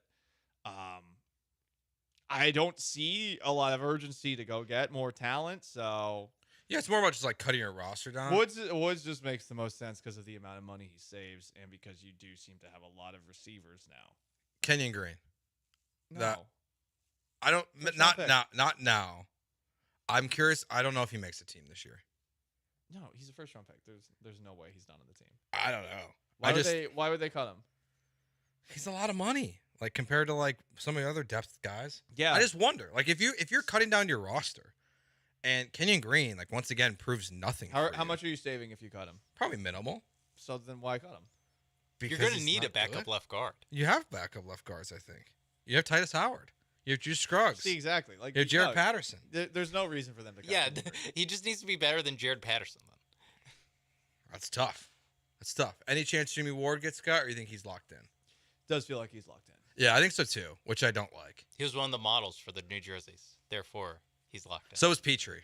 Yeah, a lot Locked of Petrie in. and Ward jerseys Yeah. available in the pro shop. Yeah, that makes me feel like it's a tell they're in. I mean, probably. I mean, They're things in. can happen. This is But- a very stupid thing that we're reading a lot into, but Yes. it does speak to Hey, some CJ level. CJ Stroud not in the videos? I'm surprised they didn't draft a quarterback. They should have made them all Stroud. Yeah, Paul, do you think the Texans made a mistake not drafting Spencer Rattler once he started to fall? Hearing that I think they made a mistake. hearing that his appearance on the high school football show QB1 Like 7 years ago. was a reason that teams didn't like him was really funny. It was really It funny. is like, again, all right, not 7 years ago, but pretty close. He was in college for a while. I mean, think he he's- was in college for 6 years. I mean, Was he he's a got 6 years guy? He's got to be 22, right? Yeah. So it is just crazy to be like, yeah, remember when you were 17? We didn't like that. Yeah, I don't just like just because it was on TV. Hey, you remember have when you players getting DUIs, getting drafted, and like you have players like he was on a reality TV show, seemed like an arrogant prick. Yeah. and like we didn't want to draft him. That's, Like that's how, what? that's how much he sucks. Is that when he was 17? They're like, we didn't forget. Like when Ian We Rappaport trust the said guy that. with character Has concerns. there been anything that's happened since like COVID that's made you think this way? No. Yeah, like maybe he's just not good. But, Yeah, like to that- be like he was when his reality TV show when he was 17. That's crazy. He's not well adjusted after being on a reality TV show as a teenager. Yeah, if anything, he sounds like he's an awesome reality TV show character. Seems He like just- it. Yeah. It seems like if he sucked that much, that he's probably learned from that over the almost decade since that show was out. He started at Oklahoma. The only reason he left is because Caleb Williams took his job. Hey, maybe the Saints will be the Hard Knocks team, and Spencer Rattler can be a reality TV star again, There we go. and we can see how much Are he's they- grown. No, they didn't make the playoffs. so I they think can't they're do that. eligible because it's like you have to make